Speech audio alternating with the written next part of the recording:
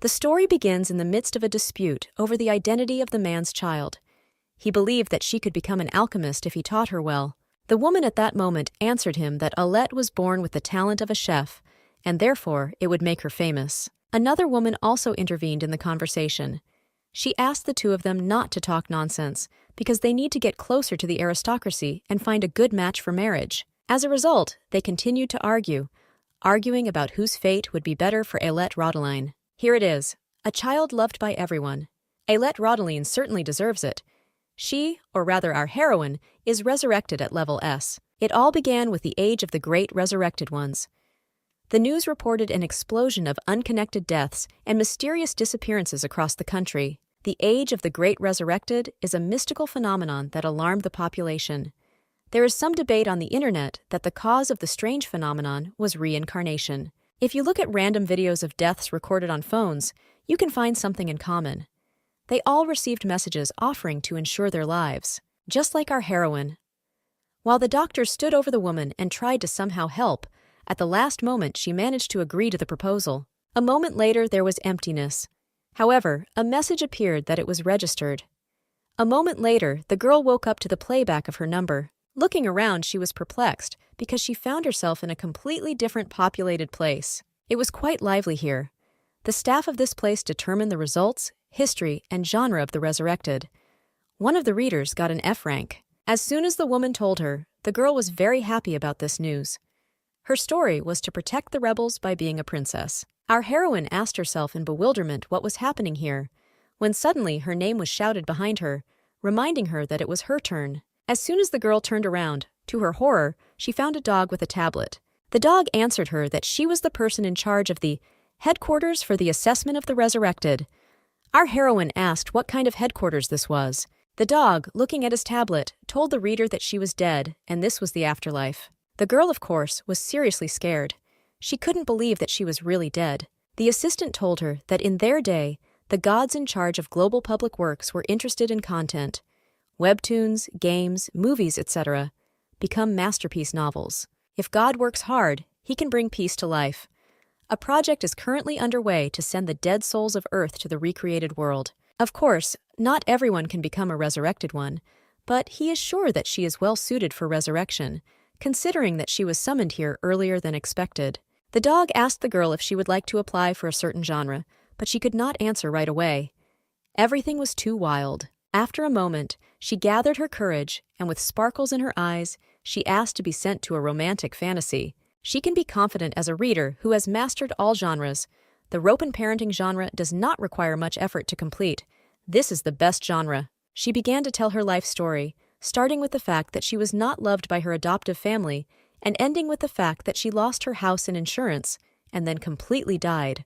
The girl screamed, saying that she wanted to forget about her past life and enjoy the love of her family by becoming the main character of a childcare novel. The dog smiled and told her that he would take into account her request, but now he would need to wait a little. Within a moment, the girl began to observe the results on the monitor screen, but what she saw shocked her a little. The story was Reincarnation to Save the World, a fantasy genre with endless resurrection, and the difficulty level is S. The dog congratulated the girl, saying that only 1 out of 100,000 gets this level. All the people gathered around and discussed the girl's S level in bewilderment. Besides, it was the original story of Seguwe. Seguwe is a world destroyed by the outbreak of the underworld, and the main heroine from the order dies, and dies again. The girl sighed heavily and asked who exactly she would turn into. The dog said that he would make her a cute little girl who of course would have pink hair. Next, he began to compile her story. This is the daughter of a simple servant who is commanded by the main character. Our heroine, in bewilderment, began to say that even trees on the street provide more benefits. The dog didn't want to listen to her and almost immediately began sending her through the gate. He began to say in a calm voice that she should not worry, because the system for controlling the resurrected would be necessary for her. At that moment, the dog was shocked. Looking at the girl, he screamed and told her that she was the first buyer of the full package of resurrection life insurance. The dog immediately told her that she definitely didn't have to worry. The girl asked what it was, and he just madly said that now he understood why she had an S level. She is the only one who was so lucky during the resurrection.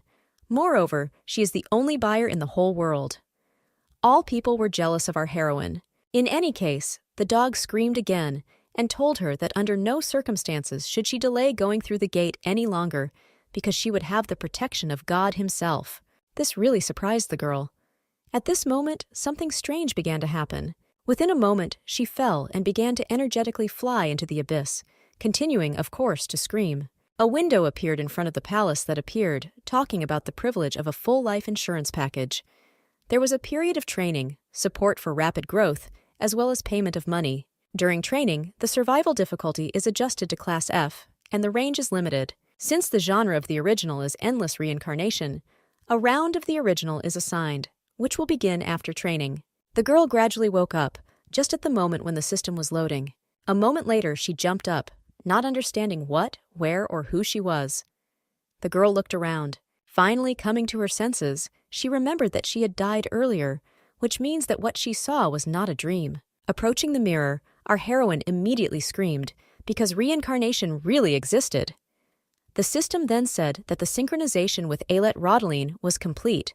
10 minutes later, the girl finally adapted, and looking in the mirror, she could only think about how beautiful she was. However, she could not understand what she needed to do because she was simply shoved into this body and forced to play in it. Moreover, this is the body of the daughter of an aristocrat who abuses power in relation to the main character. How so? She needs to find out which of the aristocrats. At that very moment, a complete map of Count Gillette's castle appeared in front of her face. There was also a warning that the Gillette couple's son is a scoundrel. Seeing this message, our heroine slammed her fist into her palm. She knew who he was. Countess Gillette's son is a bully.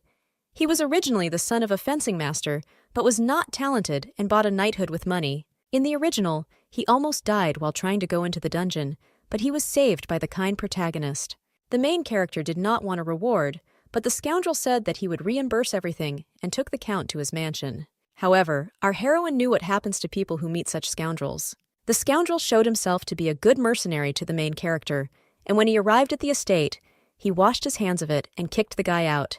As soon as the main character leaves his castle, an explosion of the underworld occurs nearby, and the castle is incinerated by evil spirits. Looking out the window, Alette thought that the sweet potato period was a long episode, but compared to another disaster.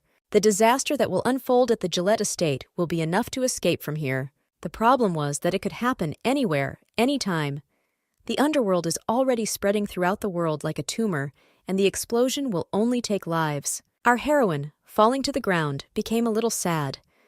Once the real story begins, only death will await it. If only she knew the original in detail. Resurrection to Save the World is something she read when she was in high school. The girl screamed, telling the system that not all readers remember stories so well. If she had read it once and remembered everything, she would have entered the best university in Seoul. At this moment, the space began to distort, and a menu appeared in front of our heroine, notifying about combined training.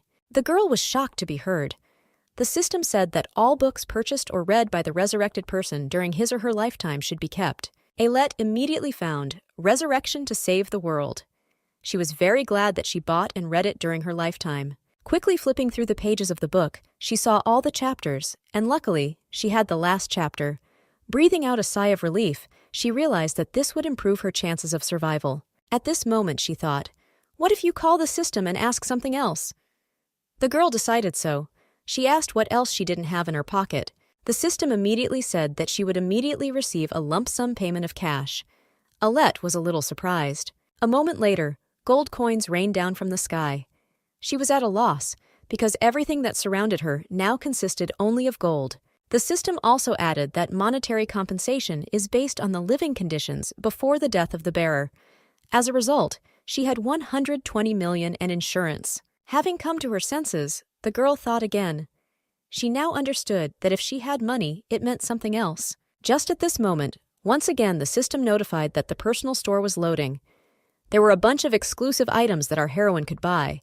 Alet felt rather strange, because it was a little surprising to spend her posthumous compensation after death. But still. Right now, our heroine had 120 million money in her hands. She couldn't wait to go shopping. The system notified her that she would be able to recharge her wallet at the rate of the world of the living, but still purchases should be made carefully. At that moment, she saw a package for changing abilities, which allowed her to select some combat abilities. The price is 10 million, but there is only one thought. Buy. In a world of S difficulty, this ability is definitely necessary. Segua has magic, super strength, and supernatural abilities. Next was the subject of supporting rapid growth. It doubled the speed of achieving all abilities. Buy. Ailette decided to buy it thinking that her progress would be faster, but as it turned out, the purchase was not available. A moment later, it was said to use a stronger product. The girl received ultra-fast growth support, which was not for sale. Protecting the god of the underworld increased the indicator of all competencies by 5 times. This is rated as a cheat thing, but it is a limited privilege. The girl understood that changing abilities, super fast growth, a mandatory training period, and combined training, all this is for the S level. At this point, the system notified that it had completed setting the background for the story level. After all, this is a story with endless reincarnation. It was important for her to find out how many levels of reincarnation the main character had gone through. According to the novel, the hero returned to the starting point of the disaster. The main character is a kind and faithful holy man who serves God, which means that for people in treacherous alliances, he is just an excellent prey. As a result, in each reincarnation, the good protagonist gradually becomes callous due to losses, betrayals, and all sorts of cruel situations. Our heroine hoped that the level would be high enough after all. The further the hero goes, the greater the chances of saving the world, and therefore her. The system told Ailette that after the tutorial the 17th level of the story would begin.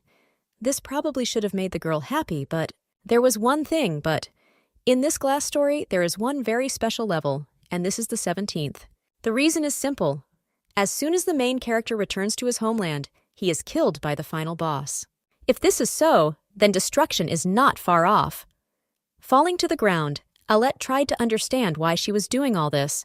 She couldn't understand where she ended up, because if the main character dies when everything just starts, it will be bad, and the final villain is a key figure in the hero's worldview. Even if she saves the main character, it's worth fighting the villain after 70 rounds of reincarnation, but definitely not after 17. Nevertheless, raising her head, our heroine decided that things would not work out that way. She has no choice but to fight. She began to think that there was no main character. She will have to become strong on her own, which means she will believe in herself. Just at this moment, the system said that training had begun. When the original stories begin, the only correct answer will be improvement. She was encouraged to improve her excellence in order to be in the top 100. The reward for training was hidden, and the penalty for failure was death. Quite a severe penalty for failure. Ailette once again began to contact the system, but at that moment, an unknown girl burst into the room, shouting the name of our heroine. The girl screamed, saying that she scared her. Ailette asked her who she was, but the stranger just laughed. Suddenly, she gathered her courage and began to scream incredibly loudly, saying that Ailette was hiding and that she had found her. Within a moment, an angry maid burst into the room, responding to the girl's screams. She asked Ailette in bewilderment what she was doing here instead of helping in the kitchen. Our heroine looked around, and then, in bewilderment, asked if this was really about her. Help in the kitchen? The woman grabbed her hand and led her along, saying that this was not the time for her to play with toys. At that moment, a man came with a boy who asked the woman to stop because Ailette was still too small. The boy confirmed his dad's words, saying that he was right. Our heroine, looking at the guy, noticed that the boy had the same hair color, which means he was her brother. The man asked the maid to think again. He asked what if his daughter got hurt in such a dangerous and busy place. Ailette at that moment realized what was going on. These two were her family. The woman started screaming and telling the man to go about his business, because he had a lesson. She could not understand how long he would continue to cover his daughter, who is already 10 years old. She asked them who would pay for their food, but at that moment the boy intervened and reminded that Nellie was 11 years old and did not work. The maid screamed in horror and told them that this was different, because her daughter did not need hard work. She would be in the car market. She continued to scream, saying that she didn't want to hear anything. The maids are under her authority, which means she can say whatever she wants. Someone unexpectedly turned to our heroine. It was Nellie, who asked in surprise if Ailette would cry today. She also recalled how she slapped her recently. Our heroine was surprised. Nevertheless, it was nice that she immediately noticed the antagonist. Meanwhile, the woman told everyone to stop screaming and go about their business until the boys were sent to the laundry. The man was immediately seriously frightened, because only the strongest maids are sent there, but even they come out weakened from the heat and hard work. Ailette smiled and took a step towards the woman and said that she would help her in the kitchen.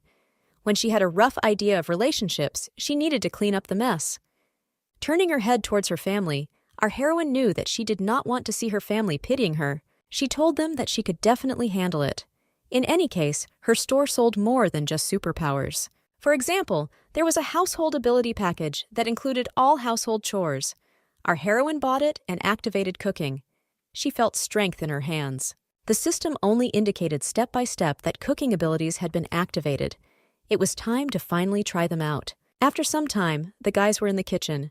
Someone was actively and skillfully chopping vegetables. Many kitchen cooks looked at all this and were completely bewildered by such skills. Of course, this is what our heroine did.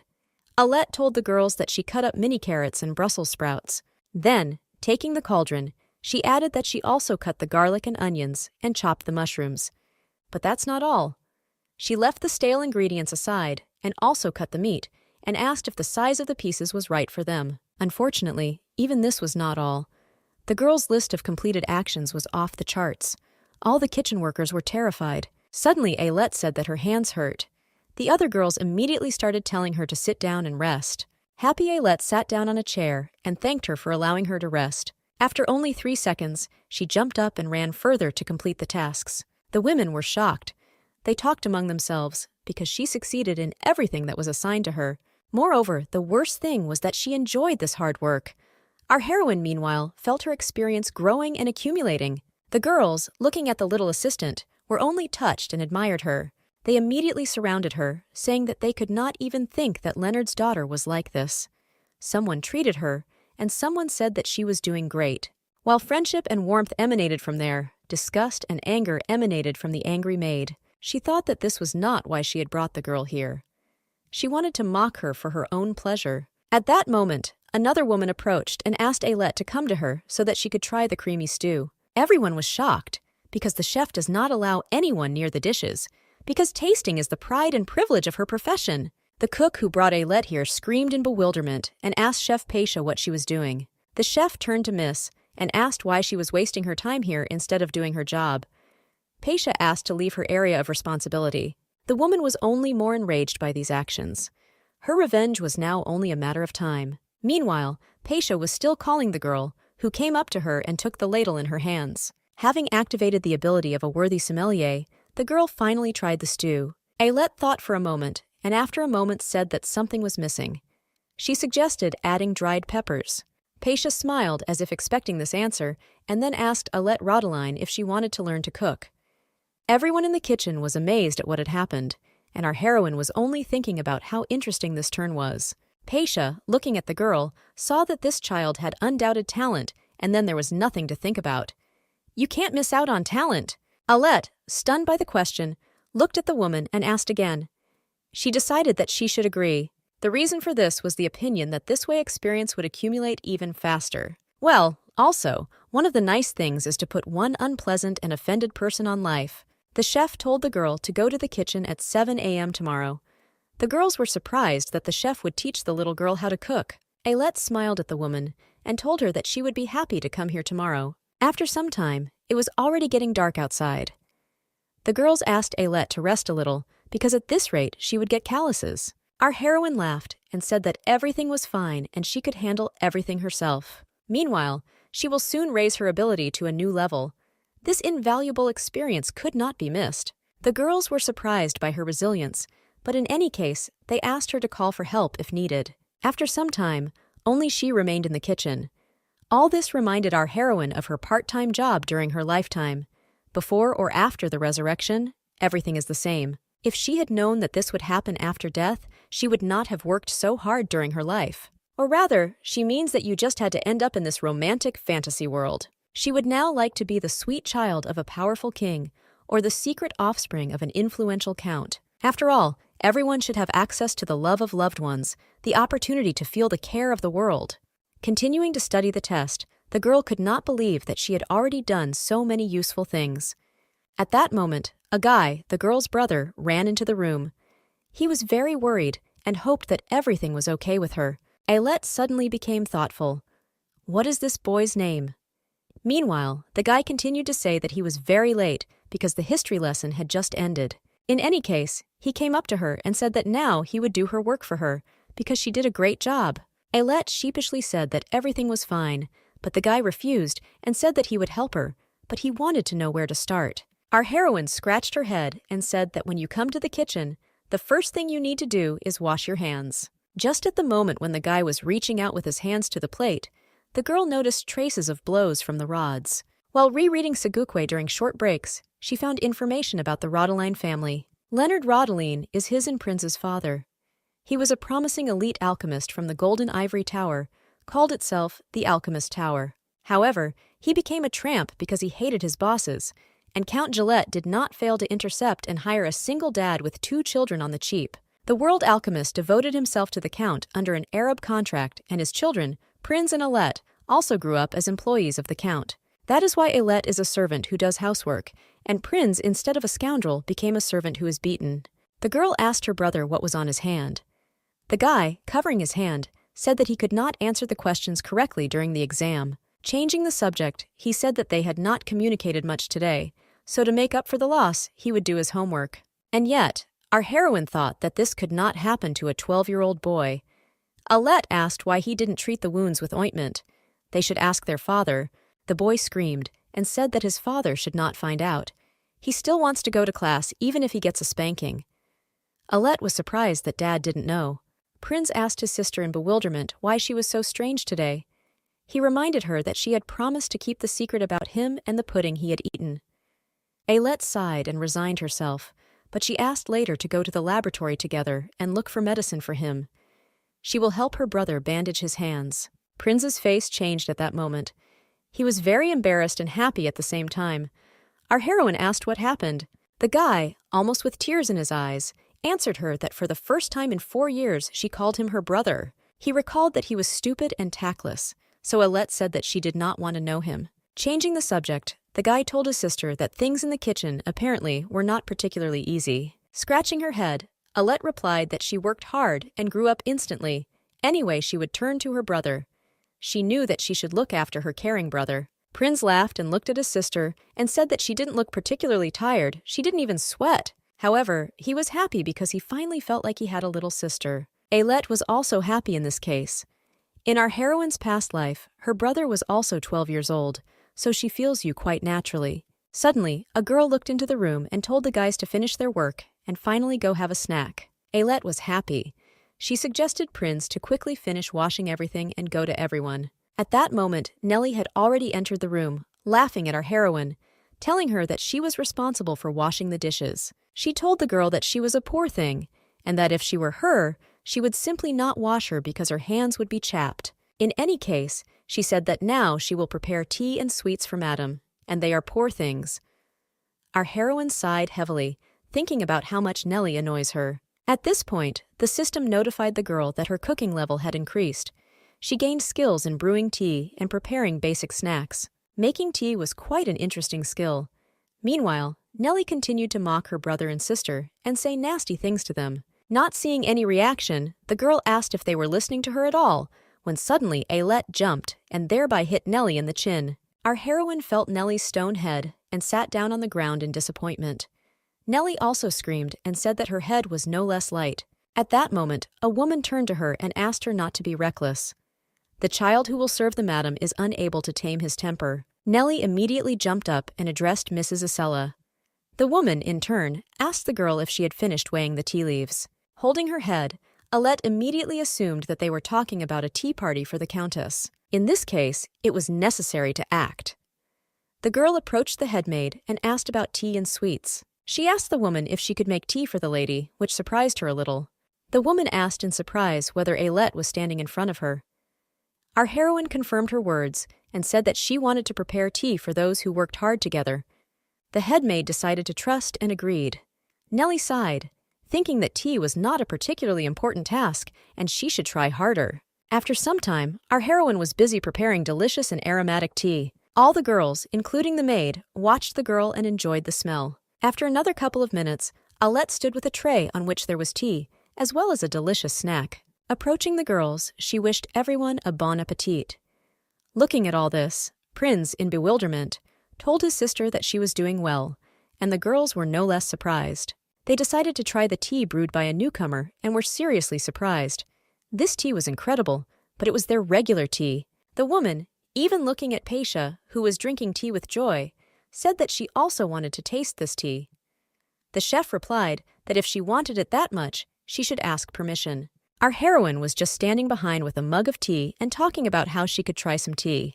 Already holding a cup of tea in her hands, the woman simply looked at it for quite a long time. After a couple of minutes, she finally made up her mind and took a couple sips and was surprised like everyone else. She immediately turned to Alette in horror and called out to her. Our heroine was frightened by her tone. The woman just at that moment screamed that she had just tried this tea and it was just stupid. Paisha shielded our heroine from Isella, telling her that she had no right to talk to a child like that. The woman said that she was of sound mind. She needed to admit that this was stupid, because Nellie's skills in the kitchen were no good. The girl, as soon as she heard these words, was in a stupor, because initially she wanted to enjoy Alette's failure. How could she earn praise from Isella, Paisha? She asked not to be rude, because the girl was just studying, but Isella told her that Nellie had no talent. Turning to our heroine, she said that her tea was perfect. Isella decided that from tomorrow she will teach her, which means that from tomorrow she can always come to her. Nevertheless, Paisha also joined the battle for Alette, saying that the girl was born to cook, and she will help her polish her talent. Realizing that there was no other choice, the women took our heroine by the hand and said that they could teach her together. Our heroine was a little surprised. She began to embarrassedly ask if this was true. At that time, Nellie felt more depressed with every sentence. Alette turned to her with a crazy smile and told the mistresses to take care of her. After some time, Alette finally returned home. Seeing her brother, she asked if he had anointed his hands. The guy looked at his sister and apologized, saying that there was no ointment for his hand in Dad's bag. These words shocked our heroine, because she thought that the conscientious alchemist was full of all sorts of ointments. Prinz at that moment told her that maids often steal ointments to moisturize the skin. Alette screamed and asked why he didn't tell anyone about this. The guy looked away and answered his sister that they were all accomplices. The butler, the maids, even the history teacher, they are all at the same time. Alette was shocked. It was unthinkable to even realize all this. The attitude in the Rodeline family left much to be desired. Healers are prized in this world because supernatural powers are difficult to awaken. Because of this, the number of capable people is small. However, the government monopolizes human resources, but there was something that could replace the shortage of healers, and this was the healing potion of the alchemists. Looking at this potion, the girl decided that Leonard Rodeline was truly a high-class alchemist, a fable of golden ivory. Prinz, meanwhile, sighed heavily and said that nothing could be done. He will anoint his hand next time, of course, if there is anything left. Alette sat down next to him and asked if his hand hurt much. The guy turned to his sister and said that everything was more or less normal. As it turned out, the guy was rather sad because his sister first offered help in applying the ointment, but she was not there. Our heroine decided that if he was so sad about this, then nothing could be done. There are some ingredients and equipment left in the room, which means, it's time to start doing alchemy. The girl purchased the alchemist's package and was now definitely ready to make a healing ointment for her brother. Unfortunately, at this moment, the system notified that at the first level, it can only recognize ingredients, make moisturizer and soap. Apparently, the healing ointment will become available only after raising the level. Nevertheless, she decided that she could handle it, because she could make creams and soaps. The girl immediately ran somewhere and asked her brother to help her, and then she would help him. Prinz looked at his sister in surprise and said that there was no ointment, but his sister assured him that there would be one soon. The action moves to evening, when the sun has already set below the horizon. Leonard was returning home from lectures. Entering the room, the man was shocked by what was happening. There were children on the floor, as well as a bunch of his alchemy stuff. After putting the children to bed, he assumed they had fallen asleep while they were playing with his ingredients. After that, he decided to sit for a while and turn to the table when he suddenly discovered that there was something standing on it. There was a whole bunch of strange bottles and a note on it. Did children really do alchemy? In the note, our heroine told her dad that she did everything to her liking. He can give a beauty potion to the countess and soap to anyone. Leonard was at a loss. Looking at all the bottles, he couldn't believe that his daughter had done all this, and the idea of a beauty potion as a gift had never occurred to him. Having opened one bottle, the man decided that his daughter was a genius. and then he decided not to repeat the mistakes of his father. Having smeared the gel on his hand, he thought that the idea was good, but the execution was unlikely to be good, because it was the work of a child. Just after these words, he felt the power of this gel. The feeling was incredible. The gloss and softness were refreshing, and the gel was not sticky. Looking at the bottle, he realized that even if he was a complete bride, he would still appreciate it. These are luxury cosmetics, which means his daughter is definitely a genius. Leonard then looked at Ailette and decided that starting tomorrow, he will start teaching her full-fledged alchemy. The action is brought into flashbacks of our heroine. Sitting on the floor, the girl listened to the screams of loved ones. As it turned out, it was the funeral of my parents. Relatives standing around the corner argued over the girl's fate and thought that it would be better to give her to a shelter. The screaming continued for a long time, but eventually they approached the girl and told her to get up. Now she will live with her uncle and aunt. Already in their house, our heroine lay on the bed and cried. She couldn't stop thinking about the loss. To her surprise, at that moment a pillow flew towards her, and at the same moment a voice came from behind. There was a girl standing in the middle of the room who told her to stop making noise and finally go to sleep. Looking at the girl, she reminded her that she lives in someone else's house, and not everyone here likes her. The next day, our heroine sat in the hall and talked with her aunt. At this time, she explained to the girl that they were now in a difficult financial situation. As a result, she said that she would not be able to support her financially, but our heroine accepted this too. The next day, she saw relatives coming home happy and with bags of things. Our heroine went to them saying that she had prepared food for them, but the head of the family told her that they had already eaten. This continued for a long time. They came with popcorn from the cinema and food from fast food. Every time the girl went to them and said that she had prepared dinner, but there was always only one answer. We ate. Soon after this, the door to their room closed, and our heroine was alone again. Sitting at the table, the girl thought about why her relatives always go to restaurants if they are in a difficult situation. Finally, seeing the letters the next day, our heroine went to her uncle and aunt and said that she knew everything. Her father's and brother's car accident insurance, settlement money, and even the sale of the house. They stole it all. The man and woman looked at her like she was an outcast and told her not to be rude to them. Did she really think that she was the only one paying money for her maintenance? Ungrateful. Finally, they told her that if she continues to behave like this to you, then she can get out of their house. The next day, she sat in the park with her thoughts, but even here she could not be alone. At this moment, the happy family opposite was joyfully walking and discussing everything they could. Because of this, our heroine could not hold back her tears.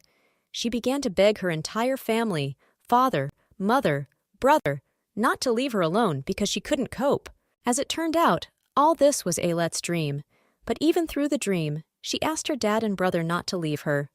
Leonard calmed her down, saying that it was just a bad dream and that he was nearby. Opening her eyes, our heroine asked if Dad was really nearby and if it was really him.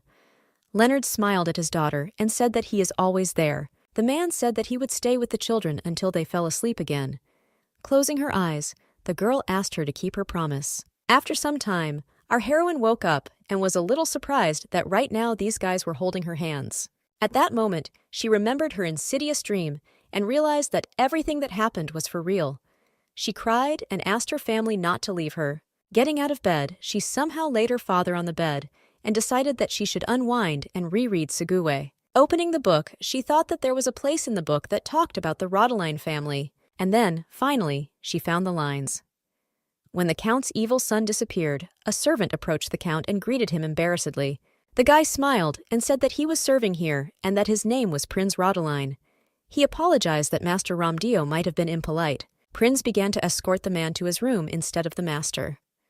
After some time, they approached the room, and the guy told the guest that this was the best of all. Looking around, the man noticed that there were women's things everywhere. Could he really have stopped here? Prince sighed and asked Sir not to worry about it, because these were his late sister's things. Ailette, having read these words, was in a stupor. The book instantly fell out of her hands. She couldn't believe that according to the story she would die. Our heroine began to read again, thinking that this couldn't be true.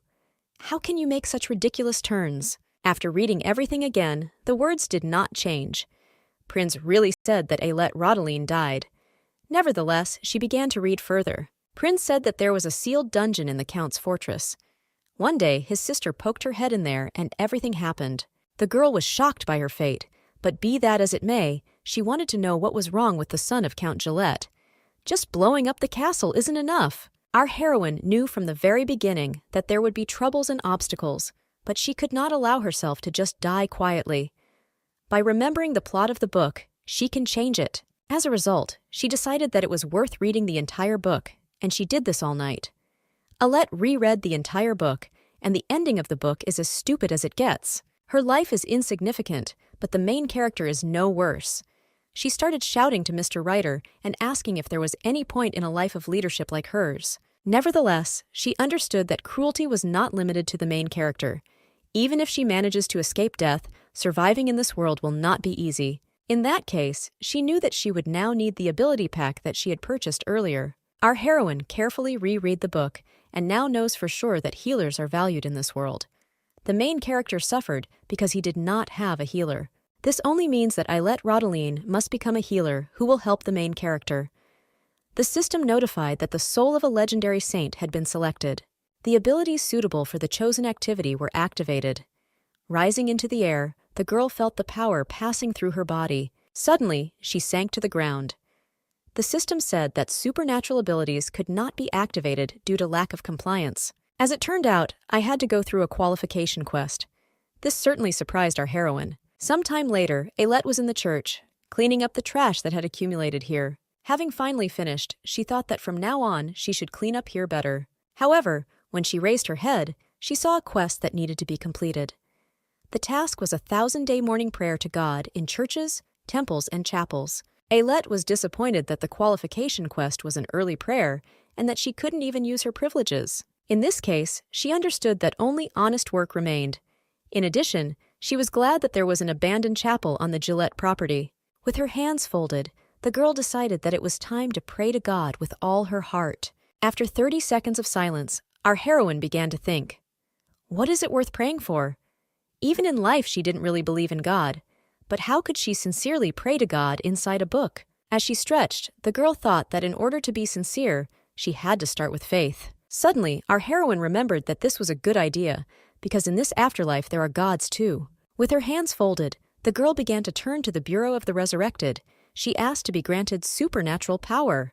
A moment later, the system notified our heroine that she had successfully completed the quest. In that case, she decided that she would put her heart and soul into it. Once again, beginning to turn to the gods of the Bureau, the resurrected ones, she asked if they could hear her.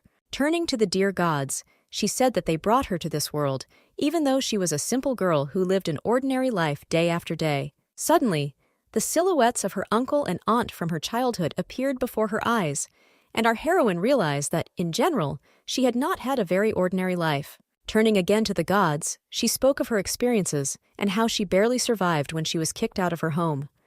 Nevertheless, she was put in a semi-basement, and her mother forced her to cook. She thought that she had no need to regret the life she had left behind.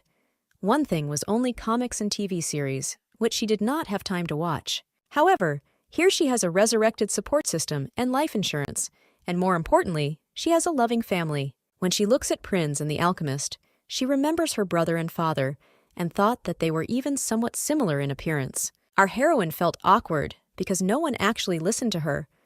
Opening her eyes slightly, she saw that progress was not yet complete. What else can I talk about? Suddenly, she remembered another problem. After her death, the advance payment for her one-room apartment would go to her uncle, and this made her very angry because she did not want to help them. She will again do only good things for her family, and her uncle will eat everything again.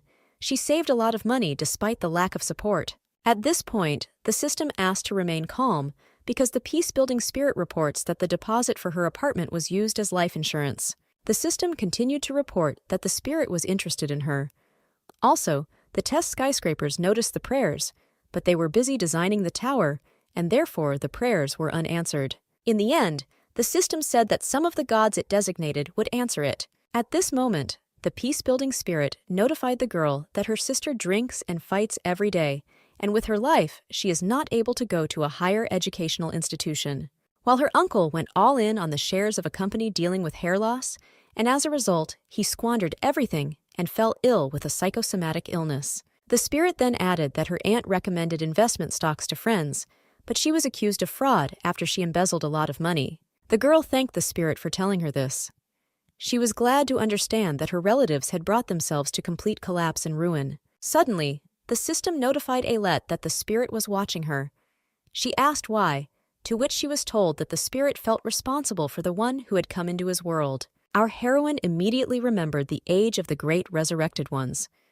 Could all this be connected with the consequences of the work of the gods in the afterlife? The system continued to say that the spirit wants to confess. Due to bugs, the soul extraction system took not only the dead, but also the souls of the living. The girl, having heard this information, could not believe her eyes and ears. Her death is the result of a bug that happened because of God. The peace-building spirit looked around and discovered an eye tracking the chaos in the world. He asked for the child to be returned, but this would not have happened due to quality control surveillance. Of course, the eye of monitoring the chaos in the world shrank, wanting to disappear. All this was not surprising for our heroine. Apparently, this god is like a poor office guy. In any case, she decided that she was already dead, so there was no point in crying over a life not lived, but she asked if she could skip the quest as compensation. The spirit said that this has not yet been approved and requires effort. In this case, our heroine asked to be made infinitely strong so that she could defeat the final villain. The peace-building spirit rested his head on his hand and looked patiently at Ailette. Our heroine realized that this could not be done either, because it would be dishonest. Suddenly, the system said that the spirit had decided something. Instead of receiving superpowers, she must create her own destiny and praise hard. The system asked whether Ailette accepted these requirements. The girl, realizing that there was nothing else left, decided to agree. But why did the spirit begin to react this way? After these words, a window appeared in which the system said that the world-building spirit was pleased that she was his first believer. Ailette, continuing to hold her finger up, did not understand anything, but at that moment a golden glow appeared from the sky. The system notified our heroine that faith in the world-building spirit now appeared on the continent thanks to it. As a result, she becomes the first believer in the world-building spirit, as well as his favorite. He will favor her. The status of God's favorite gave her the power of level 10 supernatural power, and this ability itself will come into force from the moment the supernatural powers are activated. Dozens of messages poured in from the system and other spirits. Although our heroine did not understand what was happening, she will henceforth be a very pious believer. The action moves to Countess Sandra Gillette. Applying the gel to her skin, she felt how soft it was. Looking at the potion, she decided that the alchemist had tried and done something worthwhile this time. She believed that even if she fed her son a ton of potions for health, he still would not have achieved results in fencing. But the people from the tower did not lie to the campaign. Nevertheless, the Countess could not understand why this bastard did not give her this potion earlier. At that moment, the woman was called by her daughter, Bianca Gillette. She asked her mother if she could give her a hand mirror, because anyway she does not listen, but is only busy with her face. Sandra smiled at her daughter and asked what she was talking about. She is always with her. After silence, she asked what Bianca was talking about. The girl sighed and said that they were discussing the preservation of the Gillette family. The woman asked in bewilderment what she was talking about. Bianca thought that she should consider that her grandfather was the last in their family to lose the title of fencing master. All this was sad for their family. Looking at my mother, she asked me if it would be better for her to become the mistress of the house and bring a competent and skillful groom. Sandra was shocked that her 10-year-old daughter thought about this. At that moment, the maids entered the room and brought tea to the Countess. Sandra told her daughter that they should hold off on this for a while. Moreover, she heard that she kicked out her playmate today. She wanted to know if Bianca had problems with her friends. Bianca sighed and said that everything was wrong. The problem was that she had no peers at her level. Raising her head to the table to see what they would have for breakfast today, the girl saw a unique delicacy. Isella told the Countess's daughter that this apple soup was prepared by Rodeline's daughter. The woman noticed that the girl was pleased with her ability to prepare tea and sweets, so she was thinking of teaching her. Having tasted this soup, the Countess was stunned by the noble aroma. The taste was no less amazing. Sandra asked if it was really the alchemist's daughter. In this case, she added that Leonard gave her skin potions. She decided that it would be worth giving Rodeline a generous meal as a token of gratitude. Bianca asked her mother about the beauty potion. The woman replied that she thought potions were medicine, but they could also be wonderful lotions. Bianca at that moment remembered that Leonard was a conformal alchemist and made ordinary potions. How could he come up with the idea of a beauty potion? Isella, just after the girl's thoughts, added that Mr. Rodeline gave the servants excellent soap and boasted that his daughter made it. Bianca realized whose hands this was and immediately called the maid to ask where she could find the alchemist's daughter. Meanwhile, our heroine was sitting in the garden and picking delicious and beautiful tomatoes. Still, it was funny that even after death she had to work so hard. However, collecting these red plump things made her happy. At that moment, the bowl was snatched from her hands. Raising her head, she saw a smug guy who, looking away from the tomato, asked the girl why she was staring at him. Ailette, looking at this hooligan, tried to remember who it was. Black hair, elegant clothes, angry face. This is the same villain, the Countess's son. The girl immediately smiled sweetly and told the guy that this was her basket. The guy, ignoring the girl's words, tightly squeezed the tomato and a moment later began throwing them at the innocent cleaners. This villain was pleased with himself and his accuracy. Ailette was annoyed at how disgusting this guy was. At that moment, the guy discovered that his basket was already empty. Turning to Ailette, he told her to immediately bring more tomatoes. Our heroine agreed without further ado, because what else could a little maid do on probation? The guy continued to happily throw tomatoes at all the service personnel he saw. Suddenly, taking another tomato that Ailette gave him, the guy noticed that it was rotten and not alone. The Countess's little son began to wave his hand in horror and ask what it was. Ailette scratched her head in embarrassment and apologized to the foreman, saying that she had made a mistake in picking the tomatoes. She thought to herself that he shouldn't play with food. In any case, she was obliged to do so, but she still approached the Countess's son and asked the guy to stand still while she wiped his hand. After the girl wiped his hand, she smiled at him and asked if they would play with tomatoes again. Snatching his hand away, the guy said that she might not hope for it. A moment later, he began to run away and say that the girl would still receive for what she had done. In this case, our heroine decided that she should finish the errand in the kitchen and headed there. Suddenly, an enraged Nellie called out to her. The girl told her that she saw everything and even how she rubbed the master's hands. Our heroine asked in surprise whether she had really come here to argue with her. Nellie told her to shut up and then immediately asked what she said to the master so that he ran past her and said nothing. Our heroine didn't understand what this whole circus was about, but apparently she liked this guy. The girl said that she would not tell her anything. Nellie grabbed Ailette by the dress and told her to repeat everything word for word.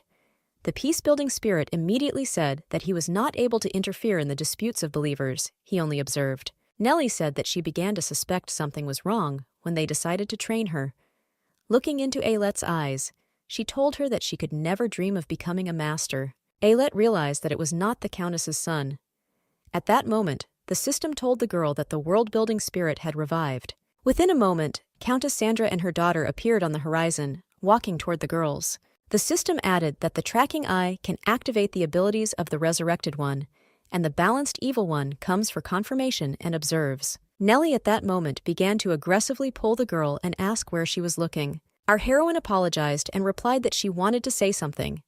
Nellie tells her not to dream big just because her goal is to develop her talent, right? The girl mockingly said that she thought correctly, as if she were stupid. The main thing is that I caught the whole essence. Ailette asked if she would be disgusted, because she was an aristocrat and they were ordinary commoners. Both Bianca and the Countess had already heard all this.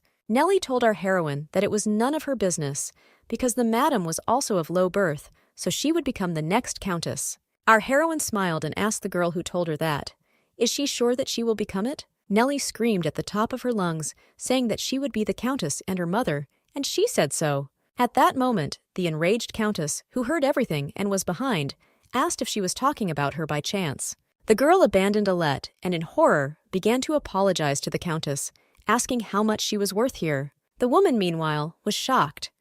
She asked if she really looked like a simpleton just because she was a commoner. Sandra, of course, knew that children at that age often say nonsense, but she wanted to know who taught Nellie such nasty words. Is it really all her mother's doing? The Countess immediately called the butlers and ordered this minute to throw this girl and her mother out the door from their estate. The butlers carried out the order and began to take away the screaming girl, who could not believe what had happened. She apologized, but it was all in vain. Ailette just thought to herself how smart she was, and the Eye of Chaos tracking thanked the girl for such an elegant elimination of the petty, dirty trick. Sandra was incredibly angry and said that the girl's words were not a small thing. Bianca asked her mother to think positively because the maid was causing problems, but they finally kicked her out. Sandra was surprised that this was the daughter of the head maid. Bianca, meanwhile, was thinking about how lucky the opportunity had turned up.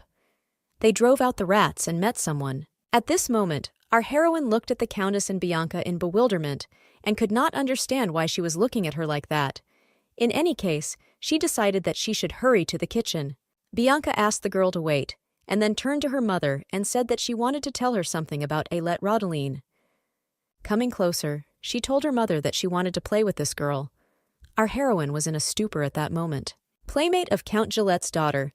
It's a dangerous position, judging by the stories of her former comrades. Many related children became playmates for Bianca, but all of them could not stand it for 3 days, running away in tears. However, if Bianca saw them off, the children would run away in panic.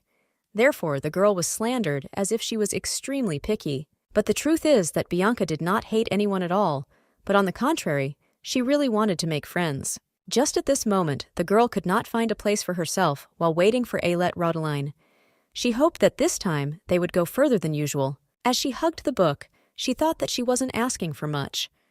Her standards of friendship merely correspond to those of the future owner of the estate. Bianca thought about Ailette Rodeline. Remembering her, she could not help but accept the fact that her face was much cuter than she had imagined. Moreover, with such perfect innocence, she was able to expel the headmaid and her offspring from the estate without much effort. However, she knew that she would not be fooled by that sweet smile. Her personality fits her standards. Just at that moment, our heroine entered the room and shyly greeted Miss Bianca. The girl greeted the guest and sat down on the bed and told her that she could take the book she wanted to read. Ailette asked in surprise whether it was even possible to take her books. Bianca nodded, indicating that she was right. Our heroine was confused. Is friendship with Bianca all about reading books? Having examined the literature that the girl was reading, Ailette was surprised that this was what a 10-year-old girl was reading. After some time of searching, our heroine finally found something worthy. Devil Summoner! Bianca told Ailette that if she chose a book, she could sit back and read.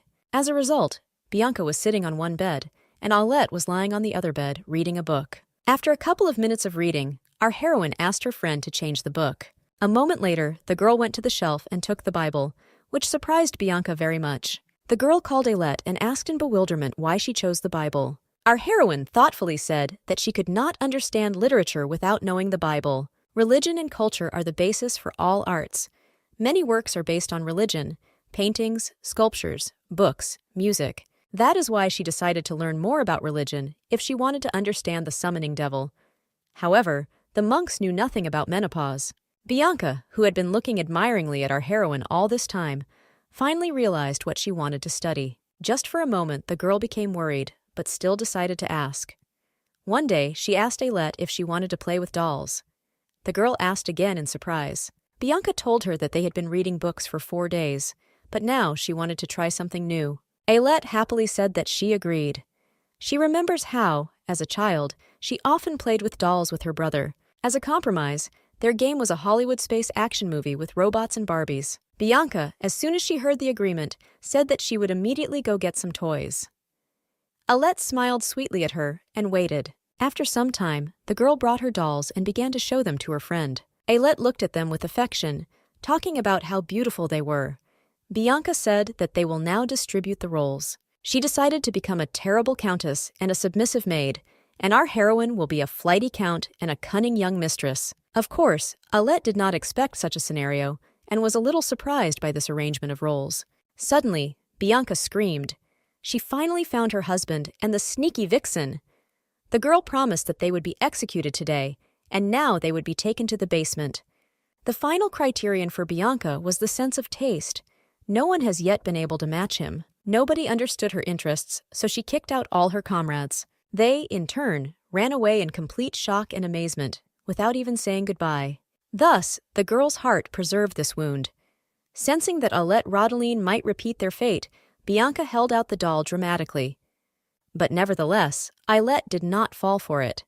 She began to play the role of a mistress, telling the Countess that this was unfair. The Duke had just arrived and was seducing her, the naive one. Nevertheless, she assured the Countess that they had nothing with him. Bianca looked at her friend in a stupor, because she did not expect this. Ailette continued to play her role, telling Madame that she was the victim of a love affair here. Our heroine read a variety of genres in her past life. At this moment, the Count joined in, turning to the lady and saying that he could not be a traitor, even if he wanted to.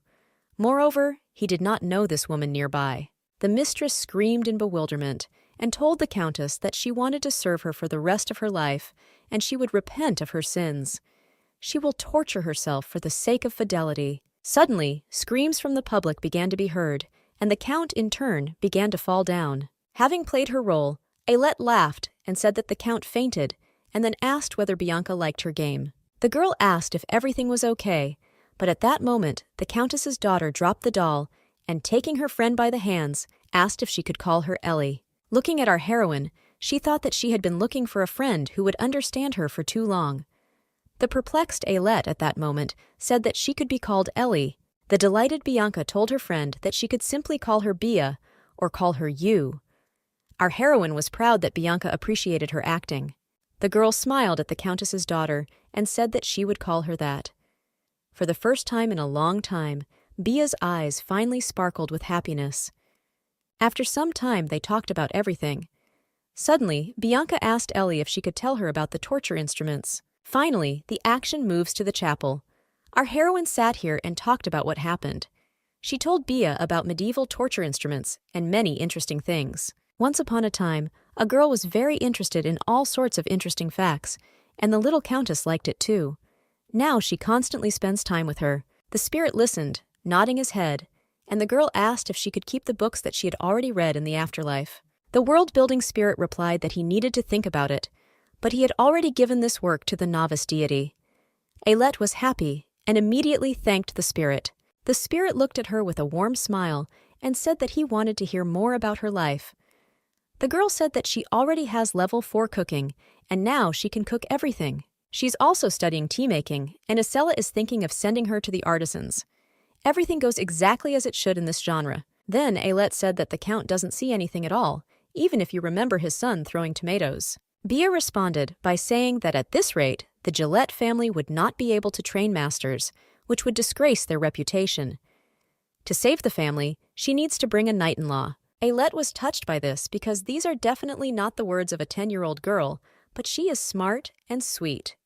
If Bianca becomes the head of the family, then her family will not have any problems. Although nevertheless, for our heroine, it was also a little strange, because if they have such a smart child, then why did the Gillette family suffer such a fate in the original? Some more time passed.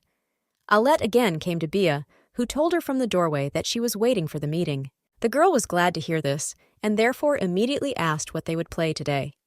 Bia told Ellie that there were new books in the library. The younger Countess told her friend that she did not want to go there alone, so she decided to wait for her friend.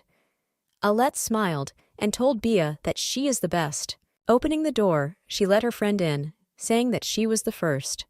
Bianca laughed and told her to follow her. After some time, the girls finally arrived at the library. Bia assumed that the librarian was away, so she would show her friend everything. Looking at the huge number of shelves, the girl said that she often comes here, so she knows the system. The girl suddenly fell silent. Bia asked in confusion what happened to the library system. Ailette asked what was wrong. As she started to walk further, she said that she thought so they could go and choose their books. She also remembered that Ailette wanted to read about dungeons. Approaching one of the shelves, the younger Countess said that there were worthwhile books here. After a couple of seconds, she finally found the most interesting one. It was the book Dungeon, A Crack in the Underworld. Ailette, meanwhile, felt rather strange. She asked her friend why the light did not penetrate here. Having not heard an answer, the girl turned to her friend, but at that moment something incredible was happening. In place of the book that Bia pulled out was an unknown dark energy that began to grow. After a moment, it began to cover the girls and consume them, so they both grabbed each other's hands. Within a second, there was no one in the library except a book that had fallen to the floor. After some time, the girls began to come to their senses. Bia's head was pounding, but she could still ask what was going on here. After that, she raised her head and discovered with horror that right now they were in the cemetery under the bloody moon. Bianca began to shake with fear and ask what they were doing here, if they had literally just been in the library.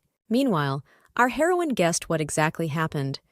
The system told her that they had entered a public cemetery under the Gillette estate. It was a dungeon. Suddenly, she remembered a fragment of the story when Prince talked about the things of his late sister being in the room.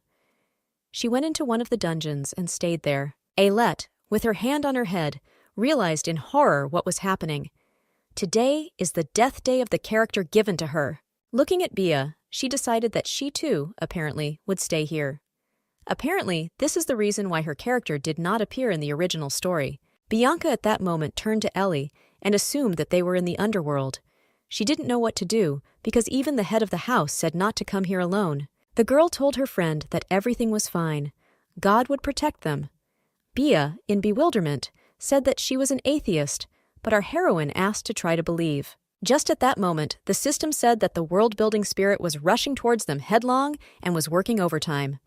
Ailette was incredibly happy about this. However, she wanted to know how this happened, since the difficulty level during the training was reduced to F. Was it possible that they were here because of a bug? The spirit, shuddering with fear, said that such a bug could not exist in the outside world. Ailette said she believes them, but it's still a bug. The resurrected cannot die during training. The peace-building spirit denied all this anyway. In this case, Ailette decided that it was all planned. It would be better if she died immediately, but they forcibly placed her in this world. Deciding to put aside her tears, the girl decided to gather her courage, but in any case, she was counting on compensation for the bug. She asked to weaken the dungeon, or as she had previously asked to make it stronger. The system said that the world-building spirit was suffering, but at that moment, skeletons began to crawl out from all corners of the cemetery. Our heroine, in horror, asked the spirit to hurry to them. The system only began to talk about how the spirit was tormented. At one point, she said the spirit made a tragic decision. She gives the girl new abilities. Ailette was incredibly happy about this. She immediately entered the explanation window and was shocked. While the spirit was now supposed to go write an explanatory note, one of the skeletons was actively heading towards Bia. Ellie took her friend's hand and asked her not to worry, because everything would be fine. She will take care of her. Bianca responded to this by also saying that she would take care of her. Ailette asked in bewilderment if this was true. Bia nodded and said that her feelings were mutual. Suddenly, the main monster appeared. The dungeon owner, Ardamong, stood in front of the girls and greeted them personally. Looking at the visitors, she was surprised that they were so small. She asked if they had been sacrificed. A perplexed Bianca stood in front of her friend and introduced herself, and then offered a deal. She will order the sacrifice of 1,000 children in exchange for their freedom. Ardamon laughed and was surprised that the girl would be the head. In any case, the dungeon owner accepted the conditions. It seemed that everything would be simple, but Ardamon asked to leave Ailette as collateral. This shocked Bianca. Bia screamed, saying that she would never do this. She promised that 200 people would donate to them, so they should be released. The dungeon owner said that she could not trust human children. She knows about their cunning, so if they want to live, they must decide. Ardamang, looking at our heroine, said that next to the girl was an ordinary maid. She can throw it and save her life. Our heroine, meanwhile, was tired of enduring all this, so she decided to simply shut up this dungeon owner. Bia at that moment took the girl by the hand and asked her to stop. She is the head of the family, so she must protect her friends and family. Looking into Ellie's eyes, the girl said that she was not just her servant, she was truly her friend. Holding her hand, she told her that Ellie was smart, and she would know what to do when she got out of here. In the meantime, she will wait for the rescue team. Ailette thanked Bia for saying all this, but she knew for herself that she couldn't do that. Looking into her friend's eyes, she reminded her that she said that everything would be fine. She just has to trust and not worry. At that moment, the girl turned to Ardamong and shouted that she would protect her friend. A moment later, a glow appeared above her face, and she screamed, "God is coming!" All these are abilities that the spirit gave her. The system said that the rating of our heroine was changing quickly, and now she was in 7th place. But due to abnormal fluctuations, she was excluded from there. However, invincibility, omniscience, and omnipotence were now available. Ailette received the divine powers of a world-building spirit. Ardamong, having seen all this, could not believe her eyes, because this is a deity, a power that should have already disappeared due to God's renunciation of the world. Ailette smiled at the creature from the underworld and told her that she was the successor of God. At that very moment, she used omniscience. Suddenly, the system gave her access to a keyboard and a knowledge search engine. Our heroine was a little in a stupor. She assumed that this system knows everything. The girl Googled divine abilities in order. Ardamong, not understanding what was happening, decided that she could not allow the two girls to leave this place. Starting to collect a deadly sphere that will consume people in its path, Ardamong told the girl to prepare for death. Meanwhile, our heroine finally found how to activate the skill, and she finally screamed, "First place among all skills is omnipotence!" Unexpectedly, the system told her that only skills below rank 11 could be used due to the low absorption rate of the Advent body. At that moment, the owner of the dungeon activated the sphere, and within a moment, arrows of dark energy flew in different directions. Reviewing the list of skills, our heroine finally discovered the available skill barricade and immediately activated it. Once she defended herself from the demon's attack, she found another skill, God's punishment. Activating this skill, she launched it at all inanimate things, and all the skeletons, just like the dungeon owner, were very seriously injured. Once the attack was over, there was nothing and no one left except Ardamang. The pathetic mistress of the dungeon lay on the ground, unable to move. Suddenly, the voice of a monster came, asking for help. Alette was surprised that Ardamang was still alive. The demon continued to beg for mercy and mercy. Alette suddenly thought about these words. Finally, finishing thinking, the girl said that she would immediately cure the owner of the dungeon. Ardamang, in bewilderment, she began to scream and ask to stop. But after using the healing skill, the monster fell into pieces. Healing is a mortal punishment for a vulnerable creature. So to speak, a special favor for the one who wanted to kill them. The system immediately began to congratulate our heroine, telling her that she had eliminated the owner of the Ardamang dungeon, the Baroness of the Codex, and the 2039th in the Order of Witchcraft. Now the cemetery buried under the Gillette estate belonged to Alette Rodeline, the dungeon conqueror. At that moment, the girl discovered a reward for the defeated boss on the ground, book and bag. Taking it in hand, Alette guessed that the books were an item that taught passive skills, and the bags were some kind of artifact. As it turned out, the bag was the thief's item, and the book was indeed a skill, notorious in the world of the undead. Alette decided that she would look into this more closely later. Suddenly, Bianca's voice came from behind. The girl told her friend that it was probably scary, but nevertheless it was all over. At that moment, the girl, in bewilderment, grabbed her friend and asked if she really was an apostle of God. Bia couldn't believe that her friend was a saint at such a young age. Alette, looking at her, didn't even know what to say to her. She was the first believer in the world-building spirit, wasn't she? The girl said it was something like that. Bia, folding her hands, was sure that God had not left their world. He sent his child here. Our heroine immediately realized that she had turned everything upside down, and moreover, she had made it a pyramid. Suddenly, Alette fell to the ground, and Bianca asked her friend in bewilderment what happened to her. The system told the girl that using omniscient skills would lead to a new fever. She will need 24 hours of sleep. After a while, she started to fall asleep, but finally told Bia to take care of everything. Bianca was terrified. With tears in her eyes, she asked the girl not to die because they had just become friends. She couldn't believe that they would just leave her so easily. Alette, still barely conscious, told her friend that everything was fine and that she was not dying. Meanwhile, in the church, the monks were screaming in horror that he had finally returned. A powerful divine aura means only about him. The divine spirit has definitely returned to this earth.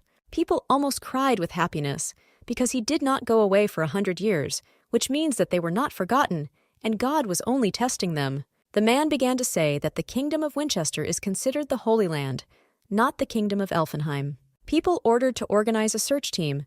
They had to quickly bring her out of the land of unbelievers and choose her as a great saint. People believed that she would finally atone for their sins, and at that time, a guy with white hair was watching them. Suddenly, the guys behind him said that all this was illogical. They couldn't even remember when they talked about how hope would save the world. One of the guys said that in this case, it turned out well, because he would leave monasticism. Another guy asked in surprise if the church would ever let them go. Adjusting his robe, the guy said that even if peace comes, they will be forced to carefully monitor neighboring countries. So the church picks up orphans without families and puts marks. After that, they turned to that guy with white hair and asked him if he wanted to say something. Is he jealous that a new saint has appeared? The guy smiled and said that jealousy is one of the 7 sins, so they should be careful with their words.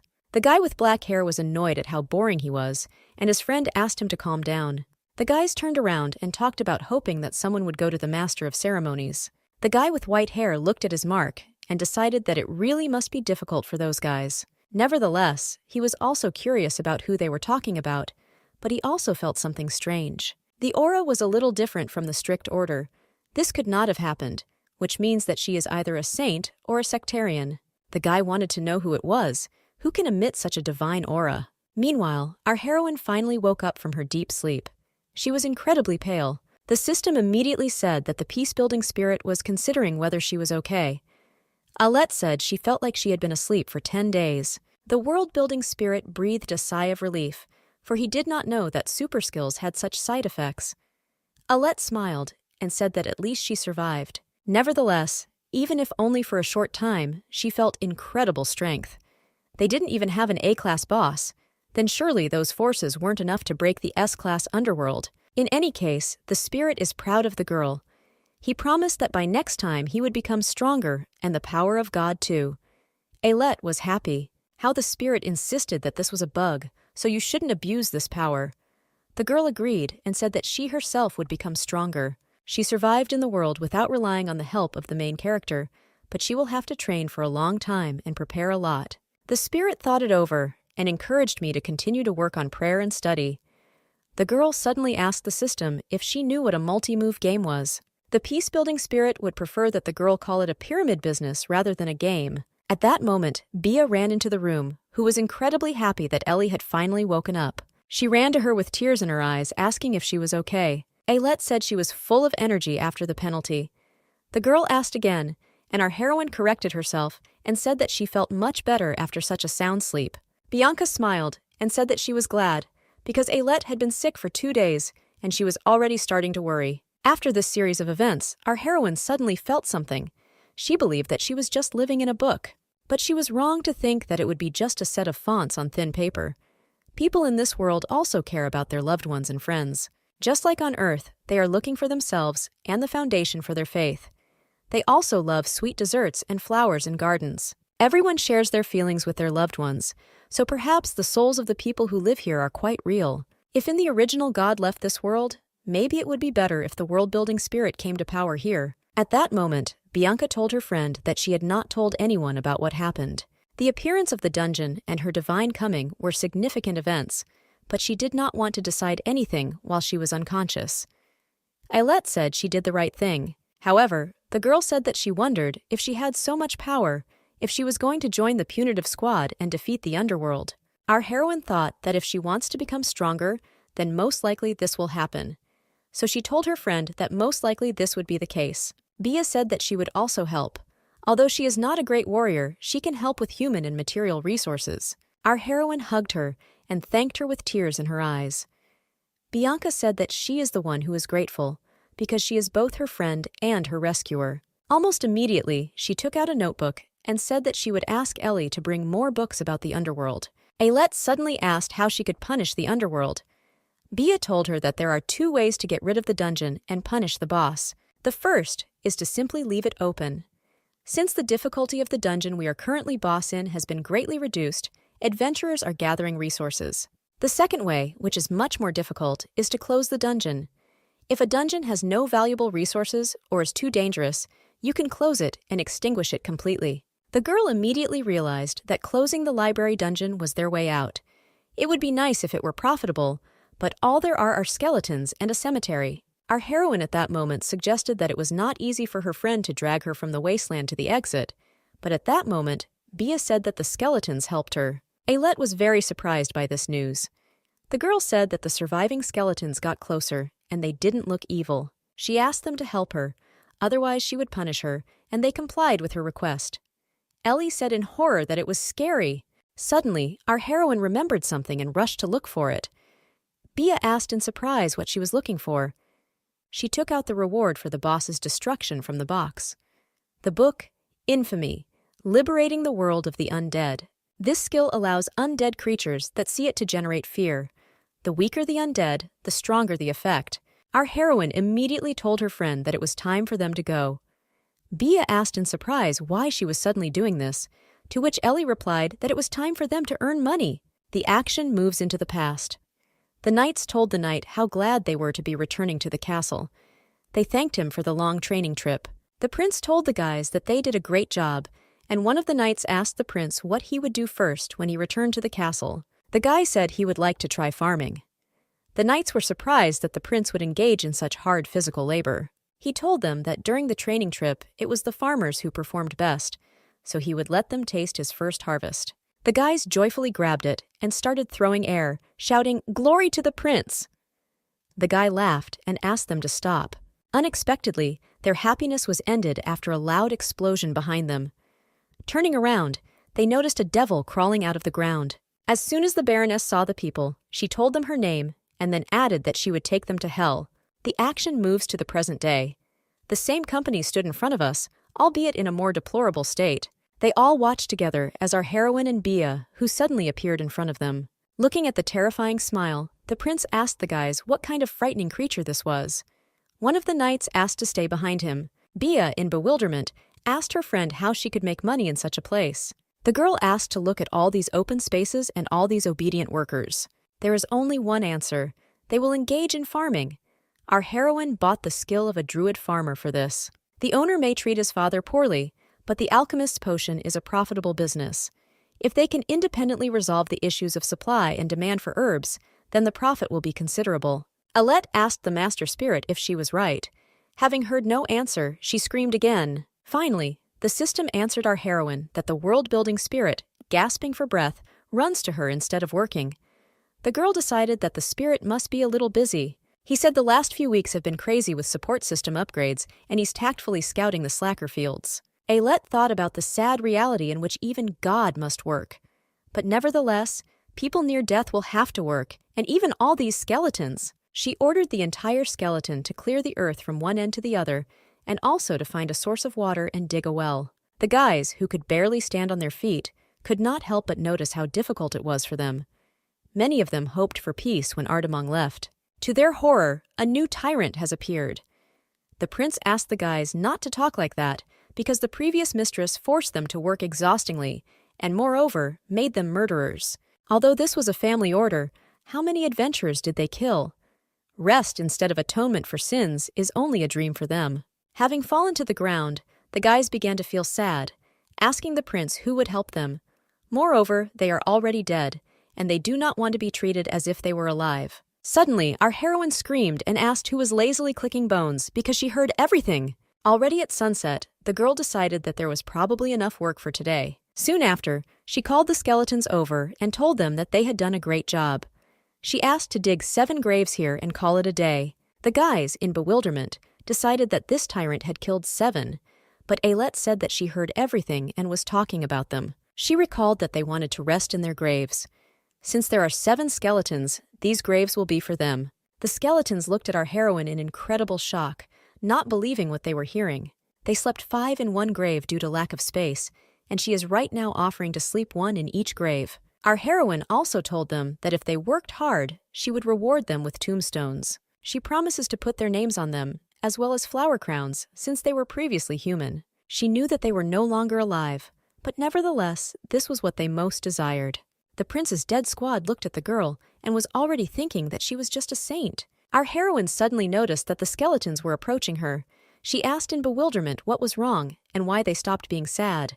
At that moment, they picked her up and, just like the prince, began to throw her into the air. Bia, looking at all this, decided that this was just an ordinary gesture of gratitude and joyful chanting of skeletons. Ellie is already on good terms with her subordinates. Finally, the action moves forward 3 weeks. Our heroine told her friend that she had finished reading a book about the underworld. She also said equally important and good news for business. There will be a clean harvest here.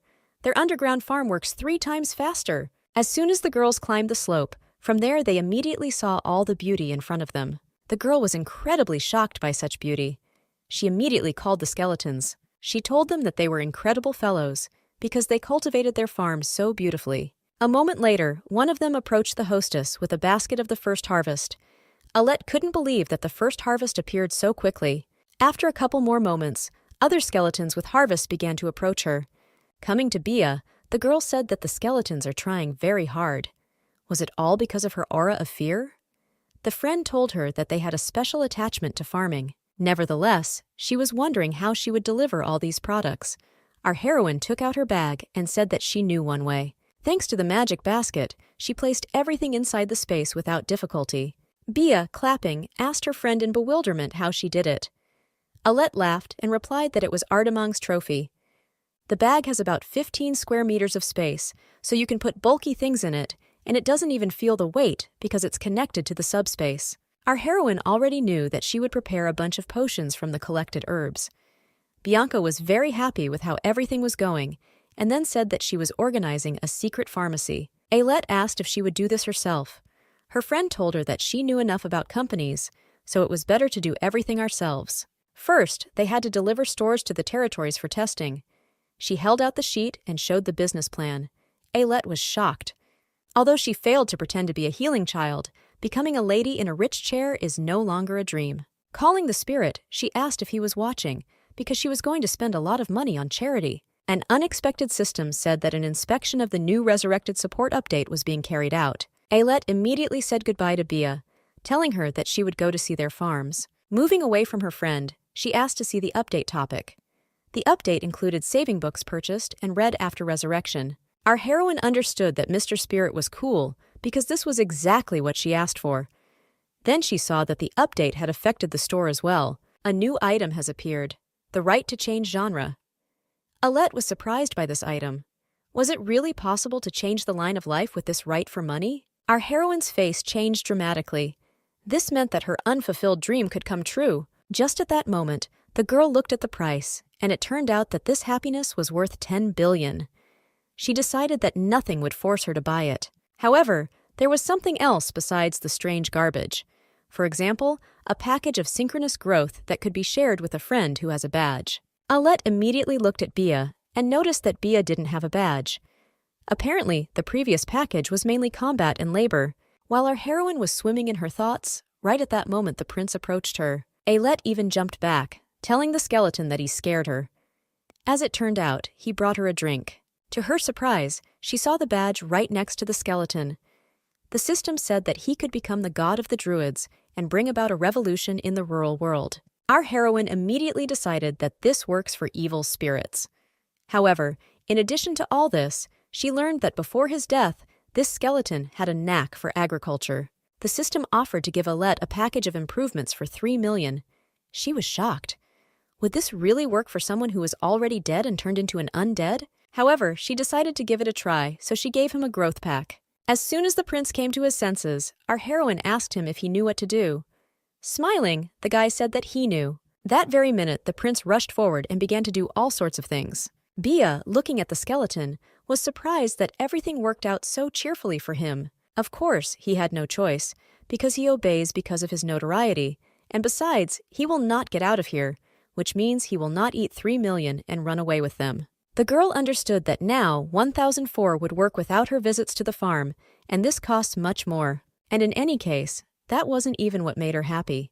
She was glad because the prince did what he wanted and was happy. Returning to the palace, Ailette tried to find at least someone who would have a badge, but she could not find anyone, even though the entrance was quite high. However, she suggested that the average supporting actor may not be the person with potential. Taking a closer look at the guy who was standing outside the window, she noticed that it was Prinz, and that the most incredible thing was that he had a badge. The girl rushed to the window to see what skill the guy had, and it was simply incredible. She immediately ran inside to talk to her brother, but, to her horror, she saw a terrible picture. The countess's son kicked her brother to the ground, and he flew in the other direction. Looking at the almost defeated Prinz, the villain told him to get up and continue to fight, because they weren't done yet. Our heroine immediately ran to help her brother.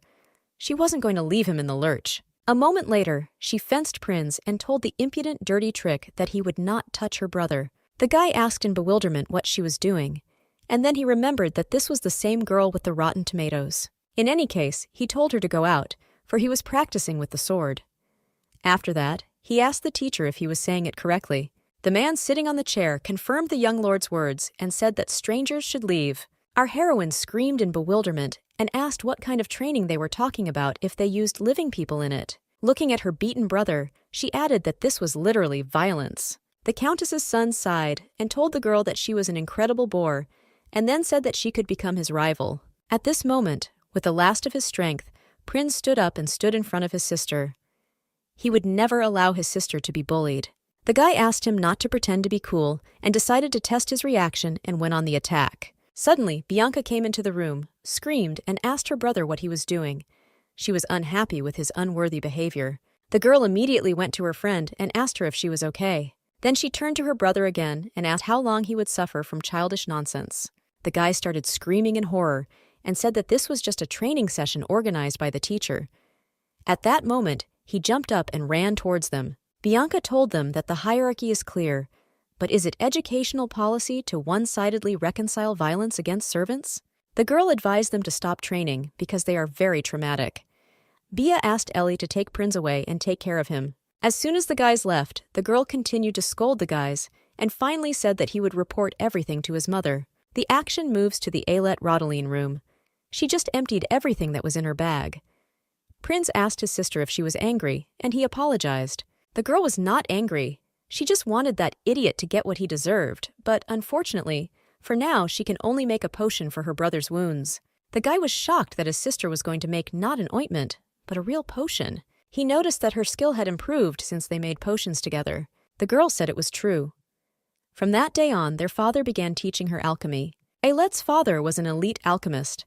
Although he is a little gentle, there is no teacher like him anywhere. At this moment, the system congratulated the heroine for raising her level.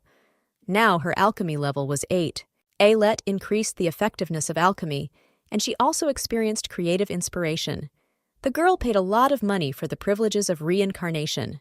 After some time, the girl finally finished developing the potion. She immediately asked her brother to drink it. Holding a glass in her hands, the girl asked her brother what was wrong. The guy sighed and said that all potions are bitter, so he can't decide.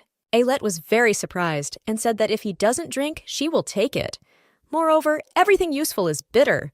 The guy immediately said that he would drink it, and deciding not to wait long, began to drink it in one gulp. Our heroine suddenly became thoughtful. In her memories, she saw how her brother in real life hated bitter things in the same way. However, when he had to drink it, he always asked for chocolate milk. Ailette came up with a brilliant idea at that moment. Medicine with the taste of chocolate milk. Thanks to creative inspiration, the girl decided that she could create something new. Meanwhile, while the guy was still standing with a glass in his hand, he suddenly disappeared. Prinz asked in bewilderment what happened. Our heroine told her brother that in a minute she would return him. The girl began to grab herbs and oil. She ground and mixed. The creative inspiration was clear. Suddenly, an explosion occurred from all this liquid. Prinz, of course, was glad to see the show, but remembering that he needed to drink, it became creepy. Just at that moment, the sister handed him a glass, saying that everything worked out and now he can drink it. Looking at this liquid, the guy was skeptical because it looked like poison. In any case, the guy decided that his sister was trying, so he needed to drink it quickly. As soon as he took a couple sips, his face changed from disgust to surprise and admiration. It was very tasty due to its chocolate taste. Ailette, seeing her brother's face, decided that this was a success. The guy, meanwhile, said that he had never tried such sweet potions, so his sister would get rich if she sold it. Looking at his sister, the guy said that she was incredible. But at that moment, Ailette came up to him and said that he was actually incredible. Prinz had the potential of a swordmaster with hidden power worthy of an Auror. The price was 11 million, and the future of the continent depended on the girl's decision. Ailette, of course, was not going to skimp on such a thing, so she told the guy to take revenge for himself. The action shifts to the next training session of the Countess's son. The guy was in tears because he couldn't understand why he had never hit his opponent. He also couldn't understand how the guy dared to knock him down. Prinz approached the master in bewilderment and asked if he was okay. At this moment, the guy's teacher, in bewilderment, told Prinz that he was growing before his eyes day by day. He was delighted with the deft and clever counterattack, but he just needed to work on his technique a little. The guy surprisingly thanked the teacher for the advice. The Countess's son jumped up and asked what this meant, since he was his teacher, not Prinz. The man apologized and said that he had not seen such incredible talent for a long time. The guy was very angry. He knew that this kid was certainly not a talent, but an ordinary simpleton.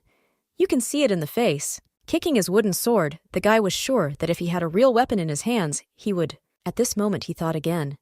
If it weren't for that wooden sword, he would actually be able to defeat Prinz. The action moves outside. Prinz, meanwhile, helped workers carry the item inside. Meanwhile, while he was cleaning, he realized that he felt strange. Since that day, he has been lighter and stronger. At this time, the Countess's son stood on the balcony and thought that he could knock out his hated rival without a sword. Throwing 2 vases of flowers from the railing, he asked Prinz to dodge it and not get hurt. At that moment, the guy, sensing the approaching danger, turned around and broke the vase with a wave of his shovel. Immediately after that, he hit it again and sent it back to the sender. The system said that from now on, all sneaky attacks are blocked automatically. The guy, staring at the balcony, asked if anyone was there. The guy, meanwhile, was sitting on the floor in bewilderment and realized that this freak really had eyes in the back of his head. Prinz asked whoever was there to stay put, he was coming. The voice asked not to come and apologized for accidentally touching the pots. Our heroine laughed to herself, realizing how stupid this idiot was, and Prinz thought that he heard a familiar voice. At that moment, our heroine ran out to her brother and approached him. The guy asked in surprise what she was talking about. The girl said that this was her potion and fondant. After that incident, inspiration struck her. There were concoctions that tasted like grape, coffee, mint, steak, pasta, smoked salmon, and even blueberry muffin. After that, she put fondant in Prince's mouth and said that it was to replenish his energy. The girl said that she knew about her brother's nightly training, so he should chew. That little bastard Ramdio also takes herbs. In any case, looking at her brother, she told him that he must grow up and go to the Academy of Knights. The guy thanked his sister for her help. Our heroine replied that it was not difficult for her, and moreover, she needed to try it on someone. The guy laughed, and then said that this is not just a nutritional supplement. He remembered what his sister told him then. She always supported him when he lacked skills, and told him that he was incredible. Thanks to her, he becomes the best version of himself every day. Smiling, Prinz thanked his sister again and told her that she really was the best. Our heroine was even embarrassed by such an amount of sincerity. She said in disbelief that if he was so grateful, then he owed her 100 minutes of gaming. Suddenly she realized that she was confused and said what she told her brother in real life. She wanted to correct herself, but at that moment, Prinz called one of the workers and asked to help him. It was very successful. She immediately asked him to go quickly, and she also needed to deal with something.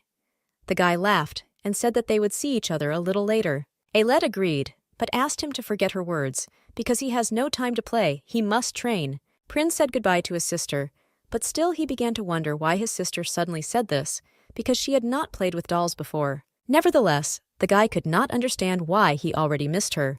However, he decided that it was time to run to the rescue. Meanwhile, our heroine was running down the corridor and thinking that no one should understand that she was not a real Ailette. This would be super bad in a resurrection novel. However, what should you do if this suddenly happens? She decided that she should ask God. Suddenly, our heroine dropped one of the potions on the ground. The girl immediately apologized to the woman opposite. The woman silently lowered herself and picked up the bottle, and then asked the girl what kind of potion it was. Ailette said she made it herself. Raising her head, Miss said that it was magnificent and very original. Our heroine tensed from this strange aura. Rising, she said the name of our heroine and added that she knew her, but the girl wanted to know who she was. At that moment, Countess Sandra came running and, in bewilderment, asked her mother what brought her here. Our heroine, having heard these words, immediately realized that Cattleya Gillette was standing in front of her. She remembers her character in the original novel. The woman was one of the cardinals of the church. The main character was her parishioner. Cattleya is an exemplary cardinal. She is hardworking, strict and reserved, but most of all, she has special talents. Our heroine remembered all these talents very well, and they were quite interesting, and therefore she immediately understood why the woman looked at her like that. Looking at Cattleya Gillette, the girl admitted that this is an interesting character, and even better live. At that moment, the system said that the world-building spirit liked the girl's interest in the world around her. Ailette, at that moment, said that she was interested in what the main character looked like. She hoped that he was very handsome. He most likely has silver hair and eyes the color of the sea. The spirit asked if she wanted to meet with him. Ailette said that she dreams about this because he is the main character, but she is undergoing training, and the main character will not be here soon. The system told our heroine that the spirit had given her information that the meeting could be arranged by deception. Meanwhile, Bia stood outside the door and came to visit her friend. Ailette immediately opened the door for her and asked her to come in. After that, she asked what brought her friend to her, because it seemed her family was on a walk with her grandmother. The girl said it would be okay. She doesn't want to be there because her grandmother hates her very much and has been doing this since an early age. Cattleya constantly turned away from her, and when she looked, she did not say a word. Nevertheless, the girl knew that her grandmother was not bad. She probably only had reasons for this. Ailette, looking at her friend, understood that she was wounded in the heart, but even so she protected her grandmother.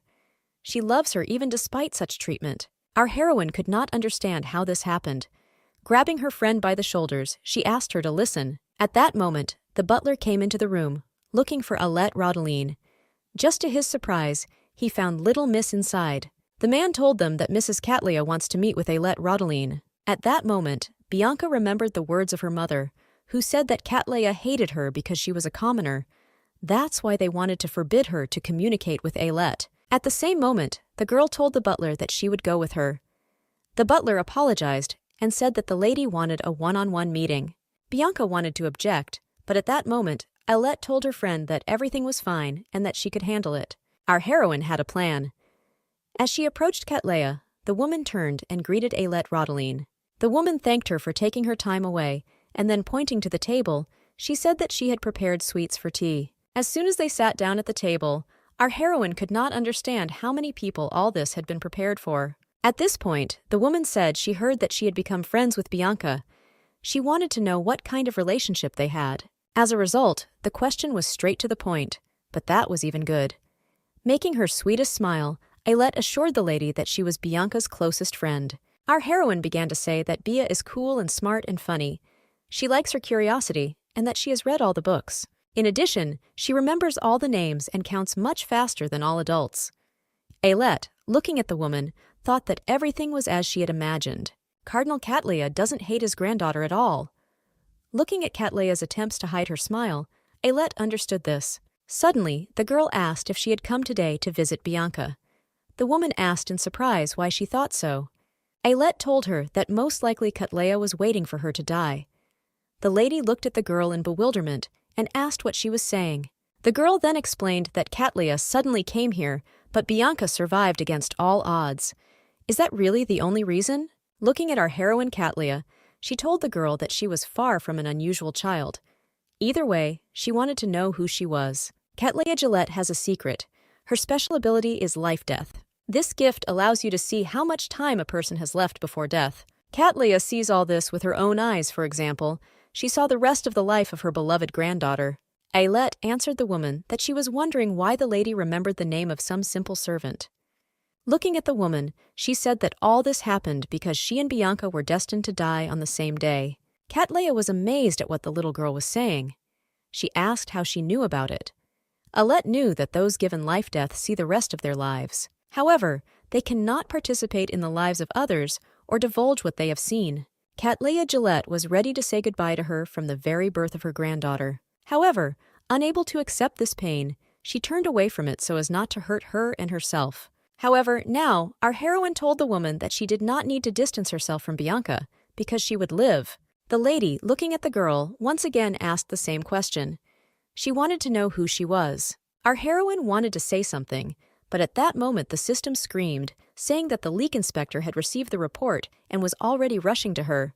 It was someone new. Looking at his name, she already understood what this guy was doing. At this time, she was still sitting in front of Cattleya and looked strange. The woman, sighing heavily, told the girl that she didn't have to speak, because she saw everything herself. She saw a very strange number of years of life on it. In any case, she knew that so many years simply could not fit into one life. Cattleya immediately realized that the girl was reincarnated, so she knows the future, and thus she changed the fate of Bianca. She was glad that her Bianca was saved. Our heroine said that this girl is truly wonderful. She is smart and well-read, and she has stood up for her many times, so she is very happy to have such a friend. Cattleya at that moment could not hold back her tears, and began to repeat to the girl again and again how grateful she was to her. Nevertheless, she was upset that she had treated her granddaughter so cruelly. If she knew how everything would be, she would love her properly. The woman hoped that Bianca would at least someday take her hand. Suddenly she heard footsteps behind her. Of course it was Bianca who was listening to them. Cattleya, in bewilderment, asked her granddaughter how long she had been standing there. Skipping this question, the girl asked if everything she heard was true. Was Grandma really so far away only because she was destined to die? The woman lowered her head and asked to be forgiven. She reluctantly wounded her granddaughter, fearing her own future wound. Cattleya, like a grandmother, cannot say kind words to her or hug her.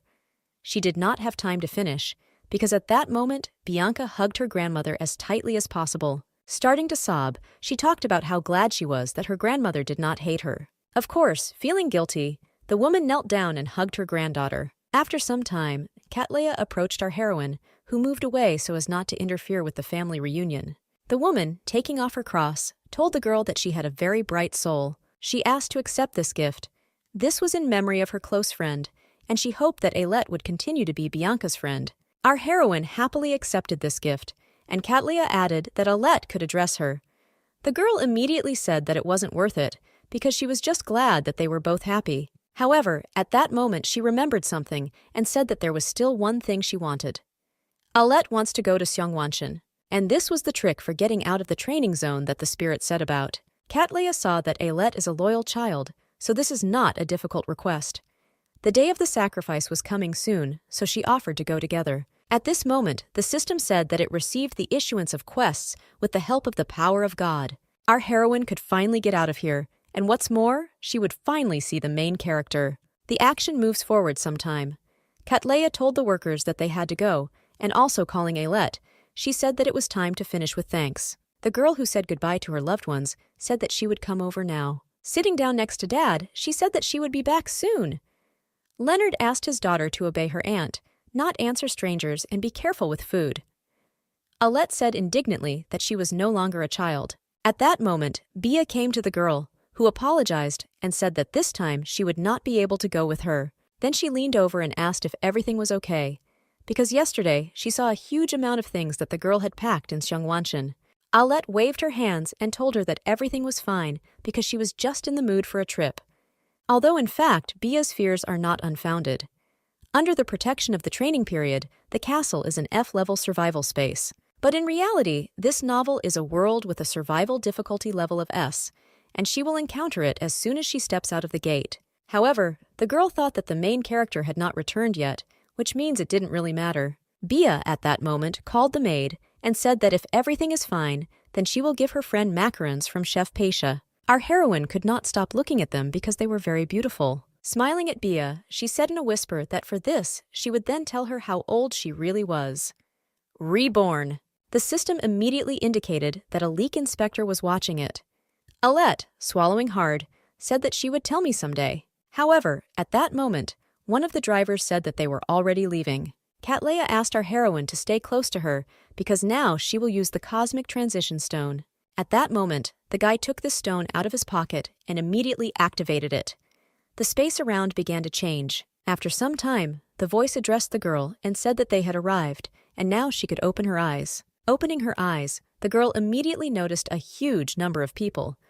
Cattleya smiled and reminded that today is the day of sacrifice. Many children want to test their potential to apply for stigmatization. In any case, the woman asked Ailette to stay close and not leave her side. Meanwhile, the guys we knew earlier were looking from the balcony of the church and talking about how there were a lot of newcomers this year who could be recruited. The guy with dark hair said he didn't want to recruit anyone, and the girl behind him said he was stupid. He knows how many gifted children they have, but he himself cannot awaken the power. In any case, he ignored these words, but noticed a guy with blonde hair. He asked why he was just standing here, to which the guy replied that he was praying for the children. The guy, in bewilderment, asked if he really wanted them to go through. Are stupid prayers really his hobby? The guy with white hair told him that he was doing this so that they would fail and return home. Suddenly, the guy began to twitch, and his hand began to tremble in pain. Strange words appeared right in front of him. The guy standing next to him asked what he just saw, to which the white-haired man told him that everything was fine. In this case, he advised to stop wasting time and follow him. The action moves again to our heroine and Cattleya, who was showing the restaurant to the girl. The food here is simple and mostly children eat here. Looking around, our heroine realized that all this was not simplicity but real poverty. At that moment, a guy approached the woman and turned to the cardinal and said that she should appear at the council because the meeting on the budget for this quarter had been postponed. Cattleya said that it was a little difficult because now Ailette immediately told the lady that if it was because of her, then she didn't have to worry. Everything was fine. In this case, the lady apologized for leaving her. She asked Pavel to show the Seongwanshan girls around instead of her. The guy said that you can rely on him. Soon the woman left the boys alone. Pavel looked after the departing Katleya, and finally there was silence. The guy immediately after that told the girl where the children were and asked her to play with them, and he would come now. Ayelet decided that the guy hated children. Quite a shameful escape. In any case, she decided that she could handle it herself. It's time for a task from the world-building spirit. She didn't come to Seongwanshan to see the main character. She is here for the elephant tips, which are being replaced by weeds. Just at that moment, she discovered one. This herb is an important medicine for treating the plague that will hit the continent in the distant future, but it is possible to collect and prepare all this herb in advance. This is literally green wealth, and people will quickly realize this and start trying to make money too. It turns out that business and personal interest coincide. She decided that she should collect the grass before anyone saw. Just at that moment, that white-haired stranger sat up to her and asked what she was collecting. Looking into Ayelet's eyes in surprise, the guy asked if she was homeless. While the guy was saying something, the girl looked at his shiny silver hair, his eyes changing color from blue to turquoise. As she wiped the dirt off the girl's face, she felt a hand that was kind to everyone, even strangers. Our heroine was shocked because it was the same main character, Thessalid Argent. The peace-building spirit immediately asked the girl to be careful with her statements in front of the main character, because all this could have consequences. The leak inspector also carefully watched the girl, while she tried to calm them down and convey that she knew all this. Suddenly the guy turned away and said that he had to be kind. Ayelet looked at him in surprise and then nodded. Thessalid's unique ability is the discipline of the 7 sins and 7 virtues. All of them strengthen the guy's divine power, but also vice versa. The manifestation of pride, anger, stinginess, envy, anger, lust, gluttony, and idleness only weakens the divine power. Because of this discipline, Thessalid is forced to become a sweet potato, loyal and good-natured. However, he was disappointed that he had to comply with all this. The guy at that moment told the girl that he felt the energy of the relic, and that's why he came, but he did not expect to see the little girl. Ayelet asked what relic we were talking about. Pointing his finger at the pendant, the guy said that it was a relic of Saint Agnes, one of the heroes of the dungeon closure who were honored on the day of sacrifice. Our heroine was shocked that Katleya gave it to her. Remembering your best friend is a holy hero thing. How could she give her something like that? Nevertheless, the guy approached the girl and said that this was very strange. He did not feel divine power in her, but then why did she have this sacred relic? Our heroine said that she did not steal this thing. It was the work of Cardinal Katleya. Deciding to change the topic, our heroine asked the guy if he wanted to eat. The guy, after thinking a little, answered her that he was just going to the restaurant. Our heroine smiled and said that everything is fine because there is nothing to be ashamed of your physiology. Looking at the guy, she couldn't stop admiring how cutely he blushed, and Thessalid was surprised because even looking at the girl, he was having fun. Taking out macarons, the girl treated Thessalid. The guy immediately turned away, saying that he couldn't eat that, and moreover, he needed to return to his comrades. Our heroine asked the guy in surprise if he really had friends. Thessalid puzzled, he asked what she was talking about. The girl immediately began to apologize, saying that she didn't mean anything like that. Apparently, it was a problem with the setup, because she remembers Thessalid's childhood in the original. Only he survived. He ended up in that dungeon, and all the children except him died. Apparently, from then on, the day of sacrifice began to take something away from him every year. Suddenly, our heroine began to list everything. Sacrifice. Friends. Thessalid, looking at the stranger, asked what was wrong with her. At that moment, the guys standing in the temple began to hear a strange noise that was coming from somewhere unknown. Our heroine at that moment realized that a dungeon synchronization was taking place, which would destroy Thessalid's childhood, and it would happen today. The shaking reached them, too. While the earth was trembling, the spirits were perplexed that the disaster had begun right now. Libra criticized the creator. Sinister, who regulates the balance, also says that the day the S-class turns on is a fair day. Ayelet told them all how much she hated them. At that moment, Thessalid grabbed our heroine by the hand and pulled her towards him. The guy told her that she wouldn't get hurt next to him. Meanwhile, there was pure chaos in the church, because all the children began to be swallowed up. A moment later, our heroine began to come to her senses, but in a different place. Looking around, she saw children, as well as a huge number of gifts around. Our heroine was not very surprised. Right now they were in the cell-level dungeon Toy Mansion. The girl thought that this was a dungeon of average difficulty in this world, but still, the average level is S-class. Thessalid told her that she was sitting on it. In any case, he began to look around and noticed that small children were touching all the toys in bewilderment. The guy began to reach out to them and ask them not to touch them, because this is not a dungeon. At that moment, a voice began to come out of nowhere, confirming the guy's words. This is not a dungeon. A voice came from the opening portal, which said that the mansion of Count Orsha was full of fun and exciting activities. Rodrigo, the Count's butler, finally climbed out of the portal and greeted the young pure souls. He couldn't wait to start the fun. All the guys looked with trembling legs at the man who came out of the portal. Rodrigo at that moment rang his bell and told everyone that they should not be so afraid. He asked the children if they wanted something tasty. As soon as the bell rang, dolls ran out of the doors. Rodrigo said that these were welcome treats for their little guests. While the dolls were handing out treats, the butler asked the children to eat more boldly, and also drawing their attention to the toys, he said that it was all theirs. Some children happily began to eat what was presented to them. Suddenly one of them said it was delicious. Thessalid at that moment he shouted and told the children that they should not eat demon food. However, the warning was too late, because within a moment, the guy was holding his neck and trying to grab a breath of air. Following him, the rest of the children began to cough and fell to the ground. A moment later, a stuffed toy appeared in place of the child who was coughing. Our heroine, looking at this, was seriously scared. What if they can no longer be saved? The system said that this is a black magic debuff to preserve and extract human souls in a fresh state. Count Orsha in danger turns into a toy. At the same moment, all the children began to scream in horror and run in different directions. They couldn't believe what they had just seen. Rodrigo was deafened by the screams. The butler asked the guys in surprise if they really wanted to get out of here. In that case, he said that he would tell you how to do it. They just need to survive in this house. He will release the last one who can survive from the dungeon. A quest appeared before our heroine. She must get out of the dungeon and defeat the bosses. Looking at Thessalid and remembering the words about the only survivor. The girl now understood why the guy was the only one to survive in this dungeon. Suddenly, behind our heroine, a guy shouted, saying that he wanted to go home. A moment later, splashes of blood flew in different directions, and a toy reappeared in the place of the lying guy. The system notified our heroine of a violation of cruelty measures during training. In this case, the system triggered a reduction in psychological shock.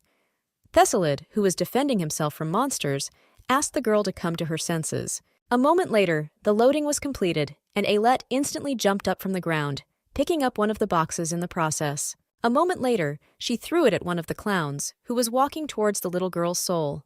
Our heroine screamed and asked all the children to pull themselves together. They must run or defend themselves and never stand still. The children, having listened to Ailette's words, began to run in different directions, but nevertheless, together. The girl thanked the system for caring for the resurrected.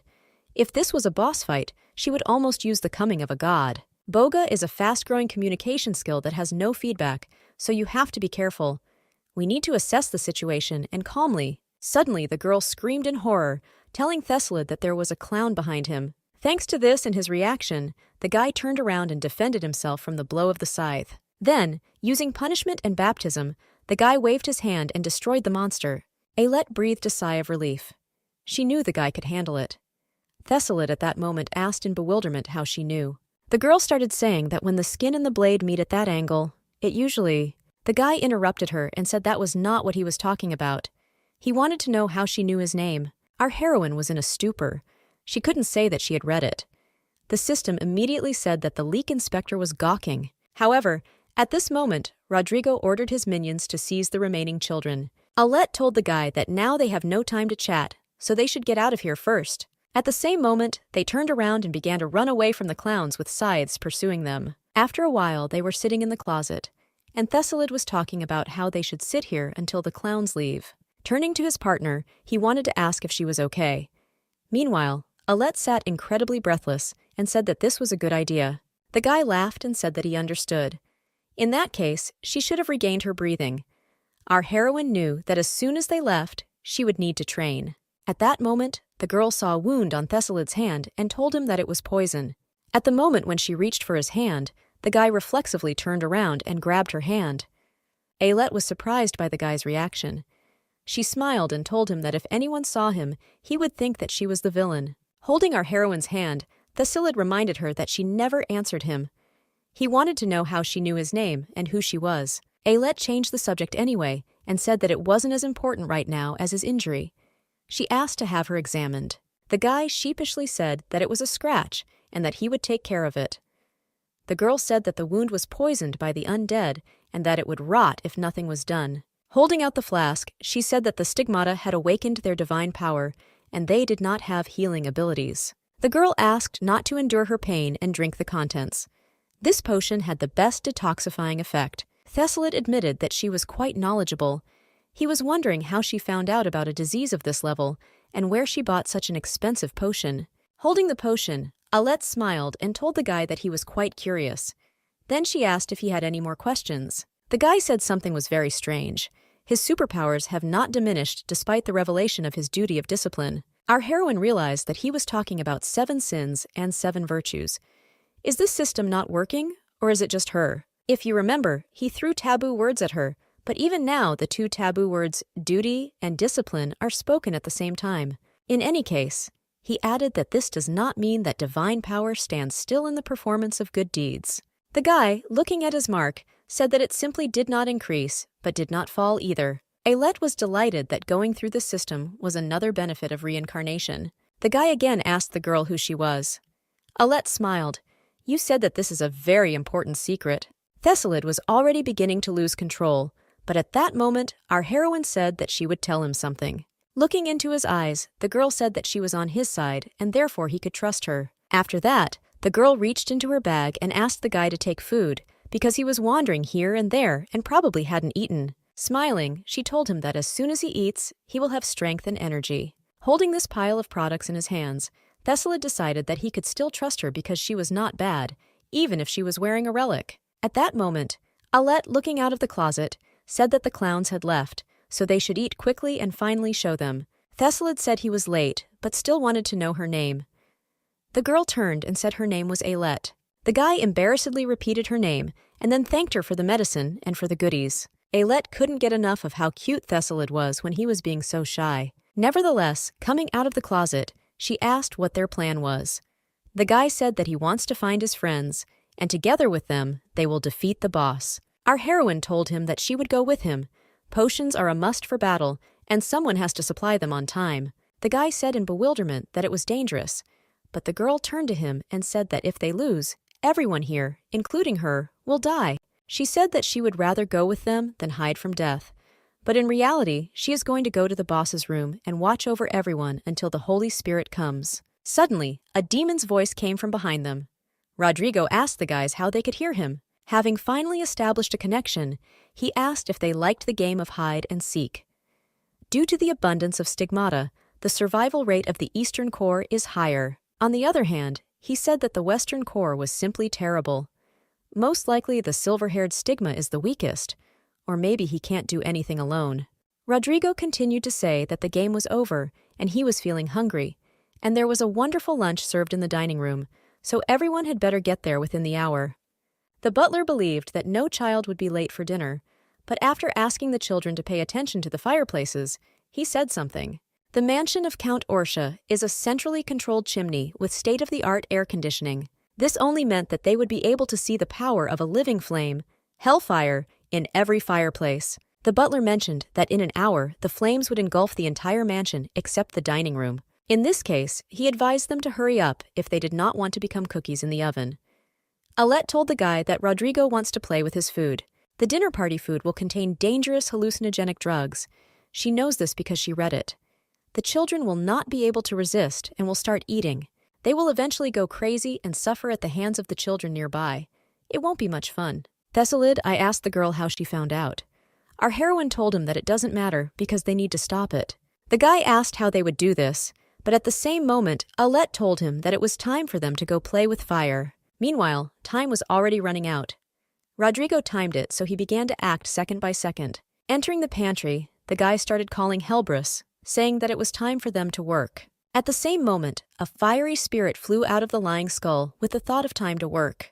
Rodrigo asked him to warm up the mansion everywhere except the dining room, and it was also worth warming up his bathroom. Helbrus suddenly said that he was hungry. Rodrigo told him that there was a corpse there, so he could eat it. Helbrus sheepishly reminded that he is a vegetarian. Rodrigo told him to stop clowning around and finally get down to business before he threw him into the permafrost. He ordered the temperature in the bathroom to be raised to 666 degrees, and if the water was even a degree colder, he would throw him into the ice. Realizing that there was no other choice, Helbrus only began to say that he hated ice, and even more he hated bad employers. He was incredibly sad because he had been eating only bones for 200 years. He wanted to eat at least a little fragrant and tasty grass. At that moment, he landed on the ground and felt something strange. Helbrus, I discovered that in this place, literally everywhere, there was a whole bunch of aromatic herbs that he so wanted to eat. He was incredibly happy that he finally got tasty and edible food for the first time in 200 years. Meanwhile, one of Thessalid's acquaintances was pulling a fork with a cake, asking his friend to open his mouth. The guy with black hair knocked him out of his hands in bewilderment, asking if he really wanted to die. He wondered what the demons did with the food. The guy, in bewilderment, asked if he was interested in what he had just done to her. The guy said he didn't try it and doesn't know what they did with the food. At this moment, he turned his head. He asked to look at the other children. At that time, they were angry and fought among themselves. The guy was 100% sure that the food was hallucinogenic. The children suddenly went crazy and started attacking each other. Just at that moment, they were attacked by one of the distraught children. Nevertheless, they managed to defend themselves. The guy asked for help, and his friend asked in bewilderment if he was going to use his superpower against the boy. The guy, looking at this boy, noticed that he had the eyes of a demon. At that moment, Rodrigo entered the room, finally shopping. He was glad that everything had already begun when he arrived. The knives, forks, chopsticks were all very sharp, and the crazy food kept the children mad. He ordered them to quickly cut and stab each other. His plan was about to come true. At that moment, a huge pile of unknown smoke flew out of the fireplace and engulfed the entire room.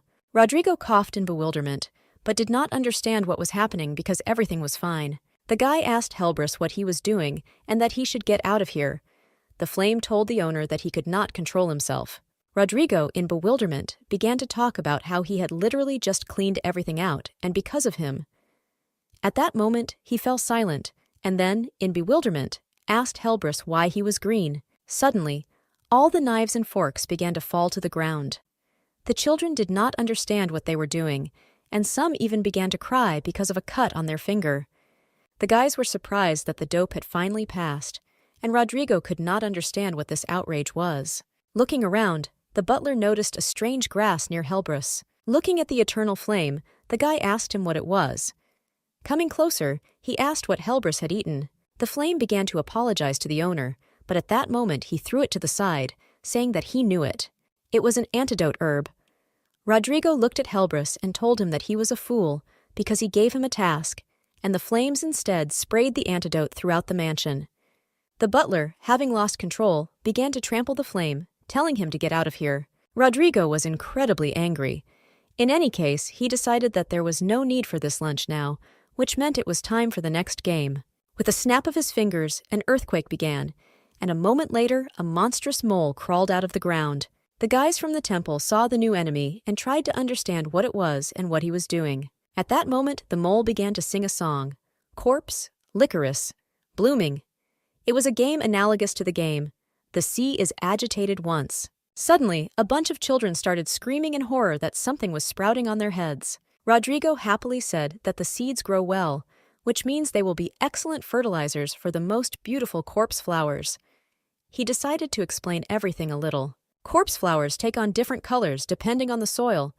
They are simply adored in the demonic world. Among them, purple-black ones are the most precious flowers. They sprout only once every 1,000 years. The butler said that he had never seen such a thing either, but perhaps he would appear today. The guy, of course, did not count on this, but if this happens, he will definitely become a popular star. Meanwhile, the mole continued to hum the song. The guy with black hair asked the children not to move, because most likely the flowers grow faster when the mole turns around and sees them moving. Turning to Ephale, the guy again told him not to move. As soon as the guy turned around, he saw that licorice would soon bloom on his friend's head. The guy started pulling him by the head, saying that he was an idiot because he had a flower on his head, but inside his head there was only grass. Rodrigo at that moment told the guys that they could not hope to be able to pull out these flowers so easily. If they try to do this, they will quickly pierce the skull. In this case, the guys decided that they had only one way left.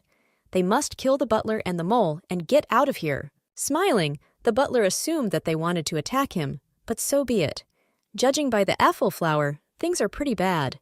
Meanwhile, Thessalid and Aulette ran down the corridor to the dining room. Suddenly, the girl asked to wait a little. The guy asked her if she was okay. Our heroine, finally exhaling, said that now they can go. The girl who had that purple-black licorice on her head said that they should quickly find other stigmata. The action shifts again to the butler. The guy said that he had more hopes for these two, but, looking at them, he asked if this was all they were capable of.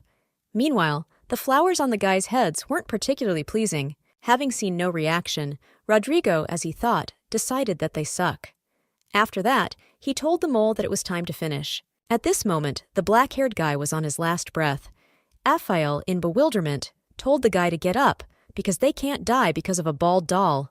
The guy said that he did not expect such expressions from his friend.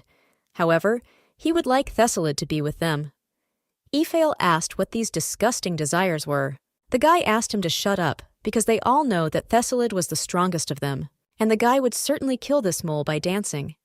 The guys, looking at the flailing mole, decided that this was the end. Suddenly, Thessalid burst into the room, breaking through the door and repelling the mole's attack. Rodrigo looked at the guy with his mouth open and tried to understand how he ended up here. At that moment, he joyfully looked at their savior and told his friend that he was right. The guy killed him dancing. The butler was incredibly angry at what this cruel stigmata brat dared to do. He decided that he would turn right away. He suddenly fell silent as Aulette entered the room, asking if it was all over. Rodrigo was incredibly happy because he saw the purple-black licorice with his own eyes. This is a real miracle. The guy started slapping the mole, who was unconscious, and said that this flower could get a fortune if you put it up at auction. In any case, he decided that now was not the time for chatter. The guy called the girl and asked her name. The girl introduced herself in surprise. The demon began to call her with his hand and says that he really liked her, which means he has a special offer. The guy invited her to greet the great Count Orsha. The guys looked at the monster in bewilderment and thought that he was talking complete nonsense. At that moment, our heroine, without even thinking, said that she agreed to his proposal. The guys looked at her in bewilderment. They asked if she had thought before asking such a thing. Aulette said she has a condition. The girl said that he wants Rodrigo to free all the children from the dungeon. The butler was a little taken aback by this proposal. However, after looking at the cute girl with a flower on her head, who will lead Rodrigo into a new life, he decided that it was worth accepting this offer. Suddenly, to the butler's surprise, a wooden cane flew straight at him. Thessalid stood in front of our heroine and said that he would never let her go. Although the girl was flattered by these actions, these words will not stop her. She has her own plans. This way, she can rescue the children from the dungeon and then go straight to the boss's room and feed him honey chestnuts. Rodrigo instantly became angry, telling the boy that he would clarify the prices for licorice and soon kill them all. As he left, he said that the only one who would survive would be the little girl with pink hair. The girl asked him to stop, but it was too late. The system said that the express bus to the boss's room seemed to have crossed the water. Thessalid at this point asked what was wrong with Aulette. The guy asked if she really wanted to sacrifice herself. He told her that no one asked her to be a hero. Thessalid, looking at the girl, he said that she was not a saint or special. There's no point in her sacrifice for those she doesn't even know. Of course, if this were the original, then these words would be a crime of anger in violation of humility, kindness, and mercy. But for our heroine, everything is different because of the benefits of reincarnation, so she can only forgive the sincere feelings when he said those words. Aulette was upset that she was scolded by a 10-year-old. Thessalid's friends, meanwhile, were shocked because they heard such words from him for the first time, but he was right. Our heroine could not understand why she was in the role of a whipping girl. She screamed and began to apologize for her mistake. Looking at Thessalid, she decided that she should calm him down. The girl said that she wouldn't do it again. The guy lowered his head and thanked her, and then apologized for being so angry with her. At that moment, all the children began to cry, talking about how much they wanted to go home. Our heroine, looking at the guy, said that they need to reorganize, so it's better to change place.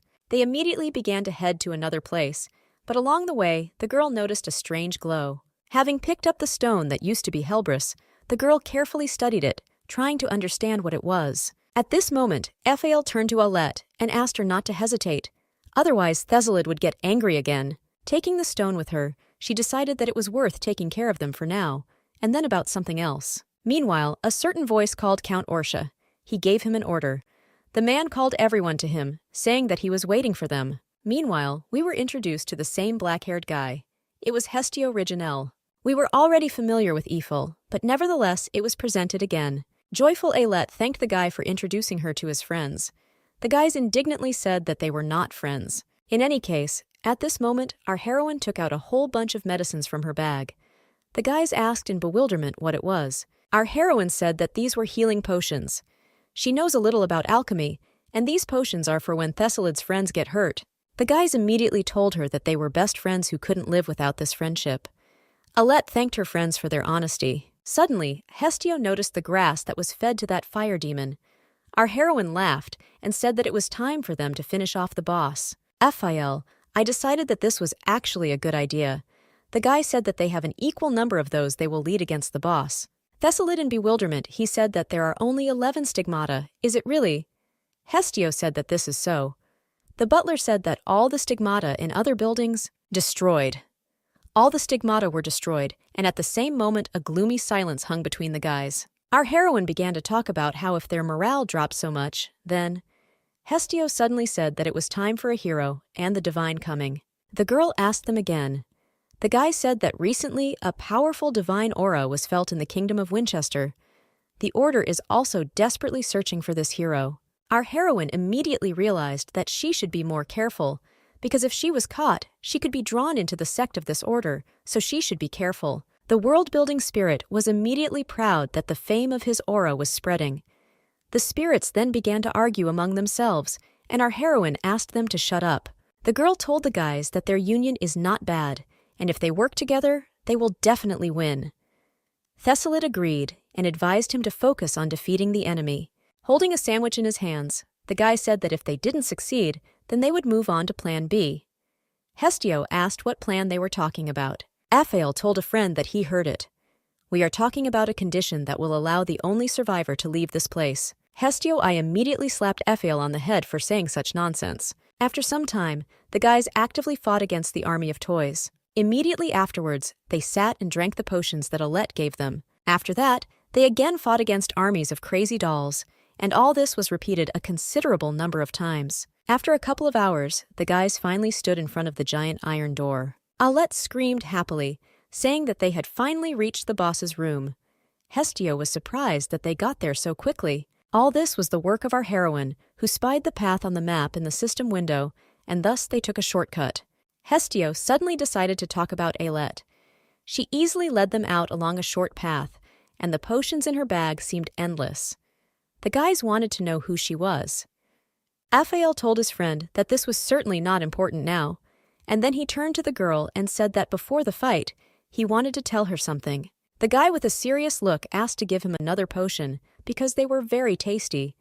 Hestio screamed in bewilderment because the guy was thinking about his stomach at such a moment. Our heroine asked Ephael if this was definitely the last room, because if they get out of here, she will treat him to something more delicious. Looking at the iron door, the guy said that they would all get out of here. At this moment, the door began to open little by little, and the count sitting inside watched the opening. As soon as the guys went inside, Orsha said that he was the owner of this dungeon. In this dungeon, he was an S-class giant, a giant spherical body, a silent, middle-aged gentleman. The original did not describe his exact strength, but the man was much stronger than Ardamong. However, she couldn't figure out what happened to the system window. Why was it buggy? At that moment, the guys ran to attack, and our heroine asked them to wait because she couldn't do anything from here. Suddenly, she noticed that the guys were fighting much better than she expected. Apparently, it was because their physical condition and combat power had increased through potions.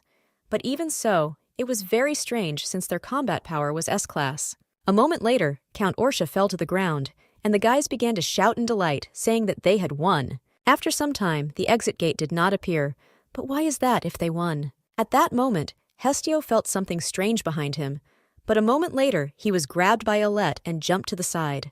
Within a second, a giant beam flew past where Hestio stood, destroying everything in its path. Our heroine assumed that the first thing they would attack was Hestio. The guy asked in bewilderment what would happen if they killed the boss. At this moment, Ailette noticed the system's barely legible words that the boss of the dungeon was a gentleman serving the Count of Orsha. Our heroine told Hestio that there is another boss. Although this is not the owner of the dungeon, he is nevertheless the one who controls the exit gate. Of course this boss was Rodrigo. Smiling, the guy admitted that it was not in vain that he bet on these guys. He especially liked the young lady. Looking at her, he once again invited her to go with him, because if she goes, he will give her the place of the bride. The madman began to say that if the family was against it, there was no need to worry.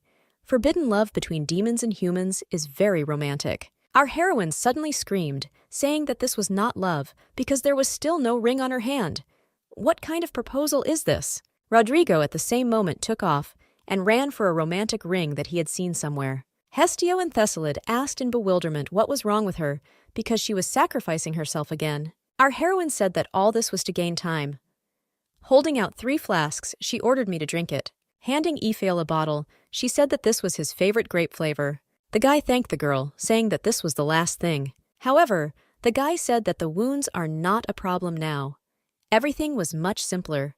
With their current level, they simply would not be able to defeat this demon. Ephael said that he assumed such an outcome of events, which means it's time for Plan B. Taking the blade in his hands, the guy turned to Thessalid and said that he didn't really like it, but he was the strongest here. He deserved to survive more than anyone. Holding the blade up, the guy apologized to Ailette, saying that the pain would pass quickly and he would follow her. The guys tried to rush to his aid, but it was too late. Returning to the original novel, Hestio died in battle. Ephael, in turn, killed all the children, and then, following his friend, killed himself so that Thessalid could get out. A vicious evil that saves the strongest stigmata for their cause. Isn't this too much for children? However, our heroine knew that this should not happen. Looking at Ephael, she smiled and told him to try. The guy suddenly fell to the ground, saying that he was very scared. Thessalid, perplexed, asked what was happening. Soon after this, Hestio also fell. Our heroine, looking at Thessalid in surprise, asked why he didn't fall. Didn't he drink the potion she gave them? At that moment, the guy realized that it was a sleeping pill. Suddenly, Rodrigo returned to the room, telling the bride that he had found the ring. Taking off my Ailette bag, I decided that there was nothing I could do about it. The plan she came up with will definitely work. The guy asked what this plan was. Ailette told him that he was in front and she would be behind. The explanation of the strategy has been completed, so go ahead. Thessalid in bewilderment, he turned around to tell the girl that there were only 2 of them. At this moment, he noticed that Ailette was emitting a huge amount of divine energy. The girl decided that there was no longer any need to stand aside and hide. Using the divine coming, the aura spread all things in different directions, and Thessalid, in turn, felt that same aura. Rodrigo, looking at everything that was happening in horror, came to the conclusion that his daughter-in-law was a saint. At this time, our heroine activated the Mercury barrier. The girl immediately noticed that the level of skills, as well as the speed of assimilation, had increased. Meanwhile, Rodrigo incredibly angrily walked towards her and asked how she had the right to play with love. Since she stole his heart, he promised her that he would snatch her away. Our heroine laughed and asked the demon not to talk nonsense, because he is a pervert. The girl used the skill of divine punishment. Lightning began to strike Rodrigo, charging him more and more. After a couple of moments, the guy said that this was barely enough to drown out his anger of unrequited love. Holding his braid tightly, Rodrigo began to laugh and get closer to the girl. Ailette understood that she should under no circumstances get close to him. Just at this moment, Thessalid came to the defense of our heroine. Looking into the eyes of the monster, he told him that he would not dare touch her. Our heroine immediately told the system to find support skills and tell her about them. With every second, Rodrigo realized that everything was becoming more dangerous at the expense of Little Miss. Having started to get even more angry, he ordered Thessalid not to interfere. Just at this moment, the search by the system was completed. The girl suddenly turned to omnipotence and activated the divine hymn. Thessalid, I immediately felt supported. It didn't feel exactly like Hestio had described. Nevertheless, with new strength, the guy immediately rushed into battle against the demon. As soon as the guy struck Rodrigo, he raised his head in bewilderment, thinking that this couldn't happen. Our heroine, who was hanging over Thessalid, told him that it was time to start Plan C. The demon suddenly began to use his skills, telling the guys that they could stand still because they could not hold Orsha. Ailette knew that this would not be an easy opponent, so turning to Omnipotence, she ordered him to be tied up. A moment later, electric vines enveloped Rodrigo's body. They needed to thrust their spear into the gap that Thessalid had torn open. Holding Rodrigo literally hostage, our heroine once again turned to Omnipotence. 10th skill that can be used due to divine coming. Break evil. At that moment, a giant beam appeared from the sky, which literally cut Rodrigo in half. The executioner's power is the division of a creature. It is equal to the total amount of evil possessed by the target of the attack. The demon Orsha was evil itself. Rodrigo screamed in horror as his body disappeared. He could not understand why this was happening, because God had left this world long ago. In the end, the evil was destroyed and destroyed without a trace. All that was left of the butler was a strong stream of air, which blew over the perplexed Thessalid. The guy, looking at the girl in bewilderment, said that it was all her. She is the same saint he was looking for at the church. Our heroine, starting to shake herself off, told Thessalid that he had done a good job.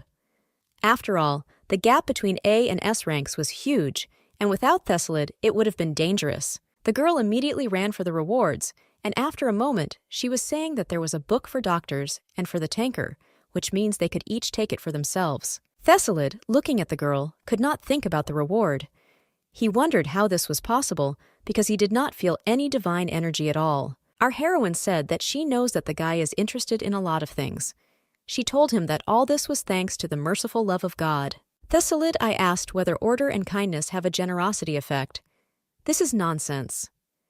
Ailette interrupted him and said that she had a request. The girl said that she knew that the order was looking for her, but she didn't want to join anywhere yet, so she asked the guy to keep everything a secret. Nevertheless, she thought that Thessalid would not understand, because he is so insightful and responsible, which means she would have to say that all this is for the sake of humanity. The guy at that moment only said, "Okay."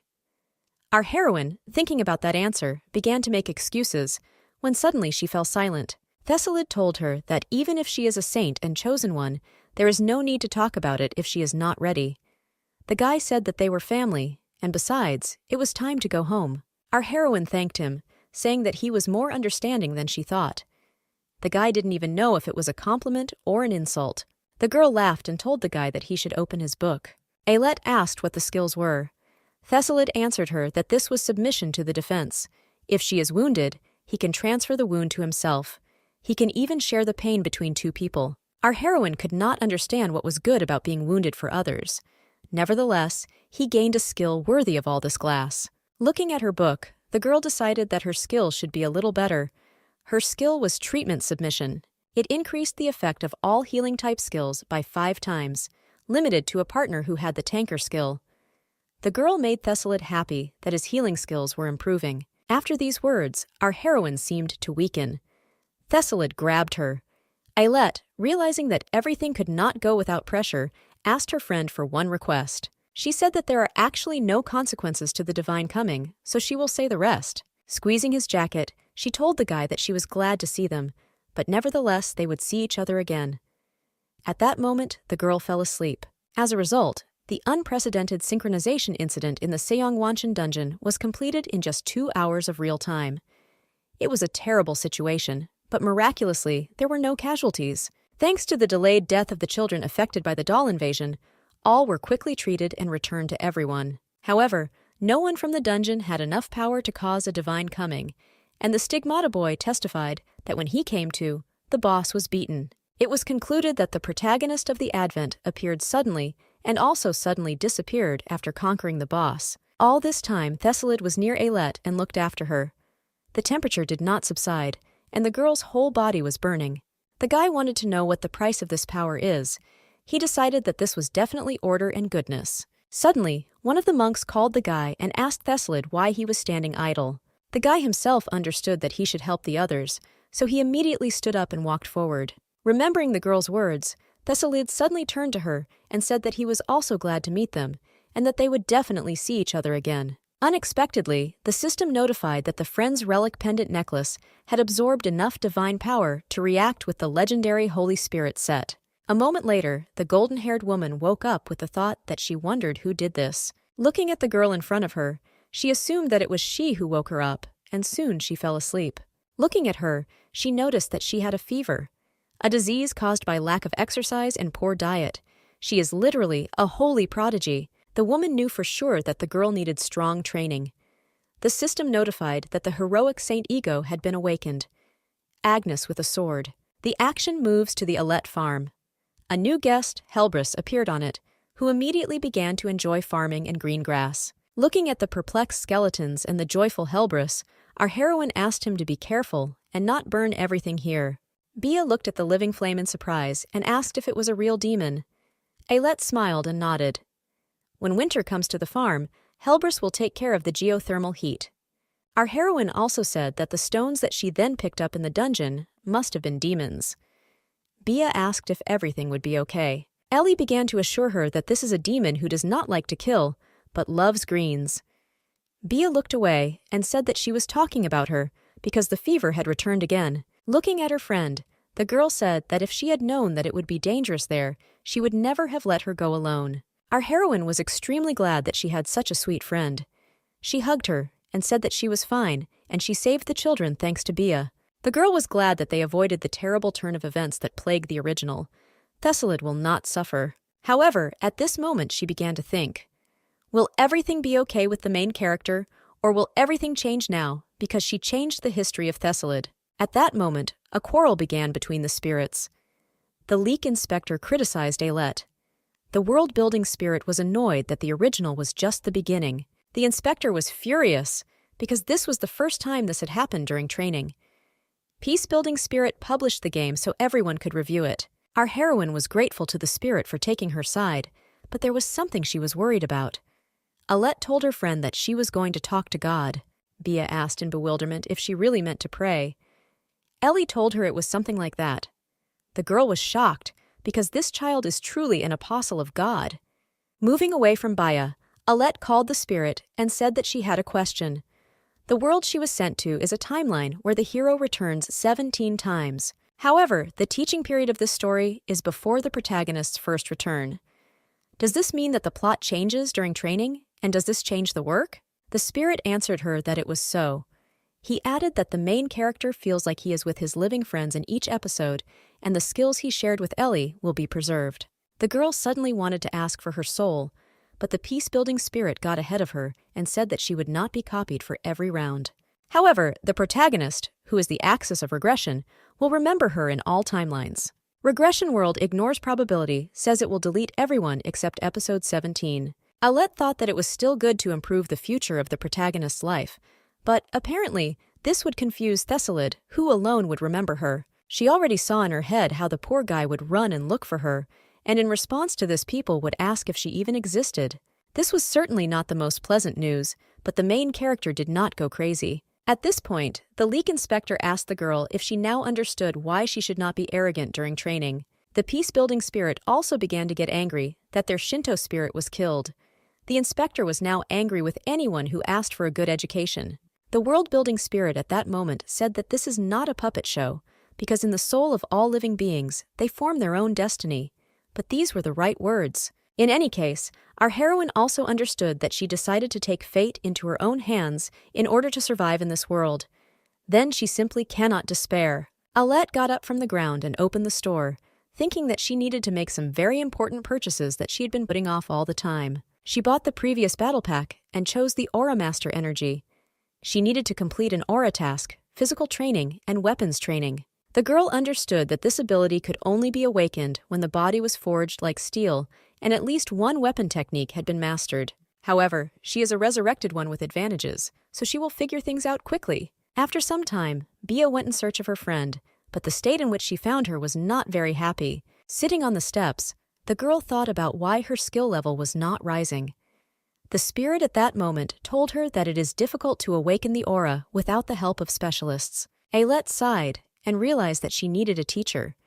It would be nice if there were educational video lectures in the store. The peace-building spirit told her there was no such thing, but she hardly needed to worry about that. At that moment, a voice asked the girl in surprise if she really needed a teacher. Alette began to turn around. After that, the voice told her that she was looking for her in the wrong place, because she was right in front of her. A moment later, that same heroic saint, Agnes, appeared from the relic with a sword. The girl screamed in horror, saying that she saw a ghost. In response to this, the spirit asked to call her Agnes instead of Ghost. Alet looked at her in surprise, and the girl said that she was one of the heroes of the Day of Sacrifice who stopped the explosion in the dungeon. The girl immediately asked if she happened to know Cattleya Gillette. Agnes was shocked that the girl knew her. She asked how Cattleya was feeling and suggested that she must have become a grandmother. Our heroine assured her that everything was fine with her. Agnes smiled and said that they would definitely talk again later, but now they would discuss the topic with the teacher. Alet, looking at the spirit, asked if she was a saint. The girl answered her that she accidentally prevented a disaster and she was elevated to the san of saint, but this is not her main job. The girl asked what her main job was then. A moment later, Agnes's glasses appeared and she said that she was the first instructor of Shangwanshan Hell. At that very moment, she screamed and told the Alet cadet to start training right away. Within a moment, they were on the training ground. Our heroine was shocked that there was such a place in the mansion. Agnes explained to her that Count Gillette had training facilities just like the fencing masters. Although the site has been abandoned, this is enough for them. The girl ordered to start, but Alet, having examined everything, said that a safety check was needed here because she needed to start with gymnastics of the new millennium. Agnes screamed, telling her that there would be no gymnastics with her. She must now begin with 20 circles. As a result, after a whole day of screaming, our heroine was lying on the ground, completely exhausted. Agnes finally told the Alet cadet that she had worked hard, but this is the first day and they will finish for today. The rest remains for tomorrow. Our heroine, barely turning over, thought that she was about to die. After trying to find out how to return the aura package, she noticed that it was not returnable. The girl couldn't feel her muscles. She started screaming in bewilderment, trying to call someone. At least someone should have helped her get up. The scales that judged the soul at this moment said that the girl's physical strength is F-class, and it has already been exhausted. The Tower of Tess was completely unsure whether the girl could climb it. The peace-building spirit told everyone to shut up because it was too noisy. After that, he told our heroine that he was sorry to see her so sad and without strength. Alet spoke with all her strength about the fact that she only had him. Suddenly, she began to feel a shiver in her body because the sun was already setting. The world-building spirit was confused and did not know what to do. Suddenly, the system said that the spirit could not stand her suffering and made an impulsive purchase. The spirit sponsored the girl with 30 packs of ginseng extract. Alet did not understand what it was, and all the observing spirits flinched in surprise. The system said that the essence extracted from ginseng, within 2 hours after consumption, endurance is restored, muscle regeneration increases sharply. It was also said that the effect extended to 2 hours of exercise for 1 week. Our heroine was incredibly happy about such a gift. Having opened one package, she ate the entire contents and almost flew off from off-scale endurance. She experienced explosive muscle regeneration, increased immunity, relief from fatigue, and improved memory. Alet immediately started calling for instructor Agnes, who appeared almost immediately. Our heroine, looking at her, said that she wanted to train more. Agnes was surprised by the girl's resilience, because just recently she was on the verge. The girl screamed that she was ready. How could it be otherwise, because her spirit was spent on this? The effect will last for 2 hours of exercise, so don't waste a second. The instructor was glad to have such a cool attitude, so she ordered me to run another 20 quick laps. Alet obeyed, and at the same moment ran. By doing all the exercises that Agnes told her to do, the girl felt that her experience was rising and gaining. Agnes was shocked that the speed at which the girl was gaining stamina was simply terrifying. She couldn't understand how she could achieve this in just 1 day. Sighing, she decided that the legend was a legend for a reason. Looking at the girl's enthusiasm, at her face, greedy for hard training, Agnes was just waiting for development. After only 4 days, our heroine's physical strength was at the 17th level. Agnes told the Alet cadet that she was great because she was counting on a month of training, but everything happened in 4 days. Laughing, she asked if she was eating something unusual. In any case, the girl decided that her basic stamina was enough, which meant she could practice with weapons. The girl suddenly asked our heroine if she knew what aura users are called. Alet said that these are swordmasters. Agnes told her that this was absolutely true. The title of swordmaster means excellence in swordsmanship, but does she know why? At that moment, the girl took out her sword. Having heard no answer, she said that auras are shapeless like flowing water. A swordmaster who wields an aura is one who has achieved perfection in swordsmanship. Auras can imbue any object with an aura and turn it into a weapon. It's called the Aurora Blade. Aurora's blades become stronger as the area increases. This blade is far superior to adamantium, mithril, and orichalcum, and depends on the level of proficiency. And finally, she added that as soon as the area increases, you can use the floating ball skill. Our heroine was delighted. She asked the instructor if she could do the same someday. Agnes smiled at her and said that she could. But first, she asked if she would choose an effective and strong weapon. Making a choice will not be easy, and it will bring humiliation to a novice cadet who has not even held a sword. However, looking at Ailette, the girl said that she was lucky, because she can handle any weapon. Whatever she chooses, she will train her. Our heroine, smiling, thought that her instructors were also lucky because she has the skills of a resurrected one, which means she achieves all her abilities 5 times faster. Agnes said they would start with the sword. She asked to monitor the position and correct posture. After some time, the girl mastered the 3rd level of fencing. The instructor was surprised that the girl was doing it much faster than she expected. The next weapon was a spear, and everything happened the same as with the sword. Agnes was already a little in a stupor, but decided that the bow would be more difficult because it's not easy to hit the target with it. Our heroine didn't care about this either. The proficiency level was again level 3. Out of curiosity, Agnes decided to give her a whip, a delicate and complex weapon. She should have felt disappointed, but once again, she had reached the 3rd level of proficiency. Our heroine's instructor couldn't understand what kind of monster she was teaching without breaks. Sighing heavily, the woman said that Ailette could simply choose what she wanted to wield, as well as 1 additional weapon. A moment later, our heroine stood with a sword and a whip. This choice surprised Agnes, and she assumed that the girl did not take it by chance. Ellie didn't give in a little about her hellish instructor. Agnes, saint of the kingdom and hero of the continent. She is a strong personality who was in the forefront of preventing the explosion of the Ice Palace dungeon. As a teenager, she mastered all types of weapons and earned the title of Weapons Master. Already at the age of 20, she invented her own fencing style. The weapon through which her fencing art became an example to be followed throughout the world is the Sword of Death. The girl told our heroine that the 2-handed Sword of Death is different from ordinary weapons. It is powerful because it can freely change its length and path according to its aura. Agnes warned the girl that she could only learn this when she reached the limits of wielding a sword and a whip. Would she dare to do this? Ailette screamed, saying that she was sure that she definitely wanted to learn how to wield the Great Sword of Death. Agnes smiled and said that she really liked the enthusiasm. In this case, she immediately said that it would be difficult, but Ailette must train tirelessly. The girl is full of energy and enthusiasm and said that she is ready for this. After some time, our heroine was sitting near Bianca and half asleep. Bia woke up our heroine. Ellie jumped up, apologized, and asked again what Bia was talking about. The friend asked the girl if she was okay. Ailette nodded to her, wiping her eyes. She's been busy lately with fencing, prayers, and the farm, but she suddenly asked Bianca if she was busy with succession lessons.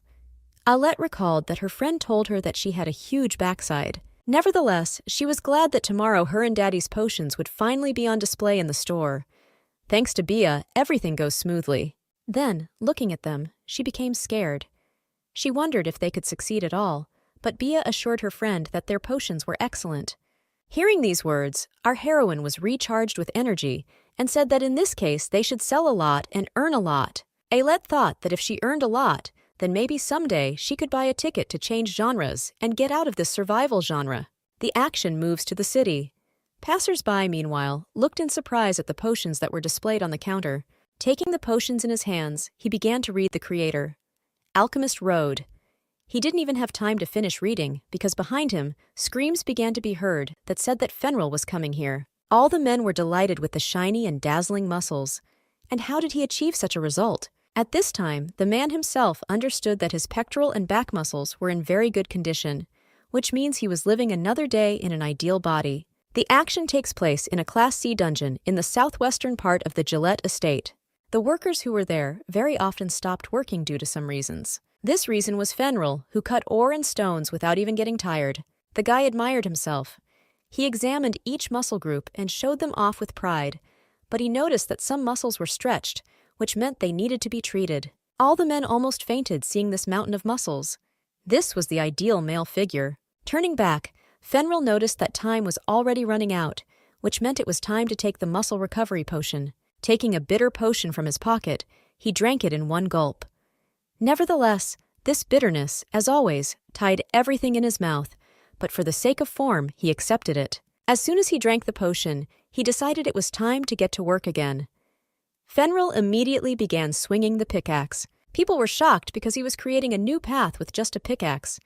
The guy's physical strength was comparable to that of an orer. Suddenly, the guy asked if he was new. The man replied that he came here to earn money, and they immediately told him about Fenrir and the fact that because of his aura, no one could approach him. That is why one could only watch and listen to the sounds of Fenrir's pickaxe blows, which could be mistaken for a demon. However, the mine worker said that decades have passed, and since then the dungeon has been closed, which means that demons will not appear here. A moment later, a giant worm flew out of the wall and moved towards the people. One of them managed to jump away, but the newcomer, unfortunately, did not react in time and became missing. What did the monster forget here? At this very moment, Fenrir asked the guys not to worry. Holding the newcomer in his hands, he said the youth were safe. Looking at the guy, Fenrir asked if he was okay, but the newcomer, after all the stories about this man, could not say a word. After that, Fenrir looked at the monster again. He realized that it was a difficult C-class boss megaworm. Those who are able to deal with the orers can defeat him, but only with a direct attack. Local miners will definitely not be able to defeat it on their own. In this case, the man decided that he needed to act himself. Putting the newcomer on the ground, Fenrir rushed to attack the worm. A moment later, he hit him on the head with all his might, and thereby stunned him. After that, he grabbed the worm and began shouting that he would tear it apart with his own strength. Using all his strength, the man actually tore the monster in two. After Fenrir defeated the monster, all the people started screaming, saying that he was incredibly cool. Suddenly, Fenrir noticed that all of his potions were broken. The man shouted in bewilderment who did this, but did not hear an answer. As the guy started punching the ground, he said that all his muscles would deflate if he didn't drink this every 30 minutes. At that moment, a stranger approached him, and holding out a flask, thanked him for saving him. The guy decided to repay the favor, even if it's not much. Fenrir tried to refuse, but the guy said he insisted on it. In this case, the man still agreed to take this potion. After examining the composition and the manufacturer, he said in surprise that this was the first time he had heard about the Rodaline alchemist. However, after opening and drinking the potion, he decided that all muscle potions were the same. At that very moment, the man felt the taste of juicy meat. It felt like fatty and delicious food was oozing right into his mouth. The guy shouted in delight, saying that the alchemist Rodaline is a genius, and his potions are wonderful because Fenrir's body sings with joy. All the people began to whisper in bewilderment, asking what kind of potion it was. They decided that the alchemist Rodaline was really cool if he impressed Fenrir. In this case, the guys decided that they would also buy potions from this alchemist. Thus, the action moves to the Gillette Palace. One of the butlers ran to Rodaline in bewilderment and said that they had a disaster because the goods were sold out for a month. Local customers asked for more and more. Leonard was shocked by what he heard. The man immediately began to say that he urgently needed a new supply of potions. Our heroine was glad that they succeeded.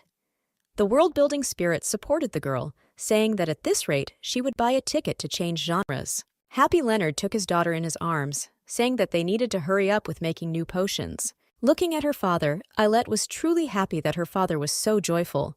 She told him that they would work like oxen, so it was time to start. After a certain amount of time, a huge pile of boxes was filled with new potions. The guys exhaled heavily and assumed that they had done as much as the clients requested. For several days, the three of them worked like real shafts. Leonard prepared the potions, Prince helped with everything, and Ailette did the post-processing of the food's taste. The guy, looking at this whole bunch of potions, said that they would definitely become rich if they sold all these potions. Looking at his sister, he asked what she would do when she became rich. She knew that everything would go to the store, but the girl told her brother that she would send him to the Academy of Knights and that she would save what was left for the future. Prince happily told his sister that he would also spend his share on his sister, and their father watched all this. Leonard came up to them and hugged them, saying that they were the most precious thing he had. However, it would be great if their mother was with them now. The man told the children that as soon as they got rich, the first thing they would do was go to the house where he and their mother wanted to live, Mother Ailette Rodaline. Ironically, the original Ailette also lost her mother early on. If there was a difference, it was not at her birth that she died. The woman simply disappeared. Leonard was just telling his daughter that her mother suddenly appeared in his life, and then also suddenly disappeared. Our heroine wanted to say that this was an escape, but at that moment, Prince closed his sister's mouth and asked his father how he and his mother met. Starting to remember it, Leonard said that he remembers their first meeting like yesterday. When he was training in the Golden Ivory Tower, he went to the mountains to dig up medicinal herbs, and there he discovered their mother, who was injured. He brought her home and treated her wounds, but he had to stay longer because she had lost her memory. That's how their love began. These were truly happy days. She always told him, "I brought it," and threw him the carcass of an animal from the mountains. She asked him to cook the stew quickly, and he cried a lot when he gutted the carcass for the first time. Alette wondered to herself whether this was a case of slavery. However, when they turned 4 years old, she suddenly disappeared. At first glance, it seemed that she lived in another world. However, he wouldn't be surprised if she regained her memory and returned home to the world where she lived before. Our heroine asked if he hated her for such an act. Having hugged his daughter, Leonard answered this question negatively. He was very grateful to her for the 2 treasures. Our heroine decided that if everything is as her father says, then she has nothing to answer, although her mother abandoned their family. At this point, Prince said that he didn't think his mom had abandoned them. There was something he had never said before because he thought it was a dream. The guy said he saw her the night she disappeared. Mom suddenly got out of bed and came out with a hoe and a plow. Sleepy Prince, rubbing his eyes, asked his mother where she was going so late. The woman turned to her and said that the black cattle, who did not know the place, came out of the cage. She was going to catch him. Our heroine thought. These words were like a pretext. Did their mother feel something strange? At this point, Leonard was horrified that his wife might not have been able to catch the boars. Looking at how her father worried about her mother, Alette was touched by the fact that he loved her so much. Still, she wondered what their mother was like. She suddenly assumed that she might remember this if she visited that house. In any case, our heroine lowered her head, realizing that she would not be able to get out of the mansion.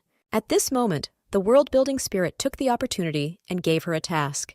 She needed to explore her hometown, where the whole family lived, and as a reward, he would give ginseng extract. The girl suddenly screamed, asking her dad if she knew correctly that she and her mom lived next to the ivory tower. Leonard confirmed her words in surprise. Our heroine went somewhere at the same moment, and Dad asked her what she was doing. Alette smiled at him and reminded him that they wanted to see the house where she and her mother lived. If they want to go there, they need to prepare a week's supply of potions. Leonard was shocked by his daughter's enthusiasm, but at that moment, Prince told his father that he would also help because they all had to go there together. Their father was very touched that the children decided to help him fulfill his dream. He immediately began to help them by saying that they would soon go on their first family trip. At this moment, the men asked their daughter if she knew that the prince was considered the strongest man. The girl decided that this was quite interesting, and our actions smoothly transferred to the prince's estate.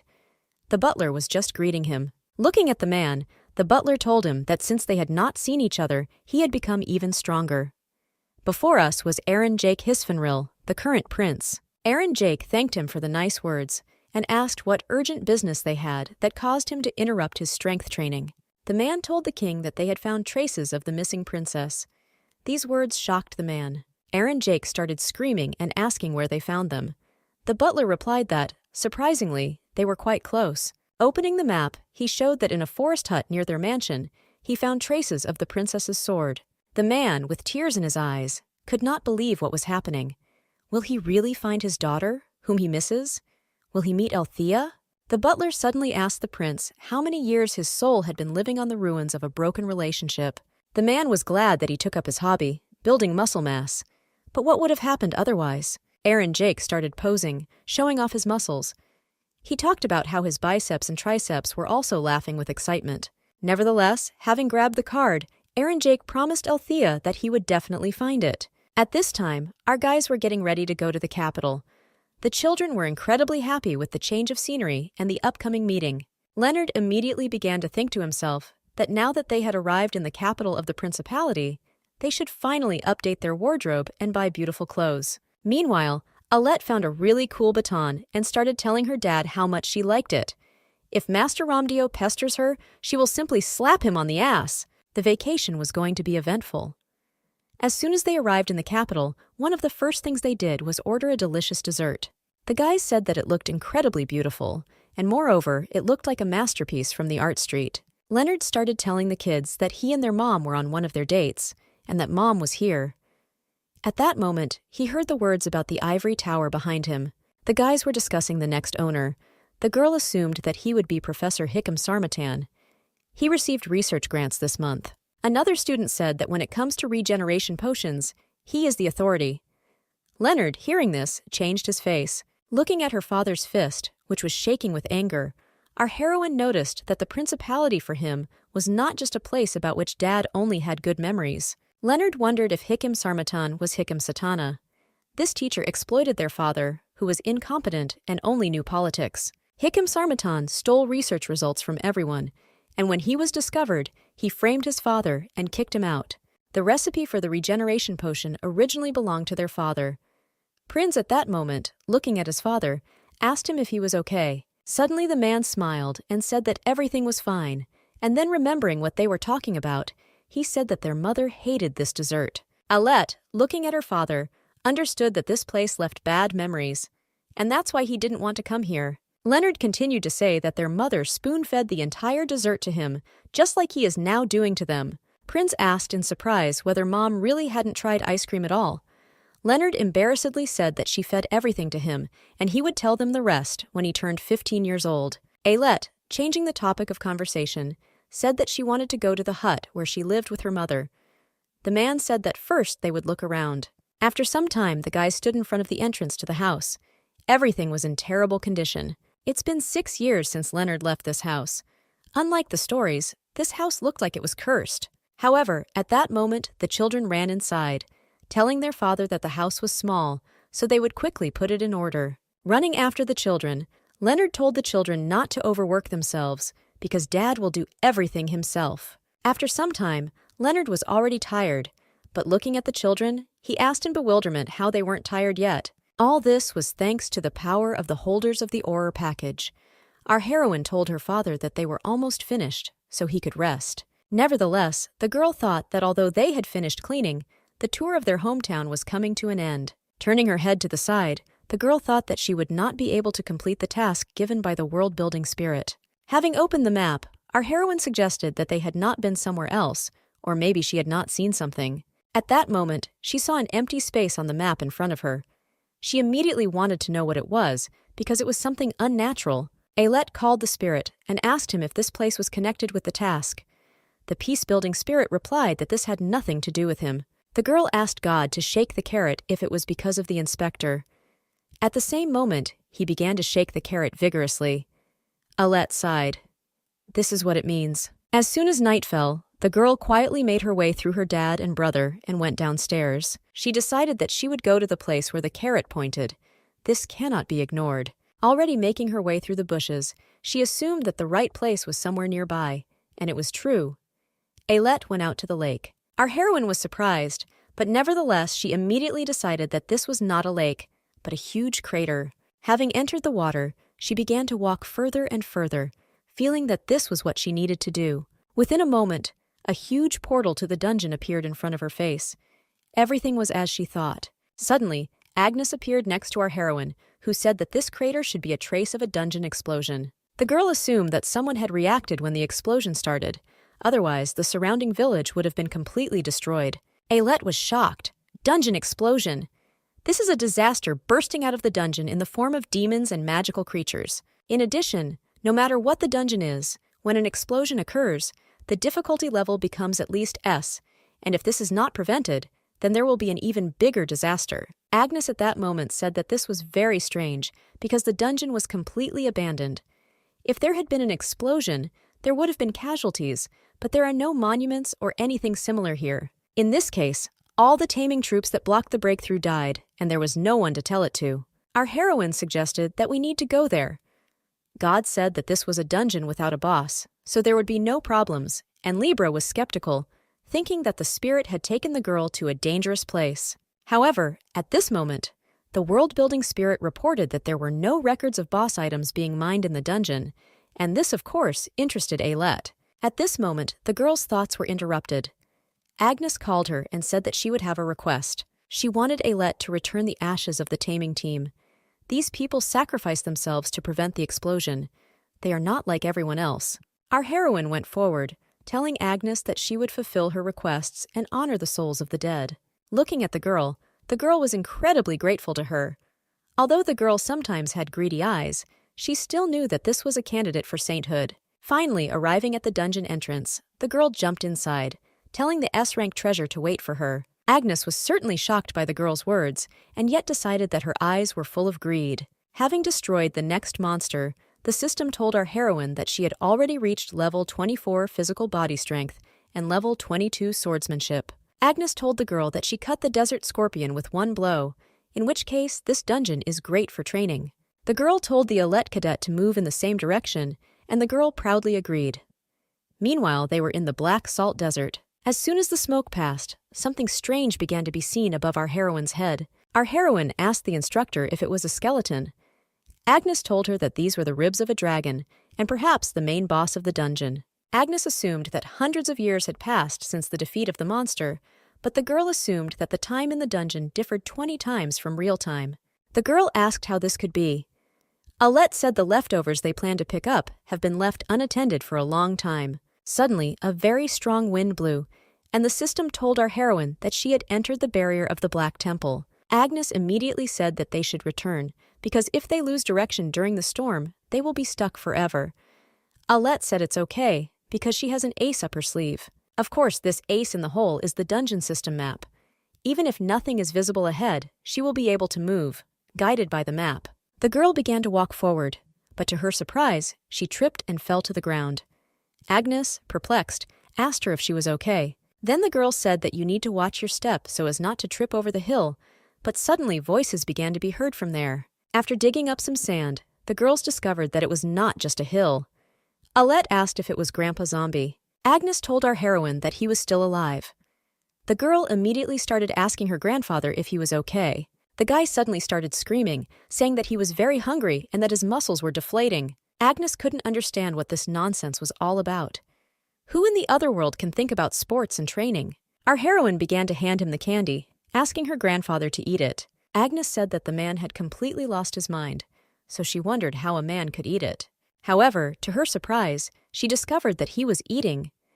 After a moment, he said that it would be nice to have another drink without sugar. Sometime later, when our heroine gave the man her potions, he said that he was now gradually coming to his senses. He just wanted to say that he was grateful for the rescue when he suddenly saw a little girl with pink hair and decided that it was his daughter Althea. Our heroine didn't understand what he was talking about, but Aaron Jake immediately grabbed her and started hugging her, saying that he had been looking for her for 2 months. The girl was barely able to tell her grandfather that he had made a mistake because she was not Althea, but Ailette. Agnes confirmed the girl's words and ordered her cadet to be released. Hearing these words, the man moved away in bewilderment and asked what it meant. Looking at the surprised little girl, he nevertheless decided that his daughter had long since become an adult. This girl, although similar to Althea, is still just a child. Aaron Jake sighed heavily, saying that he never found his daughter. Our heroine at that moment asked him how he had been wandering here for 2 months without food. The man said that the person he is looking for is in this dungeon. He was stuck in the storm and couldn't move. The girl suddenly asked him not to worry. Our heroine proudly said that she knows the way, which means she should trust her and then she will lead him along a safe path. Aaron Jake's mind immediately flashed to memories of his daughter talking about becoming a princess and protecting her father. Once again he sighed, thinking that this child really looked like his Althea. Suddenly he picked up the girl and put her on his shoulders, saying that he would take her and she could only show the way. As soon as she showed him the way, the man rushed from his seat and flew forward. The girl was amazed at the incredible speed. She supposed he was very good in the old days. Aaron Jake proudly said he was still doing well. King, after all. Suddenly, Ailette pulled her grandfather's hair, telling him that here they need to turn left. Thus they went through many more turns. However, they ended up standing in front of an abandoned temple. The guys looked at the structure in surprise, and yet understood that this was the place they needed. Having lowered the girl to the ground, the man thanked her for her help, but asked if she was going to go further with him.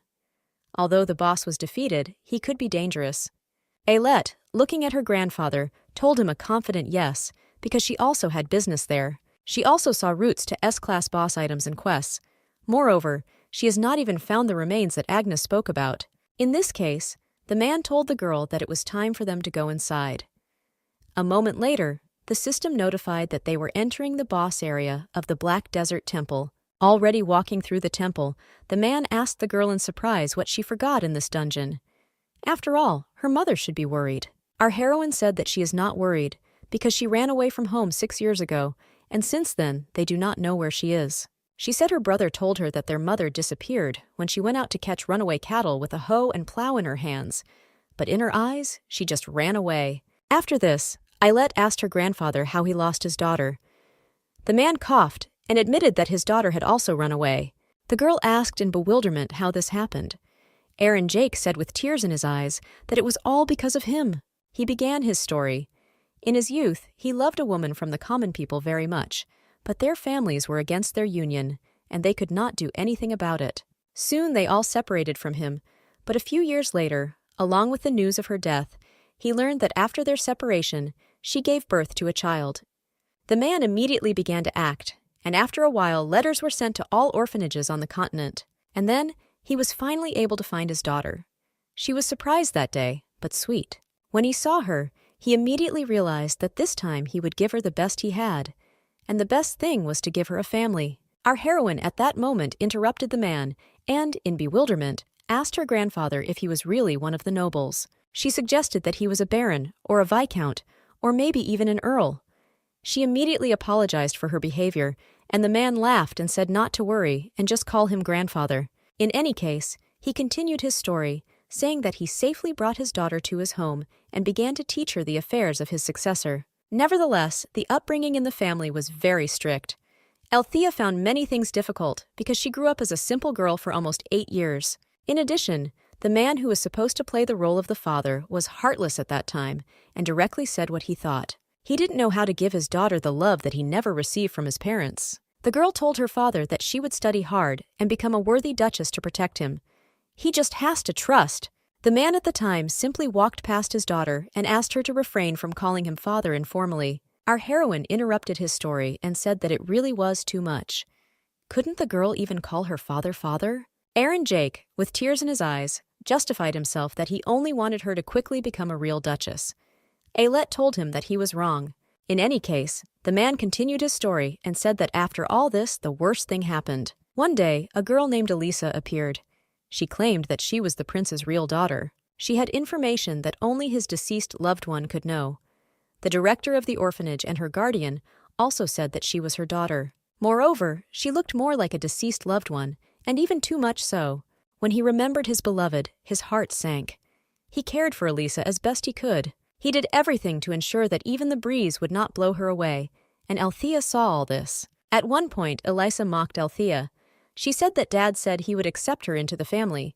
I wonder where they will throw the fake. Not believing these words, she ran to the prince's office, and, despite her father's words, she asked whether it was true that he had decided to accept Elisa and what would happen to her.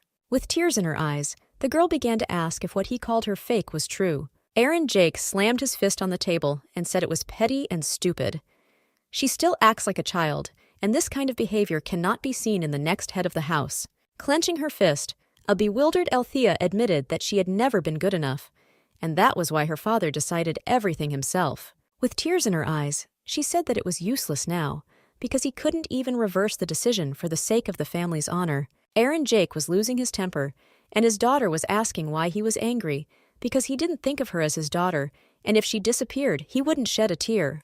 The girl told him that she would save him from difficulties, and would disappear herself so as not to become a member of this family. Althea, having opened the door, began to leave, and Aaron Jake, in bewilderment, began to call her and tell her to come back. The man explained that he had no intention of giving her up. They were both his daughters. He was strict because he wanted to give her a decent family. However, Althea left, and Elisa turned out to be a swindler who tried to steal his family and property. Our heroine, having heard the whole story, said that she would also run away. The man continued to be sad and says that he did not want this. In any case, she decided to go further, but soon she stopped and was perplexed. Entering the main hall, the guys saw a huge number of stone statues. Apparently, there was a fierce battle here, but now only petrified monsters remained here. Aaron Jake also suddenly shouted, saying that he had finally found his daughter. The man rushed to her, and no longer holding back his tears, could not believe what had happened to his daughter. Aaron Jake told her that they couldn't just say goodbye to her. Ailette at this time stood behind her grandfather and did not know how to help him. Agnes said that her heart hurts, but nevertheless she is even more scared. Ailette decided that the girl was strong enough to protect her family. At this moment, Agnes noticed the weapon in her hand. Looks like she defeated the monsters with just a hoe and a plow. Our heroine immediately remembered the words of her brother, who said that he saw her the night before her disappearance. Ailette screamed in horror, asking if it was really her mother. Aaron Jake was no less frightened by the girl's scream. Turning around, the man asked what she said. He couldn't believe what he had just heard. Our heroine said that when their mother ran away from home, she had a plow in one hand and a hoe in the other. My brother said she ran out in her pajamas while everyone was asleep. With every word, the girl came closer and closer to the statue. Suddenly, Aaron Jake, in bewilderment, grabbed the girl and shouted that he had a granddaughter. It turned out to be a slightly sad, happy, awkward, and surprising situation. Our heroine told her grandfather that she would like to share the joy of unexpected meetings with him, but she wants to say something. This girl, or rather her mother, was petrified. However, no fatal injuries were visible on her. Looking up, she thought that the one who used the petrification curse was a monster with eyes similar to those of the boss monster. In this case, our heroine gained hope, saying that everything turned out very well. The girl screamed, saying that her mother was still alive, but they needed to break the petrification curse. The man asked if this was true. Ailette nodded to him, but said that everything he saw would have to remain a secret. Aaron Jake, perplexed, wanted to ask what she was going to do, but the girl made it clear to him that it was better not to ask. Approaching her mother, our heroine knew that if this curse was created by a demon, then it could be removed by the counterpower of a saint. Opening her eyes, she called for the divine coming. At the same moment, our heroine began to emit a divine glow. Aaron Jake looked at his granddaughter in bewilderment and asked where she got such divine power. Where did she get such power? Ailette smiled and said that she was a diligent believer. Then she asked if grandfather believed now. With God's grace, she will remove the petrification, and when it is removed, you need to engrave God's mercy in your heart. Aaron Jake immediately became the most religious person. Having found a skill that lifts the curse, the girl turned to omnipotence and used the baptism of purification skill. Finally pointing it at Althea, the girl began to emit a glow. Within a moment, the curse began to disappear, and the girl began to swallow air. Aaron Jake couldn't believe his eyes. He really began to believe in God, which means Ailette turned an atheist into a believer. The girl was glad that she had succeeded, and the world-building spirit was satisfied with the spread of faith. The scales, judging the soul meanwhile, were biting their lips out of envy. At the same moment, Althea began to cough due to the salt in her mouth. The statue was made from rock salt. The girl began to say that they had made a mistake, but in any case, a little time passed. Althea was immediately speechless, like our heroine. The girl stared at the girl in bewilderment and asked Ailette if it was. Our heroine embarrassedly said that it was her, and at that very second, Althea rushed to her talking about how much she had grown, but she was interested in why her hair had turned white. The girl was incredibly upset that she missed out on her daughter's sweet and wonderful childhood. Althea asked her how old she is now. The girl smiled and said that she was already 10 years old. It was quite strange to say, because at heart she has long been an adult. Althea screamed in horror, refusing to believe that 6 years have passed. It was both sad and amazing that she was free. Our heroine told her that everything was fine, but at that moment her mother hugged her close. The woman began to apologize for leaving them alone. She assumed they were sad and lonely without her. At this moment the girl had a strange feeling. Did she miss her mother? She didn't really see her. But this is not strange, because the feeling is not bad, but on the contrary, the girl felt warm and soft. She couldn't understand why she wanted to cry so much. The girl, moving away, asked her daughter why she was silent. Ailette told her that she simply didn't remember. Althea said with tears in her eyes that there was nothing wrong with it, because she was only 4, but now she would not leave her alone. After these words, she hugged her daughter again. Having called my mother this unusual word, she definitely understood. Even when she became an adult, and even after her mother died, she still needed her. At that moment, the girl was called by her father, who called Althea with a regretful look. As soon as Althea turned around, she couldn't believe her eyes and couldn't say a word. Aaron Jake said that she was right in thinking. He was her daddy, and he missed her terribly. The girl looked at the man in bewilderment and asked who he was, because her father was not here. Aaron Jake tearfully began to tell Althea that he was her dad. To be sure, he even said this in different languages, but the girl still denied his words. The man begged his daughter to return home together. He told her that he would give her his title right away. Althea still stood her ground. She said that she didn't want this, because this was not her home, and he had found a real daughter, so it was better to give the title to her. Aaron Jake told her that Elisa was kicked out, and the director of the orphanage deceived him by sending the actress. As his daughter said, it was just a scam against them. The girl said that these words will not change anything, because now she doesn't need anything. Her father grabbed her hand and asked her to stop and listen to him. At that very moment, the girl ordered to let her go, and to illustrate her intentions, she threw him over herself. Our heroine was shocked by the strength of her mother. A giant weighing over 100 kilograms is so easy to throw. The spirit whispered to the girl that she must obey her mother. Due to a strong blow to the wall, the ceiling of the old temple began to collapse, so stones began to fly towards Althea and Alet. A moment later, Aaron Jake appeared above the girls, covering the people close to him with his body. Althea is wondering what kind of recklessness this is and whether he is okay. The man said that all this was nonsense. Looking at his daughter, he said that he had caused her much more pain than all these stones had caused him. The man admitted that he treated her strictly only because he wanted to quickly raise her to be an heiress. Looking back, he regrets what he did as a dad. Aaron Jake understood that he was a terrible father, did not know how to love and care, but nevertheless, now that he can learn to love her, he wanted her to give him a chance. Althea turned her head sharply at that moment. Our heroine did not understand why her mother did this so abruptly, but looking at her, she understood that she was about to burst into tears. The girl decided that she should somehow gently push her. Alet smiled at her and said that she wanted to see her grandfather sometimes. Althea asked if this was true. Alet said it was. Plus, they can live together. Grandfather, father, and grandchildren. However, the woman said she couldn't. That house only suffocates her morally. She is not going to succeed in the family, and now she is much happier than she once was with her father. Nevertheless, she turned to her father and told him that her daughter was asking for meetings, so she would think about it, and he had better get up from the ground. The man immediately began to jump with happiness, saying that even if he saw them once a year, he would be incredibly happy. He immediately suggested seeing each other for Thanksgiving.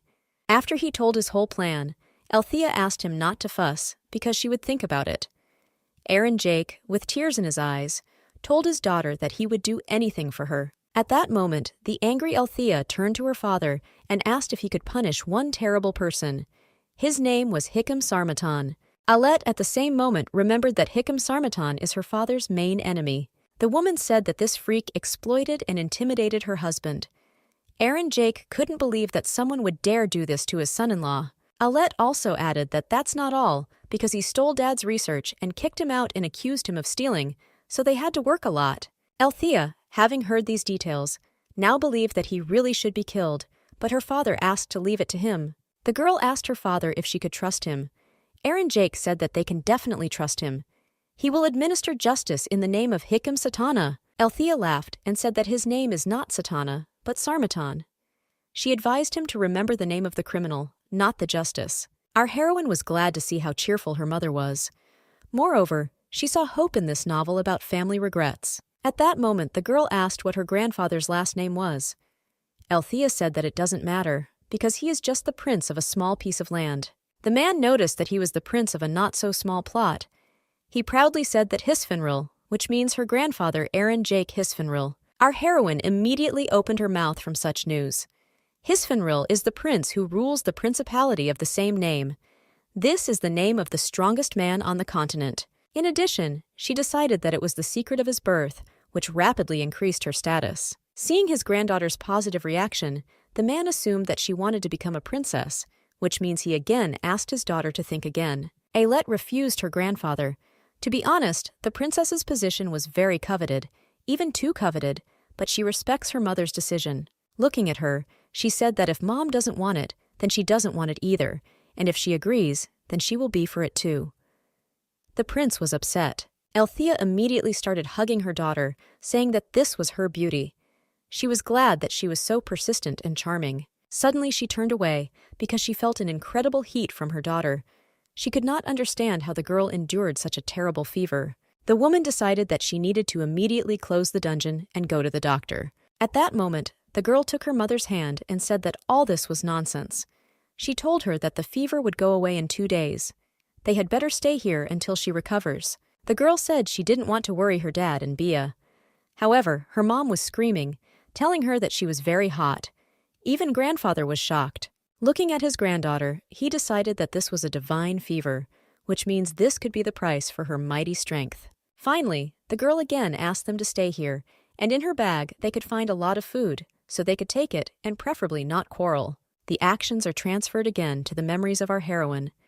Standing with cotton candy in her hands, women her age came up to her and asked why she needed it. Pushing her, they ordered her to give it back, saying that it was hers, and moreover, nothing here was hers. Already looking at the cotton candy lying there, the girl said that she bought it for her classmates. The girl, looking at our heroine, thought that it was not she who bought this cotton wool, but her mother. Then she asked why the girl was trying so hard, because it was stupid. She was sure that no one cared about her at all, because her family was dead. Looking at her, they told the girl that she was completely alone. Rumors and surprised looks constantly circulated around her. The girl had terrible encounters every day. Every person tried to hurt her. All her thoughts were filled only with the fact that no one loved or appreciated her. Nobody really needed her. Suddenly, from all this crowd, she heard the words of a guy who told her that cotton candy is unhealthy food, because there is only sugar and not a single protein. Lowering his head, he said that besides the fact that there is no protein that saturates the body with protein. Raising his head, the boy's face was different. It was Aaron Jake who was offering the girl a turkey breast. The girl certainly did not expect such a turn of events and screamed in bewilderment. A moment later, Alette woke up screaming, and her grandfather standing over her told her to wake up, because all this was just an ordinary dream. Frightened by her grandfather, the girl ran to her mother. Aaron Jake said in disappointment that it's okay to scream in your sleep, and Althea asked her daughter if she was okay. Trying to understand how she was, the girl tried her head, but there was no longer any heat. Alette asked where they were, if this was the end of the dungeon. Grandfather approached them and nodded. She was gone for 2 days, so they closed the dungeon and left, and her mother cried her eyes out. Althea screamed at that moment and told her father that he didn't eat or sleep at all because he was afraid that Alette would die, which means he was even more worried. Our heroine asked in surprise if they were really worried. Her mother hugged her daughter tightly and said that they felt bad because she felt bad.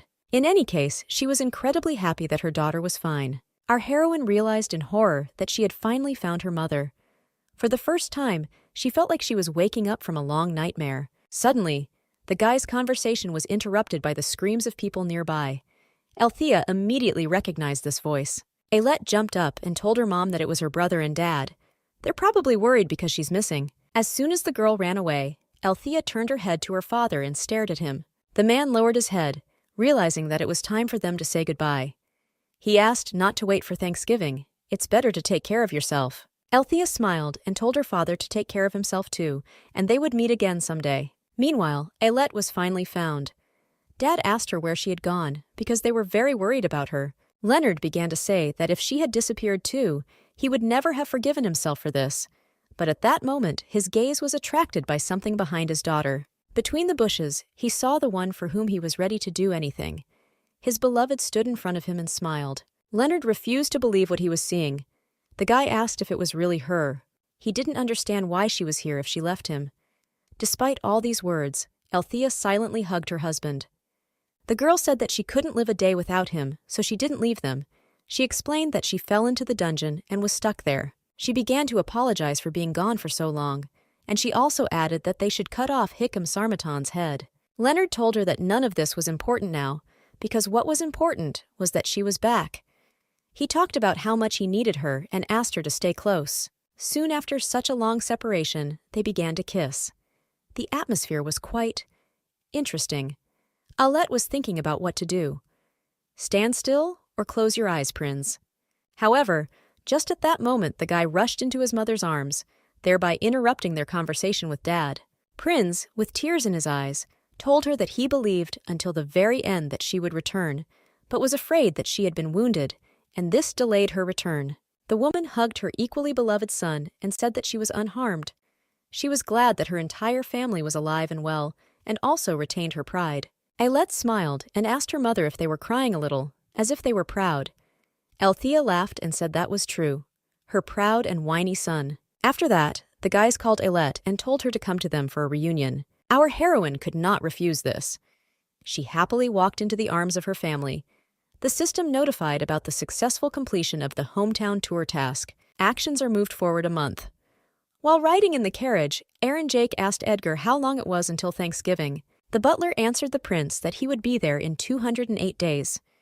The man was dumbfounded by this, because last time it was the same. Edgar recalled that he asked about this 20 minutes ago, and the day is not over yet. He was glad that Your Majesty had become happier recently. Aaron Jake smiled and asked if it was really that noticeable. In any case, he told the butler that he was right. Lately, he has been feeling refreshed. Coming out of the carriage, he asked if he had already spoken about his wonderful grandchildren, because those Rodaline potions were prepared by them. He advised Edgar to take a couple of muscle potions. Nevertheless, heading to the Golden Ivory Tower, he said that it was time for them to complete the task entrusted to him by his daughter. After some time, newspapers with news were distributed to all houses. Ailette just that very morning went out onto the porch to pick up the latest news release. Her face, as soon as she read the title, changed into a very gloating smile. A moment later, she ran inside to Dad and asked, "Take a look at this article." The newspaper reported that Hikim Sarmatan, the master of renewable energy, had been kicked out of the ivory tower. It was also said that he framed the student. Leonard smiled at his daughter and said that this man was truly bad. However, there was no longer any emotion on his face. Does this mean that he already knows everything? In any case, it wasn't the Golden Ivory Tower that was worrying now. A month has passed since their mother returned. There have been some changes. The first is that they moved from the shack to their luxurious home. Bianca persuaded the Count and his wife to give them a place in the annex. The second news is that my mother successfully entered the service of the Countess. As a swordmaster, her mother became her bodyguard, and the mischievous Countess surprisingly became very fond of her. She fell in love with her just as Bea fell in love with Ellie. Mom just smiled, because liking someone was unnatural for her. Our heroine was glad to have such good friends. The system suddenly said that the eyes watching the chaos of all things smiled happily. At that moment, Althea approached her husband and asked him and Ellie what they were doing here. Leonard handed her a drink and said that they had come to her for tea. Suddenly, the girl leaned against her husband and told him that he seemed to smell even better now than before. The third news was that all the residents of the Count's house finally saw true marital love, and she learned to be tactful. Out of embarrassment, Leonard told his wife that he only brought her a drink, so he had to go, and Althea would be better off talking to her daughter. Ailette laughed because her dad ran off with the drink he brought, and at that moment, her mom said that she really wanted to talk. At that moment, the woman took out some sealed object and said that it was a gift. Agnes appeared behind our heroine and said that she already guessed what it was. This is a real adult weapon. Our heroine decided that this was the S-class item that she never obtained in the dungeon of the Black Salt Desert. Hugging this gift tightly, the girl asked her mother if it was true for her. The woman said it was, and then she noticed the calluses. She knew her daughter was into martial arts, but these calluses were not like Prince's calluses. She thought she got the gift right anyway. The woman also recalled that she missed 6 of her daughter's birthdays, so it can be considered as compensation. Our heroine said that she would accept this gift in 6 years. Althea was very happy about this, but she also said that there was something else waiting for her at the picnic. After some time, Ailette and Prince observed something strange on the plate. The guys asked if it was really a piece of coal from hell, but Leonard dispelled their thoughts and said that it was magic cotton wool. Althea thought it would be easy to prepare, but it turned out to be more difficult. The woman said she heard her daughter muttering about cotton candy in her sleep and decided she wanted to eat it, so she made it. Our heroine at the same moment remembered that same terrible dream. Was she mumbling in her sleep? However, because of this nonsense, her mother prepared a whole dish for her. Althea embarrassedly told the children that next time she would do better, but now there was no point in forcing herself to eat. Ailette snatched the plate from her mother and said that she would eat it all because she really wanted this cotton wool. As soon as the girl tried the cotton candy, her mother asked her how the food tasted to her. Ailette smiled, saying that this was the best cotton wool she had ever tried. Again, a month has passed since Mom returned home. With a few changes, life at the Count's mansion finally got better, and she and her family began to live so beautifully that they forgot about the sorrows and hardships of their past life. The action takes place in the dark and bloody desert of Sanarak, which no living person dared to set foot on. Meanwhile, one of Mr. Sanarak's subordinates was telling him that divine power had been released again. The demon said that this report, of course, is very fast. By this time, he himself had learned that this was the same surge that killed Ardamong and Orcia Rodrigo. He was horrified that even Rodrigo had disappeared. The power was terrible. The subject told the Majesty that the judge executor had appeared, and this was out of the ordinary. In any case, the demon was saying that it was not this that was important now, but something else. Speaking about strict order and the path of goodness, he was curious about whose whims it was. This demon was the second in the ranking of the underworld, the devil Carpheus. He ordered his subordinates to find out about everything as soon as possible. The demon wanted to know who dared to cross the demon's path and interfere with their plans. The action moves to early morning. At this time, the head of the family was making coffee. Turning his head towards the rustling, he noticed that his wife had woken up for some reason. As soon as a sleepy Althea approached him, he asked if she would like coffee, but the woman refused. Looking into her daughter's room, she asked if she had gone to morning prayer again. She couldn't believe that the girl was really praying. Leonard said he was also a little surprised, but it had been more than 2 years since she had gone out to pray. Although then he said that he was mistaken, because almost 3 years had passed. The daily prayer quest was finally completed. The system began to congratulate our heroine on the completion of this quest, and now all the conditions for awakening divine power have been met. The girl flew into the air, and the system began downloading information. In a moment, divine power was awakened, and Ellie was now a saint.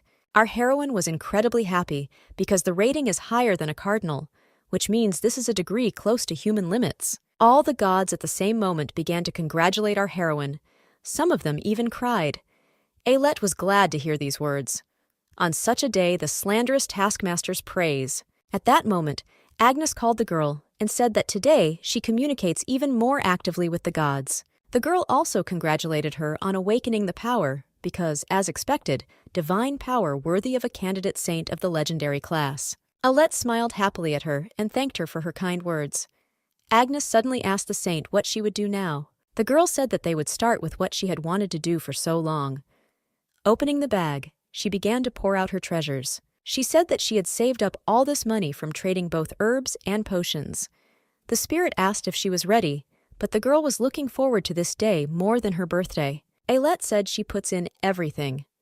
A moment later, she was already flipping through the pages of the store, thinking that she would buy skills related to divine power. Thus, she bade literally everything that caught her eye. After all, something will come in handy. At that moment, the girl remembered that she had a bruise due to her recent training. She decided to try to cure him with her new skill. Using her healing skill, her bruise began to disappear before her eyes. Agnes asked in bewilderment if she had just used a new healing skill. Ailette told her that this was the first time. However, the skill level was 11, and without her enhancements, it would have been level 1. When it was above 100, she healed Ardamong, which means that if you use the skill without coming, the level drops. Our heroine said that no one dares to make her worse, which is why she will persistently hone her skills and become stronger. The instructor asked Ailette how she would practice the shutdown. Was she going to hurt herself? Skeptically, the girl said that everything would be fine. The action moves to the Elfenheim Church. This light inside appeared here after 200 years, which means that a person who has reached the level of a saint has appeared. The monks were sure that this was the hero of the divine coming. Apparently, he was hiding quietly due to training. They wanted to find him as quickly as possible and bring him back, but nevertheless, they did not find a single trace. At this time, Catleya silently watched the monks, who were arguing non-stop about how best to find this man. Unable to bear these empty words, she headed towards the exit to take a little rest. Unexpectedly, Your Eminence Cardinal Catleya was called. As it turned out, it was Thezalid. The guy said he heard that the woman was at Earl Gillette's castle last Thanksgiving. He wanted to know how they were doing. The woman said that it had been a long time since she stopped paying attention to the political world and the dungeons. So far, everything was going peacefully. At this moment, the guy asked what about the servants. Catleya asked him again. Thezalid answered her that there was one child who visited the city and ended up in a dungeon pit. He remembered that the girl was a servant of that place. The woman immediately understood that he was talking about Ailette and answered him that she was saved and taken out of there, and, moreover, more than 2 years had passed. Didn't he care? In any case, Catleya said that the girl was doing well. She has grown up a lot and is already quite a teenager. Thessalid was glad to hear this. The guy thanked the woman for her time and said that he was leaving her. As soon as the guy turned around, he met friends who were interested in what he was talking about with Cattleya, because Cardinal Cattleya is not particularly kind to Stigmata. The guy, looking at the guys in surprise, told them that he was interested in how Alet was doing. The guys started screaming in bewilderment, asking him what kind of pompousness this was. After awakening and being appointed a knight, he became strange. Thessalid laughed and said that everything was fine with him. Marvelous. If he used honorific words, the divine power would increase, but he couldn't. He is an awakened Auror, and not just ordinary, but divine. For the sake of this power, it was necessary to devote time to divinity, but, thanks to his new friends, he couldn't do that. Hestia was just telling a friend that with such pompousness, they might stop being friends. Ephael asked in bewilderment when they decided to stop being friends with Thessalid. The guy asked if he wanted to be friends with the pompous Thessalid. Laughing, he said that he didn't want to. Thessalid laughed and said that he understood them, so he wouldn't do that again in front of them. The guys asked if he still couldn't forget the girl they met in the mansion. They believed that they were unlikely to meet. Thessalid in turn told them that they would see each other. He promised her, just like she promised him. The guys suddenly looked at each other and said that if they thought like that, they could now get out of Shangwanshan. The council was going to send the Stigmata to the place that the church needed. Although he didn't like it, even this was better than being locked in a suffocating place. Looking at their friend, the guys told him that perhaps he would be able to meet a familiar face there. Thessalid, I was immediately inspired by this idea. It was very good. Get out into the world, out of Xiongwanshan.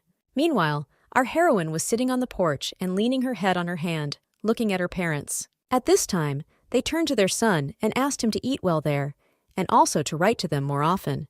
The guy smiled and told his parents that he would definitely do it, but parents should also take care of themselves. Of course, all the hype was connected with Prinz entering the service, that is, at the Knightly Military Academy. Knight Academy is a boarding school located in the capital of the Kingdom of Winchester. It is a representative military academy that is admired by young people. People from all over the continent flock there, wanting to master the skill. This is good news since she promised to raise her brother to be a swordmaster, but at the moment when Prinz was already going to his sister to say goodbye to her, the girl understood something. It was depressing for her to think that she wouldn't be able to see him for the next few years. The girl said that she would send him potions and pills every month, and if anyone offends him, he can contact her. The guy laughed and said that he understood her and asked her to take care of her parents and Bianca. At this moment, the enraged Romdio shouted that it was time for them to leave. Our heroine asked why this guy was going there if he was unlikely to graduate. Prinz laughed and said that the gentleman wants to learn and become a knight. In any case, the guy was already saying goodbye to his sister, saying that he might soon be late. Ailette waved to her brother and thought that this was much better. In the original story, Romdio bought his knighthood, but now, probably, the guy, under the influence of Prinz, said that he would achieve everything himself at the military academy, and even went there himself. Looking at him, the girl thought that it would be good for him to learn knightly manners and experience the bitter taste of life. Althea, at that moment, noticed how her daughter was looking at her brother. Approaching her daughter, the woman said that if Ailette wants to go to the academy, they can ask her grandfather, and she will go there at any time. Our heroine began to wave her hands, saying that she didn't need this yet, and she didn't envy the guys at all. At this time, the whole family had already become very close to their grandfather, and Althea had completely reconciled with her father, thanks to the fact that the prince secretly came to them. In any case, Ailette said that she will train in the castle because she still has a lot to do. She also noticed that even though her brother left, she still had Bianca, and she wouldn't be lonely. Just after a while, the girls met, and Bia told her friend that she was leaving for the capital. Ailette's shock was difficult to describe in ordinary words. The girl asked what this meant. Bia explained that social season is coming soon. Although it's too early for her to go to the debutante ball, she decided to take a closer look at the political world, and it has been unstable lately. Our heroine immediately remembered the original story, which had such a setting. The Winchester royal family is in turmoil over succession disputes. Over time, the prince and princess will begin to confront each other, and the nobles will also enter into a fierce, invisible war. The girl was afraid of how much Bianca would have to endure in that place. She just said that she was leaving the day after tomorrow, but it all depends on the situation in the palace. Our heroine thought that longer could mean a whole year, but at that moment, the girl took her friend's hand and said that she needed to tell her something.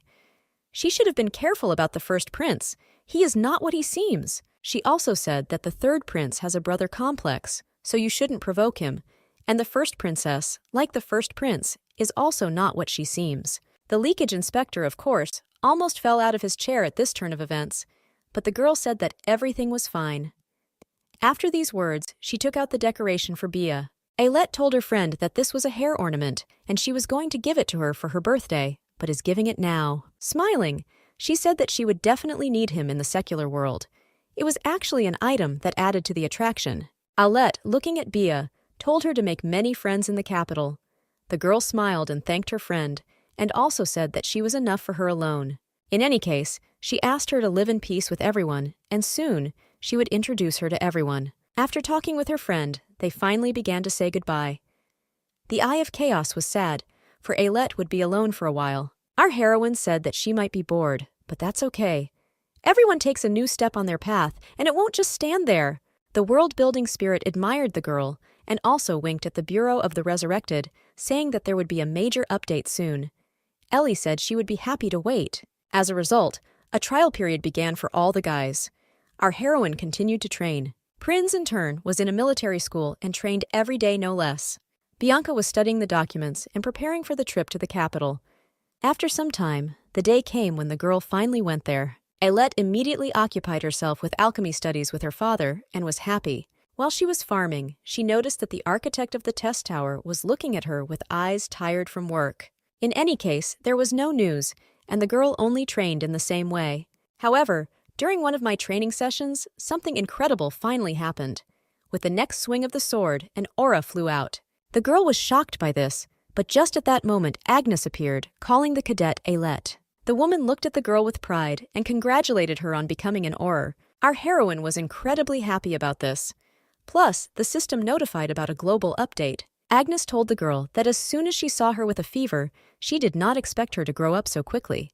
She ran 30 laps and fell, but now, our heroine recalled this time with a laugh, and then decided to admit that if Agnes had not been her instructor, she would not have achieved this. Recalling the girl's strength, she said that it was very cool when she threw 7 Auror swords into the air. She is a role model for Ailette. The girl smiled and said that this all sounds very sweet and unusual, but still this is just the beginning. She told the girl to think about the day when she would take off her insignia and fight next to her. Ailette promised to do her best. However, at that moment she said that Agnes is just a heroic saint, and she is legendary, so she shouldn't accept her insignia. At that moment, the world-building spirit rushed in and began to congratulate our heroine on becoming a swordmaster. Ailette smiled and thanked Mr. Spirit. Agnes, in bewilderment, asked Ailette if she was really talking to her heretical god, whom she worshipped. The girl told the instructor that this is not a heretical god, but a master world-building spirit. Agnes at that moment said that, having become an Auror, the girl would have to go to the dungeons and gain practical experience. Training here will no longer be effective. At this moment, the peace-building spirit threw down a congratulations banner and began to wave his hand. As soon as the girl turned around, he pointed to the system alarm. The system said that maintenance of a large-scale content update was underway. As soon as the update began, the girl called the instructor and told her not to worry. Her world-building spirit has just given her a real training ground. The update was called Challenge Towers. The hero, resurrected in a new world, could now prove his strength by challenging the top floor of the tower. The action moves again to the temple. The monks talked about how the power of the saint was felt not long ago, but there was no news from the master, so everyone was upset. Looking at Sir Argent, they asked him to hurry up with the results of the search for the saint. As soon as the monks left, the guy said in disappointment that he thought that the saint had died because there was no divine power left in the world. However, since the last discovery, Argent felt that the presence had become even more obvious. He finally saw hope of capturing the saint, but at that moment, Thessalid stood in front of him, who called his brother. Argent congratulated the guy on his knighthood, but still the name was strange for him. However, what was even weirder was that the guy was calling him brother. In any case, the guy had no choice, because Xiongwanshan asked the cardinal to take care of the orphan, and his father picked him up. The guy told Thessalid that he heard that the Tower of Saints was reorganized into a heresy investigation bureau. He knew about the mission to the outside world and wanted to know what happened. Thessalid got caught up in my thoughts. If Xiongwanshan didn't treat Stigmata like a tool, or at least if he had at least one good healer with him, then everything would not have been so difficult. The guy told his brother that everything went fine. Nodding his head, Argent asked where his next mission would be. The Sealid answered him that the day after tomorrow they were leaving to cleanse the Akoni region and preach there among the indigenous population. Looking at his brother, the guy understood that this was a den of heretics. He said the guy should be well aware of the rules of the church when missionary work fails with heretics. Thessalid member of the Bureau of Heresy, so he has the power to excommunicate. Anyone excommunicated from it has no human rights, and killing him is not considered a sin. Patting his brother on the shoulder, he told him to listen and obey orders. Then he said that that was all. Finally, the action moves to our heroine, who has just finished getting ready. Agnes said that this tower is like a subdimensional training ground, reminiscent of a dungeon. The girl told her that entry was free. In any case, the instructor suggested that the cadet use the most suitable sword, and therefore pick up the sword given to her by her mother. Our heroine was glad that she was finally allowed to use a real sword. Agnes told her that her aura was awakened, and she could not be with a wooden sword all the time. In that case, the girl got him. The black desert sword that her mother took out from the dungeon. It's time to use it. Once all the preparations were made, the girl finally stood up and summoned the Tower of Challenges. Within a moment, she was in the tower, among hundreds of stairs and descents. Looking around, Alette couldn't believe what the beginning of the tower looked like. It was simply amazing here. There was also a sign for her here that forbade the use of the divine coming. Agnes at that moment told our heroine that the cadet should not relax when entering the training site. No one should take her by surprise. Our heroine said she wouldn't let that happen. Within a moment, the first floor of the tower began to load. Sometime later, Alette was on the battlefield waiting for the boss to appear. A moment later he appeared, and the boss of the first floor was an adorable slime. Agnes, as soon as she saw this cuteness, could not control herself because he danced too cutely. Nevertheless, Alette was not going to spare even such cute creatures, because this was her opponent. Having accelerated, she hit the slug with all her might. A moment later, splashes of mucus flew in different directions, and Agnes was in shock. Unexpectedly, inside the monster, our heroine discovered a trophy, apparently an element of alchemy. The instructor told her that she was really merciless. Immediately after the victory, the girl returned to the tower, and the battlefield, as well as the boss, began to disappear. Also at this moment, a staircase began to appear behind them. It looks like once you defeat the boss, you can move up to the next floor. In this case, Alette was only going to go up. She told Agnes that it was time for them to get up. At this rate, our heroine walked along the floors and cleared all the monsters in the dungeon without any problems. Finally arriving at the 15th floor, his boss was an endless zombie summoning circle. Our heroine was incredibly happy about this test because she had one trick up her sleeve. The girl ran after the zombies, saying that her healing levels would be ideally useful here, but for some reason, all the evil spirits ran away from her in horror. At this moment, she decided that it was all because of the passive skill of undead infamy. In any case, she asked them not to run away. After some time, she sat among a whole bunch of destroyed zombies and ate, thinking that she had raised the healing level to 10. Agnes asked in surprise why she uses healing as an attack, and what's more, having an appetite after fighting zombies is truly amazing. Our heroine knew that the system blocks mental shock during training, but at the end of this period, the mind barrier will be dispelled. In any case, for now she needs to continue to observe in a dull state, because this world seems to require a lot of endurance. Nevertheless, she was wondering now how Thessalid was doing. Now everything was going according to the plot of the original, and he was probably going through various painful events. Finally, having put away the food, the girl said that she had lost her appetite, and the rest was generally over. She decided it was time for her to resume her training. There was little time left. She, meanwhile, had to quickly become the useful healer that Thessalid needed. At first, the architect of the tower was proud of the girl, but a week later, when she destroyed the boss of the 100th level, he was amazed. It was too much. Agnes, in horror, asked Alette to wipe the blood from her face, because sometimes it seemed that she was the boss of the dungeon.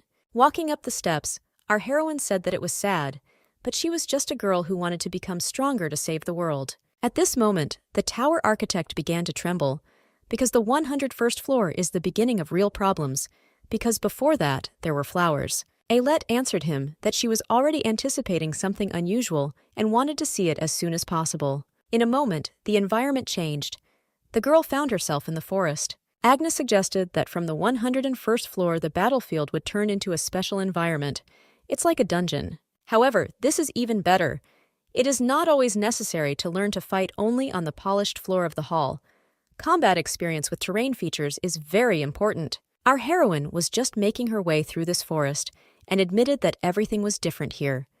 She never thought that she would suddenly become involved in mountaineering. Suddenly, an explosion occurred right above her. Alette was frightened and raised her head in bewilderment. Is this really a volcanic eruption? The strangest thing was that one of the stones seemed to be flying towards our heroine. At the last moment before arriving, Agnes told the girl to dodge, otherwise it would be bad. As soon as this something landed, our heroine raised her eyes and saw a strange glow from the smoke in front of her. Suddenly, a giant stone monster crawled out from there. The boss of floor 101 was a magma golem. The monster didn't even let the girl come to her senses, and immediately went on the attack, hitting the ground with his fist. Our heroine, as soon as she found a window to strike, swung her blade, but it only scratched the golem. Agnes told the cadet that she should not attack the monster in areas of hard skin. You need to look at the enemy and find out where his most vulnerable spot is. Immediately after these words, our heroine fell into the water, which was undoubtedly very unexpected. As soon as she surfaced, the instructor added that she also needed to monitor the situation, because she needed to avoid such mistakes and take advantage of the location to attack. At that time, the magma golem stood in front of the girl at a distance with a huge cobblestone. At the same moment, the giant threw this huge thing towards our heroine. Having cut this cobblestone in two, the girl dodged this naive attack. Ailette asked Agnes how she could make the golem look at her, because she had an idea. The instructor advised her to attract the monster's attention with a bright and sweeping movement or scream, and she could also swear at him. The girl heard the instructor's advice, so she started screaming and calling the stupid golem to her. Hearing the insults, the giant began to get so angry that the ground beneath him literally melted. A moment later, a menacing mountain of living stones appeared in front of the girl. At that moment, our heroine waved her whip and hit the golem on the cheek. Not understanding why the giant was still standing without action, she ordered him to finally start moving. The golem literally immediately burst into flames because he had definitely run out of patience. Soon after, the giant exploded, releasing a large wave of flames as it did so. Using her whip, the girl threw it at a branch, and a moment later she was flying on the whip as if on a vine. Agnes was surprised that our heroine was as stubborn as a tank, but she couldn't understand what she was going to do here. The girl said that she was taking advantage of the location, as the instructor advised, but at that moment, Agnes screamed in horror. It turned out that due to her lack of vigilance, the girl did not notice the approaching threat and was thrown aside. Now our heroine was on the edge of the cliff. Agnes told her that it was dangerous to have her back to the enemy. The instructor also said that there was no turning back. She couldn't escape. Taking her sword firmly into her hands, Alette told her that she would no longer run. Swinging her blade, she said that she wanted to plunge the blade right into the monster's heart right now. At the same moment, she thrust the blade into the ground with all her strength, and it immediately began to crack. A couple of seconds later, both of them, along with the giant, were in open fall and flying straight down. However, thanks to the whip and her skill with it, she caught it on a branch and held on while the giant flew down. After some time, she stood on the remains of a giant who had weakened due to water, which was the golem's weakness. She specially lured him into a mountain stream. After that, she proudly plunged her blade into the heart of the golem and thereby destroyed it. Our heroine asked the instructor if this was a level A boss. She confirmed this, and the girl decided that this level was not so weak. She thought that Ardamong was also of a similar level, which means her divine advent skill was simply a fraud. In any case, Alette said that they would conquer the next floor tomorrow, because today, her legs could no longer support her. Suddenly, the action moves to the temple, or rather to the dungeon. On the other side of the bars stood monks who addressed the guy. Looking at Thessalid, they asked him if he knew why he was here. Having heard no answer, the monks ordered the prison guard not to give the guy a sip of water until he had completed a 3-day probationary period. At this time, the guys, Ephael and Hestio, were watching all this from around the corner, but did not stick their heads out yet. As soon as it became quiet in the dungeon, the guys decided that they should go out and they headed to their friend. Already standing in front of Thessalid, they asked how he was feeling. They suggested that he was cool in the new room. The guy, in horror, asked Ephael and Hestio what they forgot here. The guys interrupted him and said that this was not the main thing now. Handing him bread and water, they asked him to hide it in his bosom and eat little by little when no one was around. They didn't hide the fact that it wasn't particularly tasty, but in any case, it was better than starving. The guy thanked the guys for their help. FIL at that moment, I asked the guy how he was, because Xiang Wanchen continued to reproach him and torment him, even despite the fact that he saved a bunch of people and cities. Sighing heavily, the guy said that everything was fine. Iphael also looked away and told him that he had always been like this. Hestio, he suddenly added on his own that Xiang Wanchen was taking out all his anger on Thessalid. More than once or twice he ignored the rules and acted in his own way. The guy said that the Akoni region refused to execute heretics again. Then he asked if he knew one interesting detail. Among the stigmata, only Thessalid never killed heretics. Iphael, in bewilderment, he asked if their friend was on the side of evil. Hestio replied that it didn't matter.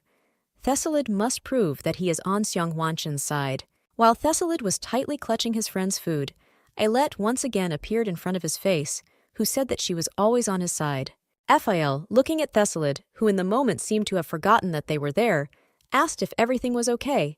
Turning his head to the side, the guy told the guys that everything was fine. Nevertheless, he himself could not understand why, when despair pulls him down, he suddenly remembers her face. The actions are just transferred to our heroine. At that moment, her father told her that in the afternoon they would go on a picnic with her mother, and so he invited her too. Ailette told her dad that she still needs to learn something, so they should go on a date together. In this case, Leonard told his daughter that he ran, and Ailette good luck with her studies. As soon as the door closed, and Dad went about his business, she asked the system to let her into the testing tower. A moment later, the portal in front of her began to activate again, which would soon take her to another space. It's been a few days since she dedicated herself to training. After the 101st floor, the speed of passage decreased significantly. The higher she rose, the stronger the monsters became, therefore 1 floor in 1 day. Soon after, she went 1 floor after 2. During all this time, there were many interesting and terrifying bosses. After this, it all came down to the fact that she could pass the floor every 4 days. When she was on the 130th floor, the speed of her passage was 1 floor in 1 week. Then every 10 days, and on the 170th floor, sometimes it took a whole month to just 1 floor. Time flew quickly, and her skill level grew steadily. In moments of rest, she always studied.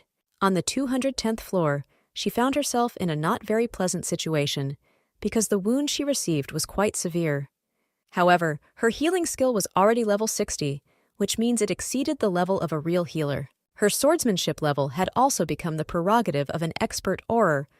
She handled the sword with a pen. All this thanks to the fact that Agnes officially introduced her to a private fencer. And again, time began to fly incredibly quickly.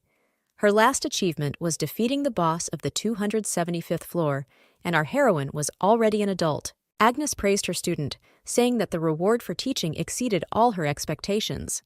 Ailette smiled and told her that she was a great teacher. In any case, the instructor said that now the girl copes well with demon dragons, although starting from the 265th floor, there are entirely demon dragons. Our heroine turned to Mr. Architect and asked if 10 evil dragons in a row were too much. He cleared his throat at this moment. However, she decided that she should take the item and get out of here. Agnes noticed that there were only bones, and Ailette told her that she would take them. The instructor, in bewilderment, asked why she needed this, and she told her that it was all for her beautiful underground farm. Walking to the farm, she thought that she was stuck in the tower and had not visited the guys for a long time. As soon as she called the guys, she only opened her mouth in a stupor. Everything was so bad that the bones of the skeletons were broken, and they themselves could not move. Helbrus explained to the hostess that they tried so hard, digging a fish pond, but unexpectedly broke down.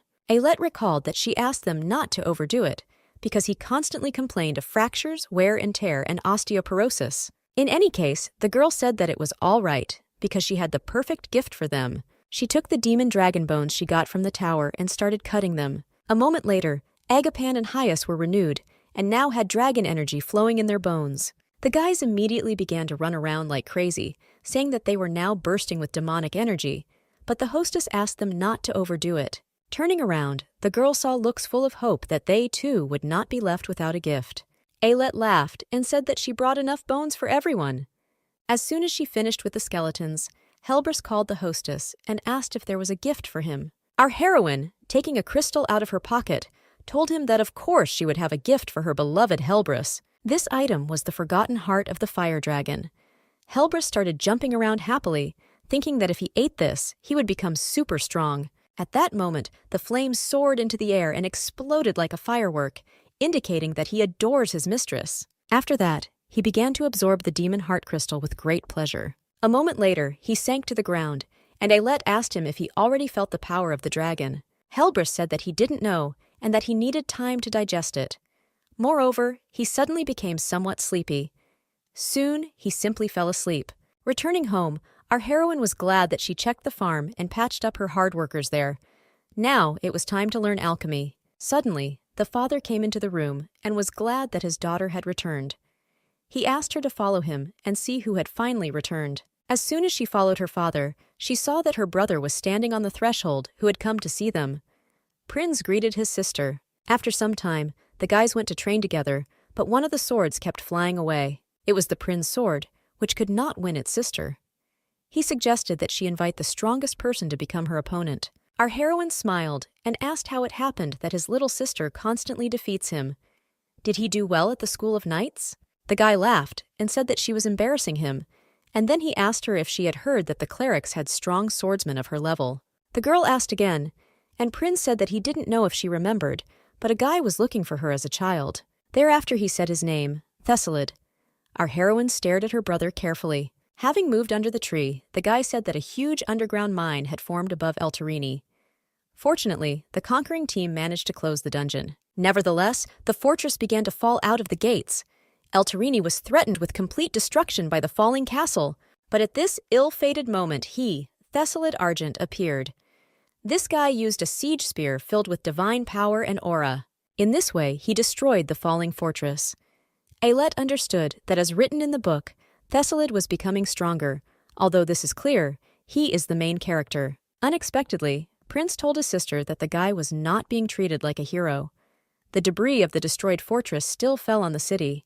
There were no casualties, but the city suffered significant material damage, and all merchants are trying to compensate for the damage caused by the store. Our heroine was incredibly angry, because if it weren't for the guy, the city would have been completely left without people.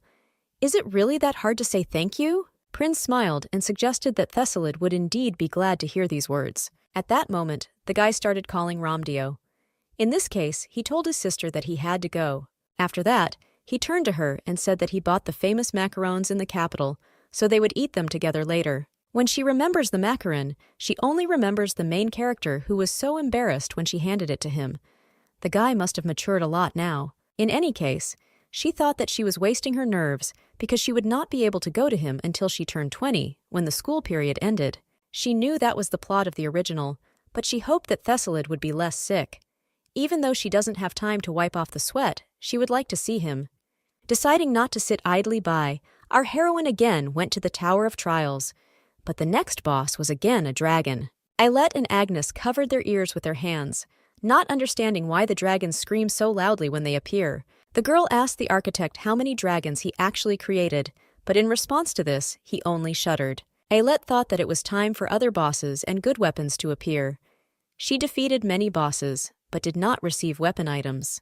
The architect suddenly ordered to look forward and not to the sky. Looking ahead, she saw the beginning of a quest, the reward for which was a ticket to choose one rare boss item. This is exactly what our heroine needed, because now she will definitely be able to choose a weapon. Agnes was very surprised that the cadet suddenly became cheerful and moreover was happy to fight the dragon. The dragon at that moment began to taunt people, saying that he would take her life painlessly. Agnes laughed at these gangster speeches, but Ailette's reaction was still amazing. The instructor asked her if it was because of these speeches. Our heroine laughed and said that this is how she reacts to the treasury under the dragon. She was sure that there would be at least one sword there. The instructor smiled and told the girls that her reasoning was correct. She was glad that Ailette would finally change her weapon. Ailette was no less happy, but still, first of all, she should deal with the dragon. At the same moment, she ran to attack. After some time, our heroine was sitting at home and wiping her honestly deserved sword. Agnes smiled and asked if she really liked him that much. The girl answered her. She was incredibly happy. Still would. She spent 3 days and 3 nights in that treasury to choose this sword. Looking at this blade, the instructor now said that if her eyes do not lie, then this is the best sword in existence. In this case, she told her student that she would look forward to her growth with a new good sword. After this, Agnes asked our heroine that after 20 years she could leave the Count, but what she wanted to do first. The girl smiled and said that first she would find Thessalid. Agnes smiled and asked if she really missed him that much. Maybe he is her first love? Our heroine knew that this was not so because the main character on the 17th round of regression was destined to die as soon as it began. This means that you will need to quickly find him and fill him to capacity with healing potions so that he does not die. In any case, Agnes told the girl that the battle with the dragon was not easy, so they should go to bed early, because tomorrow they will have training again. Reaching for the candle, our heroine told the instructor that she was right. It was better to go to bed. Already lying on the pillow, the girl thought that everything was not as easy as she thought. Running without a break to get better is really difficult. Turning on her side, Ailette asked the system to show her rank. After a moment, she showed it. Her rank on the list was 281. The training quest to get into the top 100 in the world has already been completed. In any case, she knew that the world she would face was a history of complexity S. The architect suddenly asked the girl if she would take a break. She probably turned the other way and said that she couldn't take a break because she needed to get to the 300th floor of the tower and quickly leave the Count's castle. She knew that Thessalid was now walking along the difficult road of deprivation, and she should become better for his sake. It must be dawn in the church now. Thessalid is the main character who must pass trials before going back in time. In any case, she hoped that the guy was now having good dreams. Soon after this, the girl fell asleep. The action moves to Thessalid.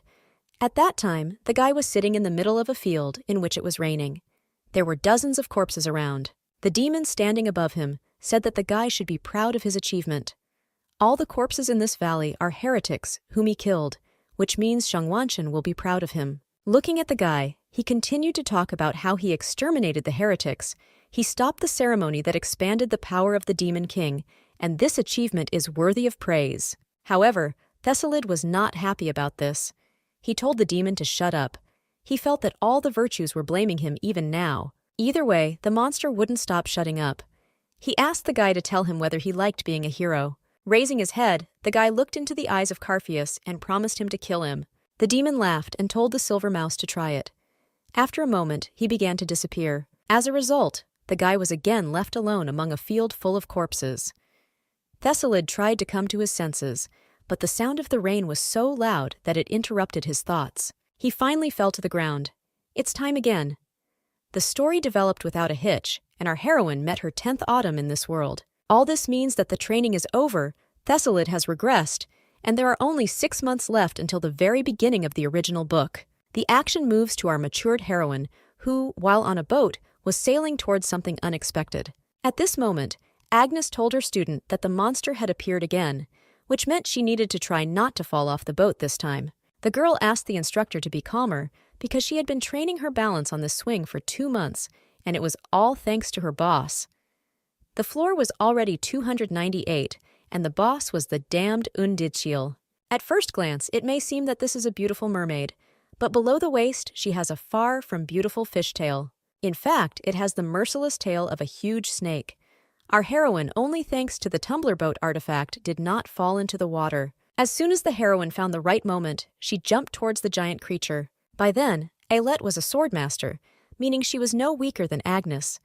In her hands was a 2-handed whip sword. Deftly handling her weapon, our heroine attacked Undidchiel in the back, grabbing her arms and cutting her back. Due to acute pain, the aquatic creature began to scream, and following this, the sea began to rage. Nevertheless, our heroine continued to attack the monster. Running through Undidchiel's limbs, she caused her injuries. After her successful attack, the girl jumped down and headed back to the boat. Suddenly, Agnes shouted to the girl to be careful. Undidchiel's tail was flying straight towards them. A moment later, the boat was smashed into pieces, and all that was left was to hope that Ailette was alive. Fortunately. A few seconds later, she climbed out of the water and got caught on a piece of the boat. Agnes asked the student if she was okay, to which she replied that she was okay, but it was a pity for the boat. Our heroine knew that the lack of floor under her feet was a big problem. The girl immediately thought that it would be very nice to use the divine coming. Suddenly, she remembered one interesting skill. Agnes asked if they were going to start over again, but after climbing onto the board, Ailette decided that she would continue. The instructor was surprised by this choice, but in this case, she advised her to hurry up, because Undidchiel was going to use her ability. A moment later, the sea creature began to scream, and the system warned our heroine that a tsunami of destruction was approaching. Ilette, feeling a huge current behind her, only looked at the monster in shock. A moment later, a wave covered the girl. Undichil, after this attack, I was sure that the pathetic little man was finally defeated, but our heroine at this time used the hopeless mercury barrier skill. Ailette, raising her blade, smiled proudly, looking into the eyes of the monster, and asked if she liked the view. She added that her field is her fortress. The goddess of the Sea Kingdom was incredibly evil, but nevertheless, she was not going to give up. She immediately began wagging her tail and creating deadly waves. Our heroine was not going to look at this with folded hands, so at that very moment she ran on her last journey. After some time, the girl stood with awards in her hands, and Undichil behind her gradually disappeared. The system congratulated Ailette on successfully clearing the floor, and our heroine said in surprise that although the boss of the floor was strong, the reward was just as good. In her hands were the tears of a mermaid, and the strings of the harp of the King of Spirits. The first is the best material for potions, and the strings could be useful as wire weapons. Agnes admired the girl, saying that such a boss would require an elite team of 12 people, but she dealt with everything alone. Ailette smiled and asked if she was happy for her. After all, the girl had already bought all the skills she needed in the store, so even without 12 people she attacked, healed, and strengthened herself. The architect at that moment told her that he was shocked, because she was at 298. She was already ranked 7th among the strongest players on the continent, so he asked her to stop. The girl, walking towards the stairs, said that although the 7th place was not bad, the 17th episode had not yet arrived, where the final darkness rages. The architect was shocked that she was going to the 299th floor and tremblingly asked if she could go there in a month. Ailette asked in surprise what he was hiding. The architect panicked and told her no. The girl said that she knew when they were lying, but the spirit decided to remain silent. In this case, our heroine said that nothing can be done, which means she moves on. Walking forward, the 299th floor of the test tower began to load, but at that moment, the architect of the test tower began to silently scream. Our heroine also noticed that the tower was behaving strangely, because it didn't look like it was loading the next floor. A dazzling shimmer, a feeling of a floating body, slight dizziness, and motion sickness. Our heroine knew this feeling, all because this feeling was moving in space. The system notified the girl that she was in an S-class dungeon. Our heroine asked in bewilderment how this could happen. She is sure that she entered the 299th floor, but why did she receive a message that she had entered the dungeon? The tower's architect shamefully admitted that he had not completed the construction of this floor, so he connected it to a random dungeon. Ailette told him to build properly. Suddenly, the guy started shouting in anger, saying that she was too strong. She spent 7 years on the entire tower, and he even secretly made a patch for the boss. Our heroine asked in bewilderment if he had secretly improved his boss. In any case, she reached out and told the architect that she would keep this a secret from the other gods. If she finds a way out and leaves quietly, then everything will be resolved. The architect was pleased that mutual understanding had been established, but there were still some problems. In the tower, you can challenge and fail the boss several times, but the dungeon is real. Just one mistake can lead to death. Our heroine suddenly asked whether the rule with the ban on the divine coming remained. The architect nodded his head. After all, there are always and everywhere shortcomings. After bending here and there, the girl sat down on the ground. She thought it would be nice if the gates were displayed on the system map. However, the exit gate appears randomly, so you had to walk around it. Ailette suddenly thought about it and decided that she should look in the book. Having opened the menu of the integrated library, the girl began to search for Resurrection to Save the World. As soon as she took it in her hands, she asked her to find the Mucus Cave dungeon in her bookmarks. As it turns out, it was a Wallenstein episode. Little Duke of Wallenstein. This guy was attached to the main character and valued chivalry. However, due to an unwise order from the first prince he served, he was forced to point his sword at the protagonist. Conflicted between belief and order, in the end, he convinced the protagonist and put down the sword, leaving readers wondering why everything was fine instead of tragedy. Of course, at this moment, there was a synchronization of the dungeon, which was caused by a curse during the Duke's training trip, in which he sacrifices himself and dies. As soon as the girl remembered this episode, it seemed as if a knife had been inserted into her back. In any case, now she knows what kind of dungeon it is and what the boss is. The tower's architect began to protest because she was thinking about strategy. Alette said that she was not going to catch the boss, but she was just thinking about it just in case. Pointing into the distance, she said that the boss would suddenly appear from that ceiling over there. At this moment, the long-awaited explosion occurred. Our heroine, who said this just like that, was shocked that it was true. Unexpectedly, as soon as the smoke cleared, she saw living people. The blonde guy asked people to hide behind him because the giant was somewhere above. At that moment, black slime flew out of the darkness, which the guy deftly cut with his blade. Alette looked at this guy in admiration. She immediately decided that it was an Auror. The guy who fought back the slime saw that it began to run away. Luckily, they were safe now. He asked the people if they were okay. The man whom the hero began to lift said that thanks to him, they were normal. Another guy suddenly asked if it was safe up there now. The people sitting on top informed them that they were safe. In this case, the guy said that he would now lower everyone with floating magic, so they should have waited. The tower architect advised leaving once the boss attack scene had been viewed. Nevertheless, our heroine, looking at these people, could not simply leave, because they were in bad condition. Agnes, peeking around the corner, said that their strength was enough for a Class B dungeon, and that was the very ceiling. After examining everyone, she considered that there were only 8 people, and among them only 2 had good skills. They had 1 healer, but even then it was a child. Agnes suddenly noticed that there was a guy in a cadet's uniform. The girl was glad that there were good talents among the cadets, but with the strength of that child, they still would not protect the squad. The tower's architect was nevertheless worried, saying that he did not want any meetings in the dungeon. Our heroine was still in thought. Suddenly, the monk shouted, asking what kind of stupid squad this was. He asked the captain of the punitive squad what he would do about it. Plus, the healer's assistant was eaten by the boss. The monk continued to shout, but one of the people asked Priest Joachim to calm down because it was all an accident. The boss was accidentally awakened, and his people were also eaten. He talked about how it was a safe place where resources could be mined, and why on earth would you think of using a skill on a boss who was sleeping? Joachim shouted, saying that they did not dare blame him for losing the healer. If he returned to the church, he would no longer be able to send healers to this guy's guild. The guy immediately began to apologize and say that it was all their fault.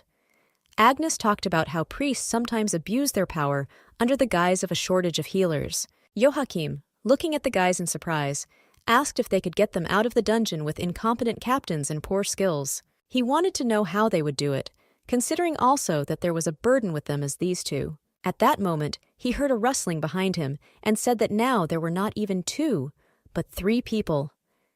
He looked at Alette and asked how long she would whine and cling to him. Our heroine looked around in bewilderment and asked if he was really talking about her.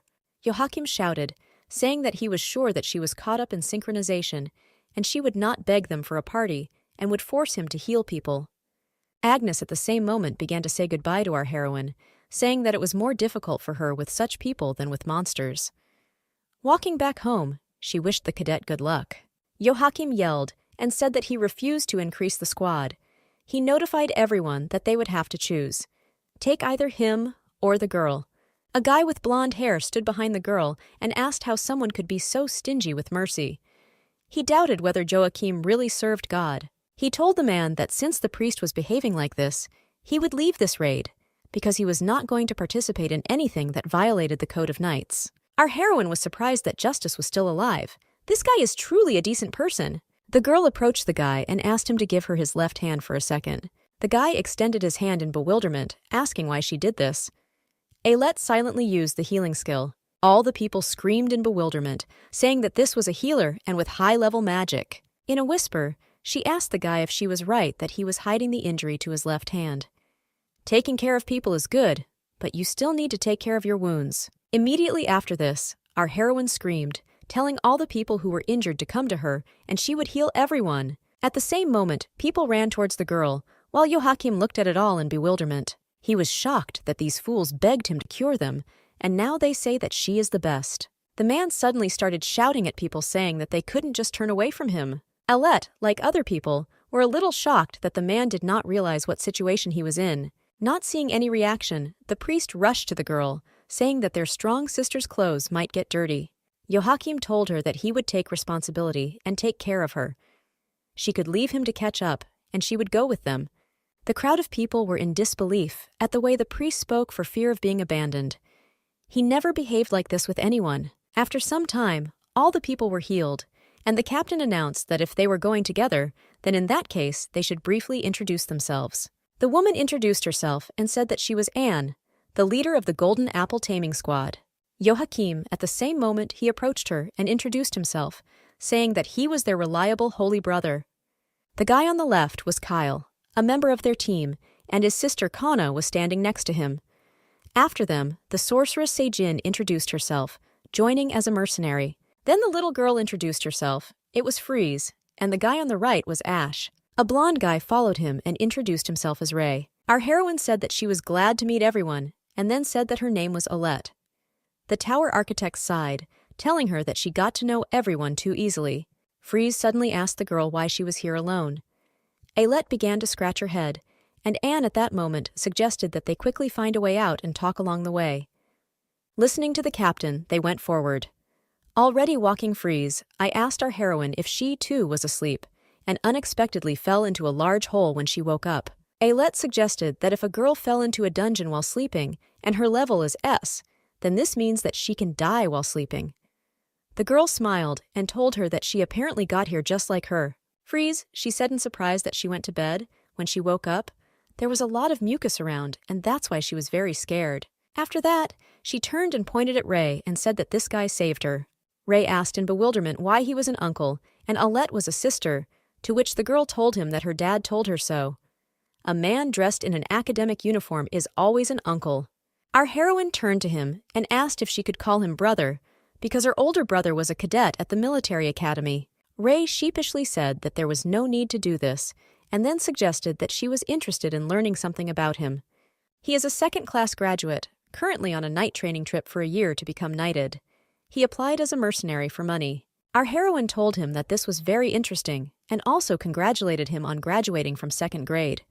Ray smiled and said that he had not been congratulated so sincerely for a long time. Alette felt both joy and sadness, thinking about how he was compared to so many. The guy said that all his life he was put in 2nd place and compared with the 1st, even if he did not claim. Alette suddenly thought about it and said that if you think about it, then her older brother also graduated this year, which means he has exactly the same jockey as Ray. The guy asked in surprise what her brother's name was, and as soon as the girl said that her brother's name was Prinz, he became dumbfounded. He asked again in shock. Our heroine asked if they knew each other. She added that her brother was giving a speech at the graduation ceremony when she suddenly noticed that Ray's face had changed. Our heroine asked what was wrong, when suddenly Ray apologized and said that he was allergic to pink hair, so he would move away. Alette couldn't understand what happened to Ray, when suddenly a voice came from behind her. Ash said that although the knight cadet's condescending tone is unpretentious, he is known as a person who is polite to everyone. Maybe he sensed something special in Ellie. Our heroine asked in surprise why he spoke so politely. Ash scratched his head, saying that she seems older than him, but they can switch to you. The girl said that she would do it with pleasure, and then asked if he too had joined here alone without a companion. The guy said that initially he was accompanied by another squad, but it was destroyed and quite tragically. While hiding in a cave to escape a demon attack, he encountered the guild, and he is very glad that they took him with them, although he does not own a weapon. However, the guy said that it was dangerous for healers to stray too far from their group, so he advised her to stay close to everyone. Agnes at that moment told her student that this guy was lying. The gait and calluses on his hands, which were noticeable at first glance, meant that he was excellent with weapons. Judging by the stance, she assumed that he was a murderer, armed with a double dagger, and he was hiding it because he had something to hold on to, but he was a dangerous guy. Our heroine thanked the instructor, but she knew it herself because she saw it. Ash is a killer from the first team. She should keep in mind that this guy was ordered to kill Thessalid. Seijin suddenly, she started talking about how there was no way out in sight. They definitely needed to get out of here before they ran into the boss. Suddenly, the ground began to shake, and Ray ordered everyone to stop, talking about the approaching danger. Looking deeper into the cave, Joachim began to scream, saying that this was definitely the boss of the dungeon. Kyle couldn't believe it. In any case, the guys decided not to tempt fate, and so they began to run away. Anne told everyone to run as quickly as possible because they would only survive if they ran away. Just after these words, Kana stopped and notified the captain that they had reached a dead end. The woman stopped in horror and looked into the distance, while Ray advised not to panic and make an arrangement. Drawing his blade, he said that he would command the front, but he needed their support. Most of the squad agreed with the guy, but Joachim distinguished himself here too, and in bewilderment only began to scream, saying that they were finished. Pushing the girl to the side, he told the guys that from now on they were left alone, and he was running away from here. Our heroine grabbed Freeze and then told the priest that he was moving in the wrong place. Of course, these words would no longer help, because he had just met a giant monster. The giant was not even going to think. He grabbed the victim, who ran under his feet and ate him. Freeze, she began to scream in horror, and the architect of the tower also added to this flash mob. Alette notified all the other people that the boss had arrived. The owner of the dungeon was the evil spirit devourer Oscurius. This giant consisted of hundreds of limbs with toothy ends. The giant immediately launched an attack on people who still did not understand the whole problem. Kana said in horror that the ground began to shake violently, while Anne corrected the girl and said that these sounds were not coming from underground. The reason for the shaking of the ground was the dungeon owner, who jumped at that moment. Kyle looked in horror at all this number of spirits, but Ray tried to calm the squad down by saying that they would chop everyone up one by one. Our heroine thought that the guy was thinking correctly, because the evil spirit Oscuria consists of a colony. Each spirit individually was not strong.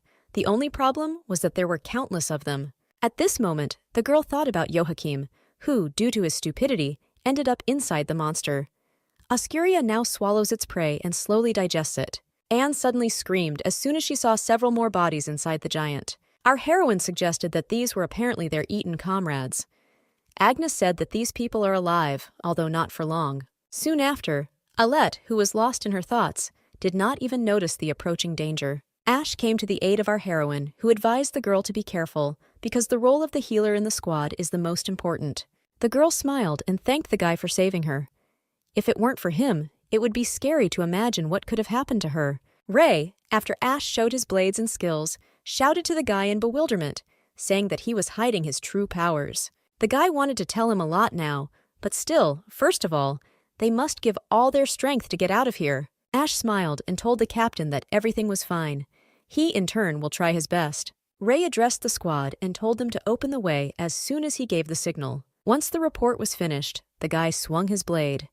The beam from the blade caused considerable damage to the monster. However, Ash was not far behind, skillfully swinging his blades and cutting off the monster's limbs. Our heroine, holding the girl, thought that the guys were strong, and they both had excellent skills. Looking at the guys from the guild, one could understand that the sum of their strengths was also quite good.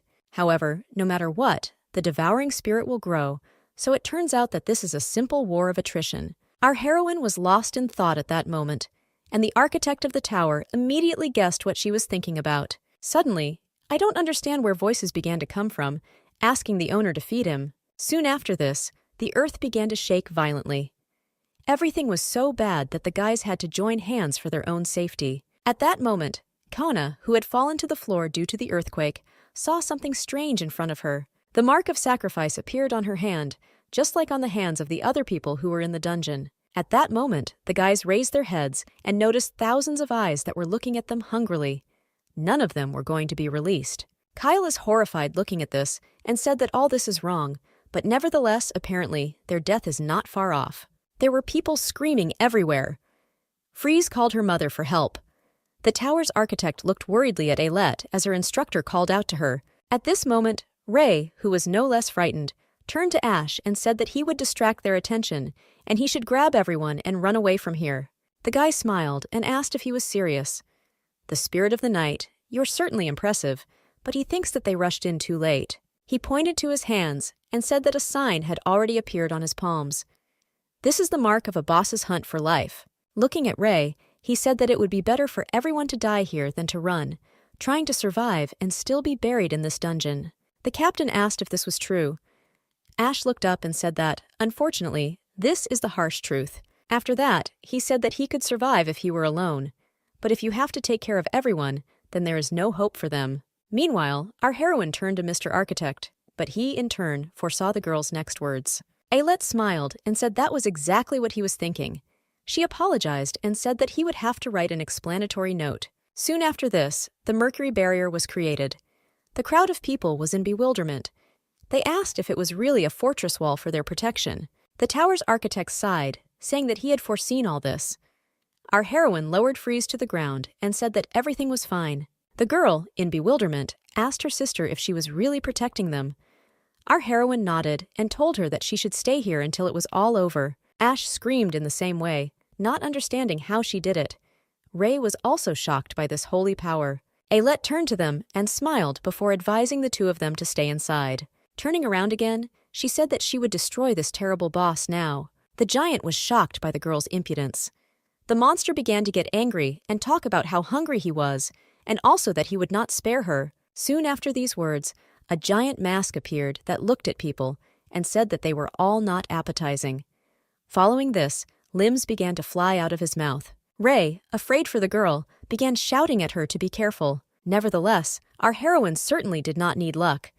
Taking out her two-handed sword whip, she swung it and destroyed everything in a radius of her. Ash asked in bewilderment what this shining light was. After that, he asked Ray if there were aurors with such powerful divine power. The guy, looking at the girl, said that this was even conceptually impossible. Also continuing to look at her, he noticed her sword, which belonged to the heroine Agnes. It has the best combat power, but its difficulty level is incredible. Nevertheless, Ailette mastered it perfectly. He would have believed her if the girl had said that she personally studied with Agnes. He understood that this was not about the supernatural. If she really is a sword master with this level of divine power, then it is doubly incredible. At this time, the girl shouted to the monster that he was not the least bit cute, and all the people did not go and look at him. Looking at the mask, she said that his owner had disgusting taste, since he raised such a freak as him. In the original story, Oscuria was the Demon King's pet, and if Ailette was true, then the giant should be very angry. Oscuria at that moment began to say with incredible anger that she was insulting his master, which meant there would be no mercy. Since the provocation went smoothly, the further strategy was as follows. We must break the mask, which is the core of the body. Of course, scratching the mask was useless. Oscuria quickly heals from her wounds with the help of ghosts attached to her main body. What needed to be beaten, and moreover, cut, was the neck. This is exactly what the girl was doing. She deftly began to throw her deadly whip, which was wrapped around the giant's neck. Oscuria at that moment realized in horror that he had gotten into dangerous food. He urgently needed to recover. The only problem for him was our heroine, who certainly had no intention of stopping. Ray thought it didn't matter that she was the younger sister of that guy with pink hair who made him shiver. Looking at this overwhelming force, he knew that all personal feelings were simply meaningless. Soon the body of Oscurius fell at her feet. Ray not only felt that his allergy to pink hair went away, but looking at Ailette, I began to think that her flowing pink hair was beautiful. The dungeon master was destroyed. After some time, the people saved from the giant's stomach thanked the girl countless times. They will never forget her grace. The guys continued to say that they would pray for her all their lives, but our heroine embarrassedly said that she had not done anything like that. However, they thought differently. The guy said that he would remember Mrs. Healer Ailette all his life and name the child in her honor. The girl kept asking them to stop, thinking that she really hadn't done anything super cool. Before this, all the gods were screaming, perplexed by the power of Ailette, but now there was a fuss. In fact, Oscuria was not as difficult as an S-rank boss. At this moment, Joachim, adjusting her hat, asked in bewilderment what all the fuss was downstairs. You would think that this sister killed the boss single-handedly. The girl advised him to take care of the assistant and return, and she also wanted him to report upon arrival in Xiangwanshan that the accident occurred because of him. The man began to cough and say that people had no evidence for this. Our heroine strongly advised us to do everything as asked, and also to think about our behavior, otherwise he would get a knife in the back. Already entering the portal, the man asked what it was. Was it really a threat? Nevertheless, the assistant pushed the Holy Father inside. Our heroine asked everyone else to go through the portal, and she would go after the last of them, but she asked Ash to stay because she had something to ask. The guy asked again, and then said that he was nervous from such a special relationship. At that moment, Ray approached the girl and said that he also wanted to talk. He suggested we step away for a minute. In this case, the entire guild said that they would already leave.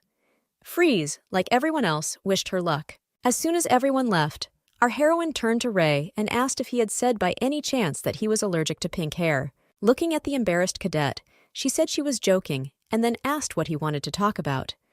Ash, meanwhile, was loyal to Hachiko. The guy turned to the girl and said that he would like her to stop by the Wallenstein estate so that he could repay the savior properly. Our heroine screamed in bewilderment, asking if he was talking about that very estate.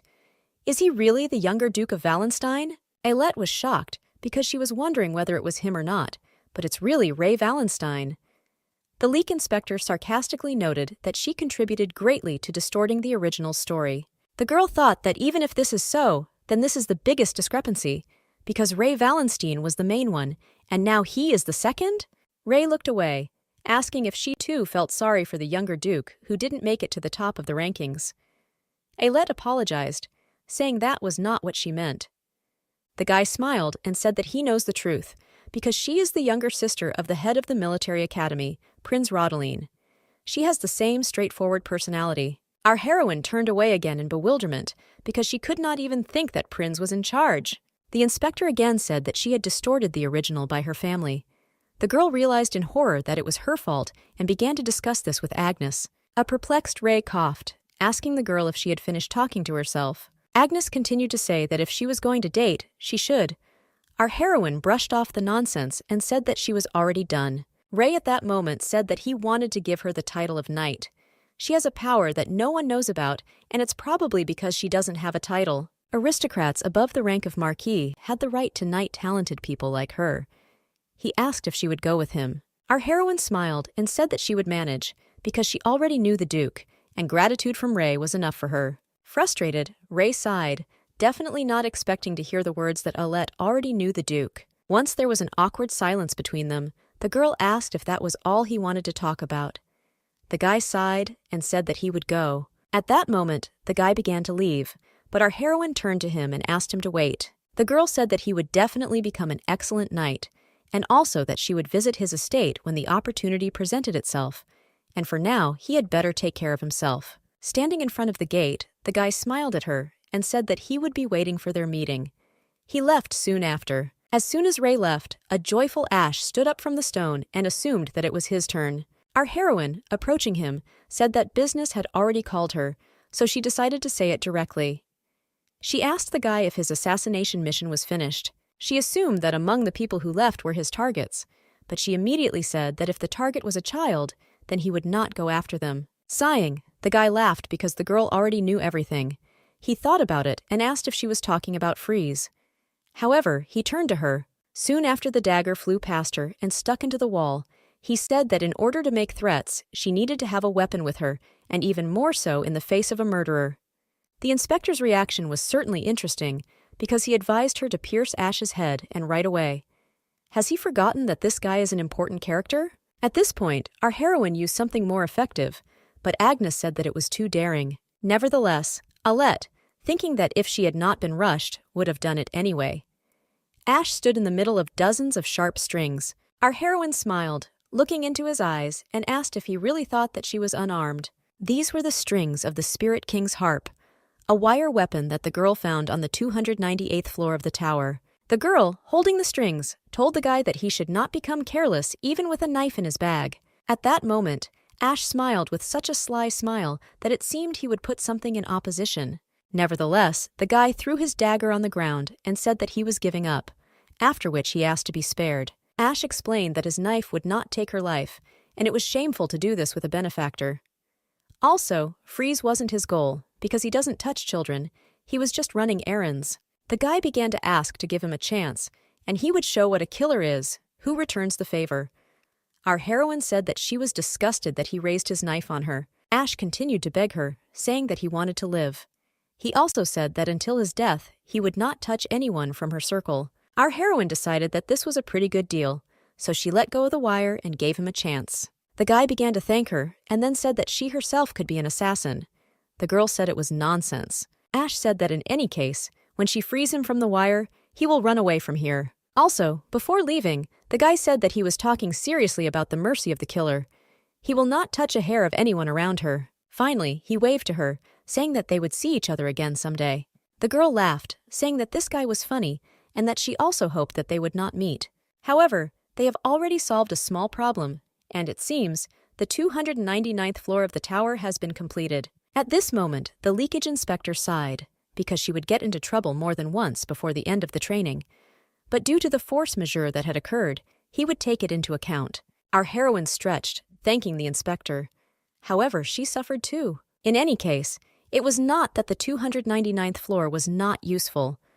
I just needed the skill book that appeared after defeating Obscuria. Although most of the skill books were sold in the store for money, since this store processed typical skills in different alignments, it was simply impossible to cover all the skills within a particular worldview. It would have been much better to defeat the dungeon boss and get a book that was not in the store. The Book of Skills for Ordinary Life was one of the routine artifacts. But this book was certainly not for sale, and it is really useful. The passive effect gave a chance to inflict a mortal wound in battle with cannibal enemies. In this world, terribly hungry enemies are lurking everywhere. However, this was not the only benefit. She didn't know if this friendly killer would keep his promise. She assumed that in the future she would be able to change the fate of Thessalid, who would be hunted. The leak inspector at that moment began to demand that the girl no longer touch important characters. Ellie laughed and asked who asked her to pierce the guy's head. The inspector began to change the subject, saying that she had done a good job and it would be better for her to leave the tower. Nevertheless, the girl headed higher, and God shouted in shock that she was going the wrong way. Our heroine said that she only had one floor left. The architect, writing an explanatory note with empty eyes, said that she could do whatever she wanted. The leak inspector beat his heart, asking if she was really going to do this. She was already standing in front of the huge gate. Apparently, this was the end of the testing tower. Our heroine decided not to stand for a long time, and therefore immediately went inside. The inspector protested against such a distortion of the original work, but the girl only asked which important people she might meet there. As soon as she entered, her expression suddenly changed from a smile to shock. She entered the hill where the Holy Demon Sword is sealed dungeon. Before her eyes was a wounded guy in the middle of an empty field. As it turned out, this guy was Thessalid, who turned around in bewilderment and asked if it was Ailette. Following this, a giant silhouette appeared above the guy, swinging his blade. The guy wanted to ask the girl how she ended up here, but she rushed forward without hesitation, and at the last moment saved Thessalid from imminent death. Our heroine began to scream, asking the Dark Knight how he dares to kill a man who cannot even be resurrected. Thessalid, just like the inspector, who jumped up and started shouting that he knew that this would all turn out, were in shock. Difficulty level S dungeon, the hill where the sword of the holy demon is sealed. However, despite its level of difficulty, the strategy was simple. The worthy man pulls out the demon saint's sword. In the hands of the right person, this sword becomes holy and powerful. However, if it is captured by a person unworthy of this sword, then the sword will become the most terrible and cruel demonic sword. The owner's body will be entangled in black roots, and he will cause endless carnage. This dungeon is special. It appears periodically every 60 years, so the church has experienced both the incidents of the saint and the demonic sword. And the fourth raid was the most peaceful dungeon raid, because among the participants, Valkus Odrek was allowed to wield the sword. Many people bet on him, just like his descendant Oleon Odrek. The guy was going to take the place of his humble grandfather. Oleon told people that he was putting himself forward, and they had better trust him. Many believed him, thinking that he was a descendant of Valkus and their symbol. However, to his dismay, Cattleya Gillette, who became head of state, did not choose him. Instead, she chose Thessalid Argent. Behind the facade of Oleon Odrek's perfect face, emotions were seething. Shangwanshan's first sword, Agent of God, Ideal Paladin. The guy hated Thessalid to the depths of his soul for taking away his title of Master of the Holy Sword. In connection with this, the detachment rebelled. The victims trapped in the dungeons were evacuated, and the morale of the knights was destroyed. Oleon took out his sword. The guy shouted, saying that he was the owner of this sword. Gradually, his body was taken over by evil, but he was already thinking that no one would dare to surpass him. The civilians who were unable to escape, the 3 knights, the dear, precious healers of Shangwanshan, all were destroyed in an instant. Of course, everyone except the main hero of this world, who was able to withstand the attack of Oleon. Looking at his feet, Thessalid saw everything swimming before his eyes. He didn't even know what time it had been since the start of the battle with Sir Oleon. He understood that when the boss battle began, the dungeon gates closed. The army of help will not come to him until the battle is over. The guy didn't know what to do. Is all this really not enough? Maybe we should stop holding on desperately and calm down with this world? Thinking in his last seconds of life that salvation would not come, the guy heard the voice of hope. Turning his head, Thessalid saw a girl in front of him who promised to meet him. Our heroine, looking at Thessalid, even after briefly running over him, noticed that he was terribly wounded.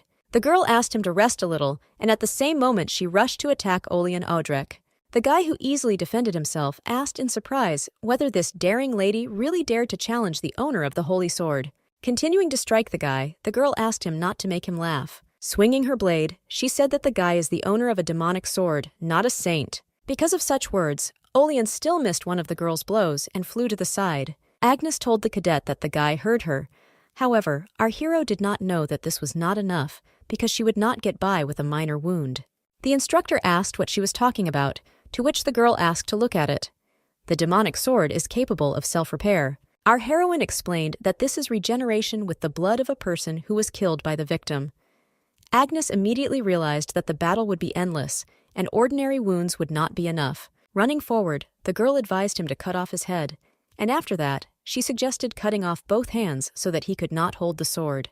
Olian Audrek, looking at the stranger, told her that he did not like her muttering, so she should finish. Soon after this, a skirmish began, in which the guys waved their blades and parried the attacks. Our heroine could not help but notice the sound speed of the blows. In terms of strength and aura, Olian was definitely superior to her. Nevertheless, she had a brain in her arsenal, with which she decided to pick up the moment and…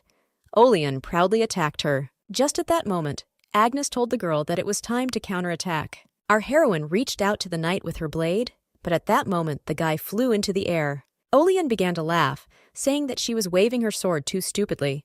There's no way she can hit him. At this very moment, a surprise occurred for him, because a two-handed sword of death appeared, after which the guy no longer laughed. Using her passive critical wound skill, the girl swung her blade and cut off the knight's hand.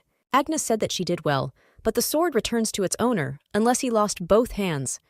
Our heroine said that she would do it right now. Olian Audrek, understanding where everything was going, realized that it was time for him to escape from here as quickly as possible. Alet knew that this magic sword, even if the hand falls off, will still return to its owner.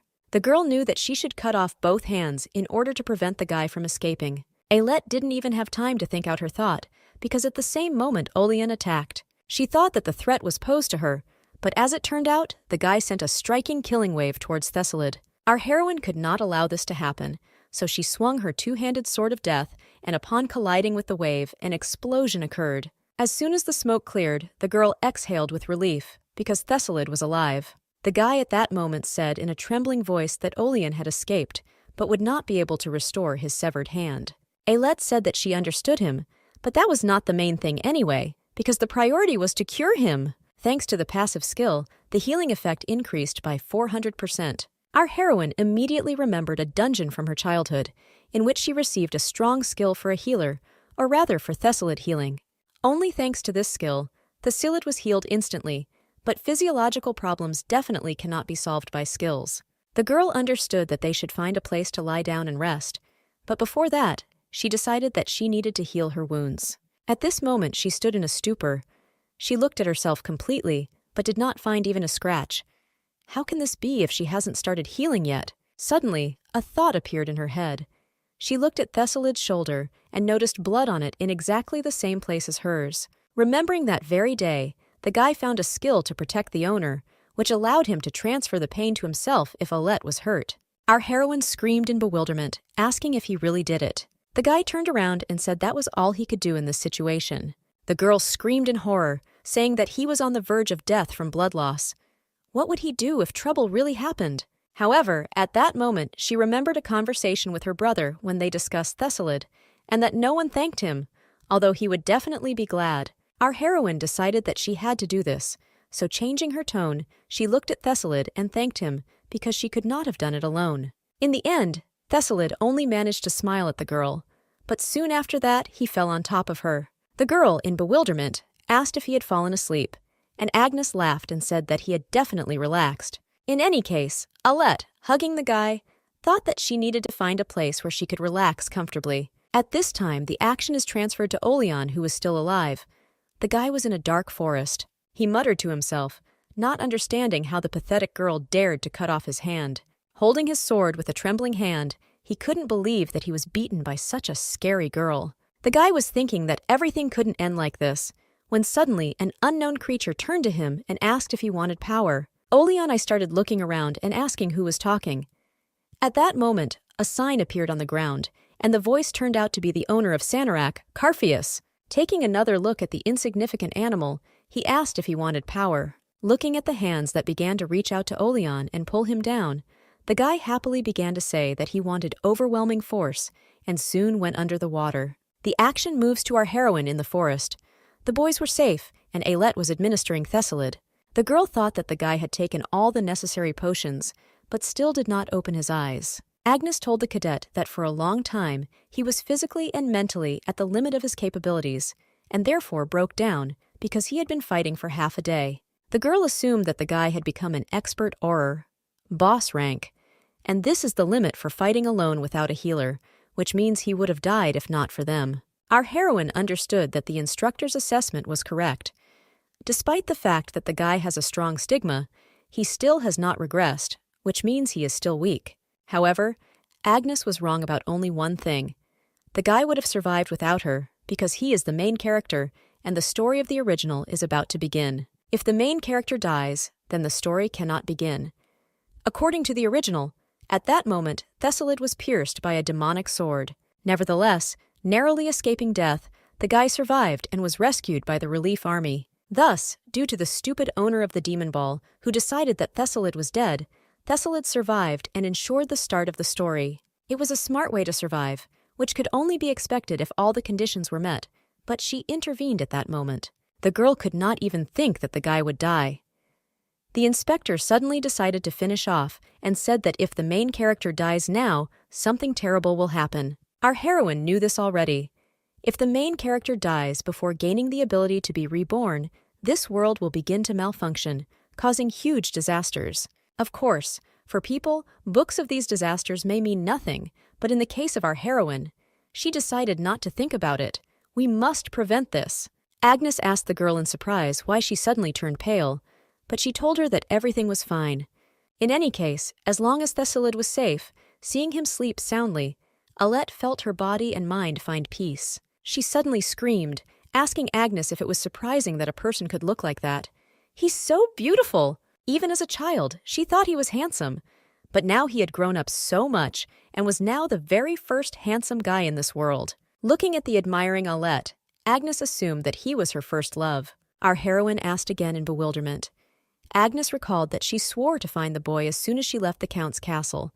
Wasn't it him? The girl nodded, but said that the main character in any case has a certain charm that attracts women. Agnes sighed and decided not to talk about it anymore, and then asked what kind of pile of food she had. Our heroine said that this is so that Thessalid will eat as soon as he wakes up.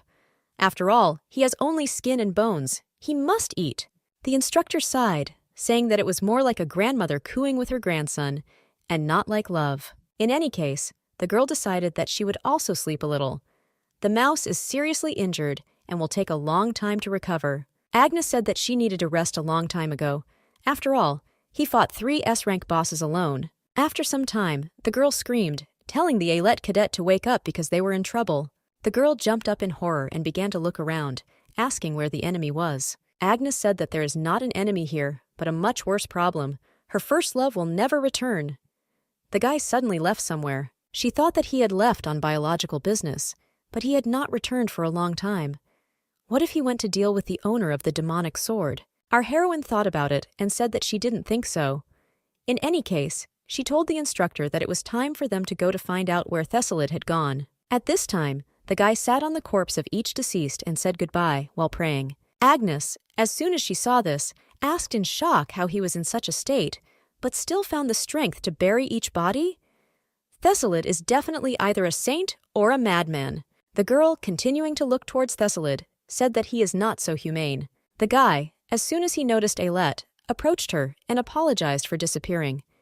He wanted to say why he disappeared, but the girl interrupted him and said that she knew. She understood that he had a sense of duty, but since he finished, she hands him the sandwich.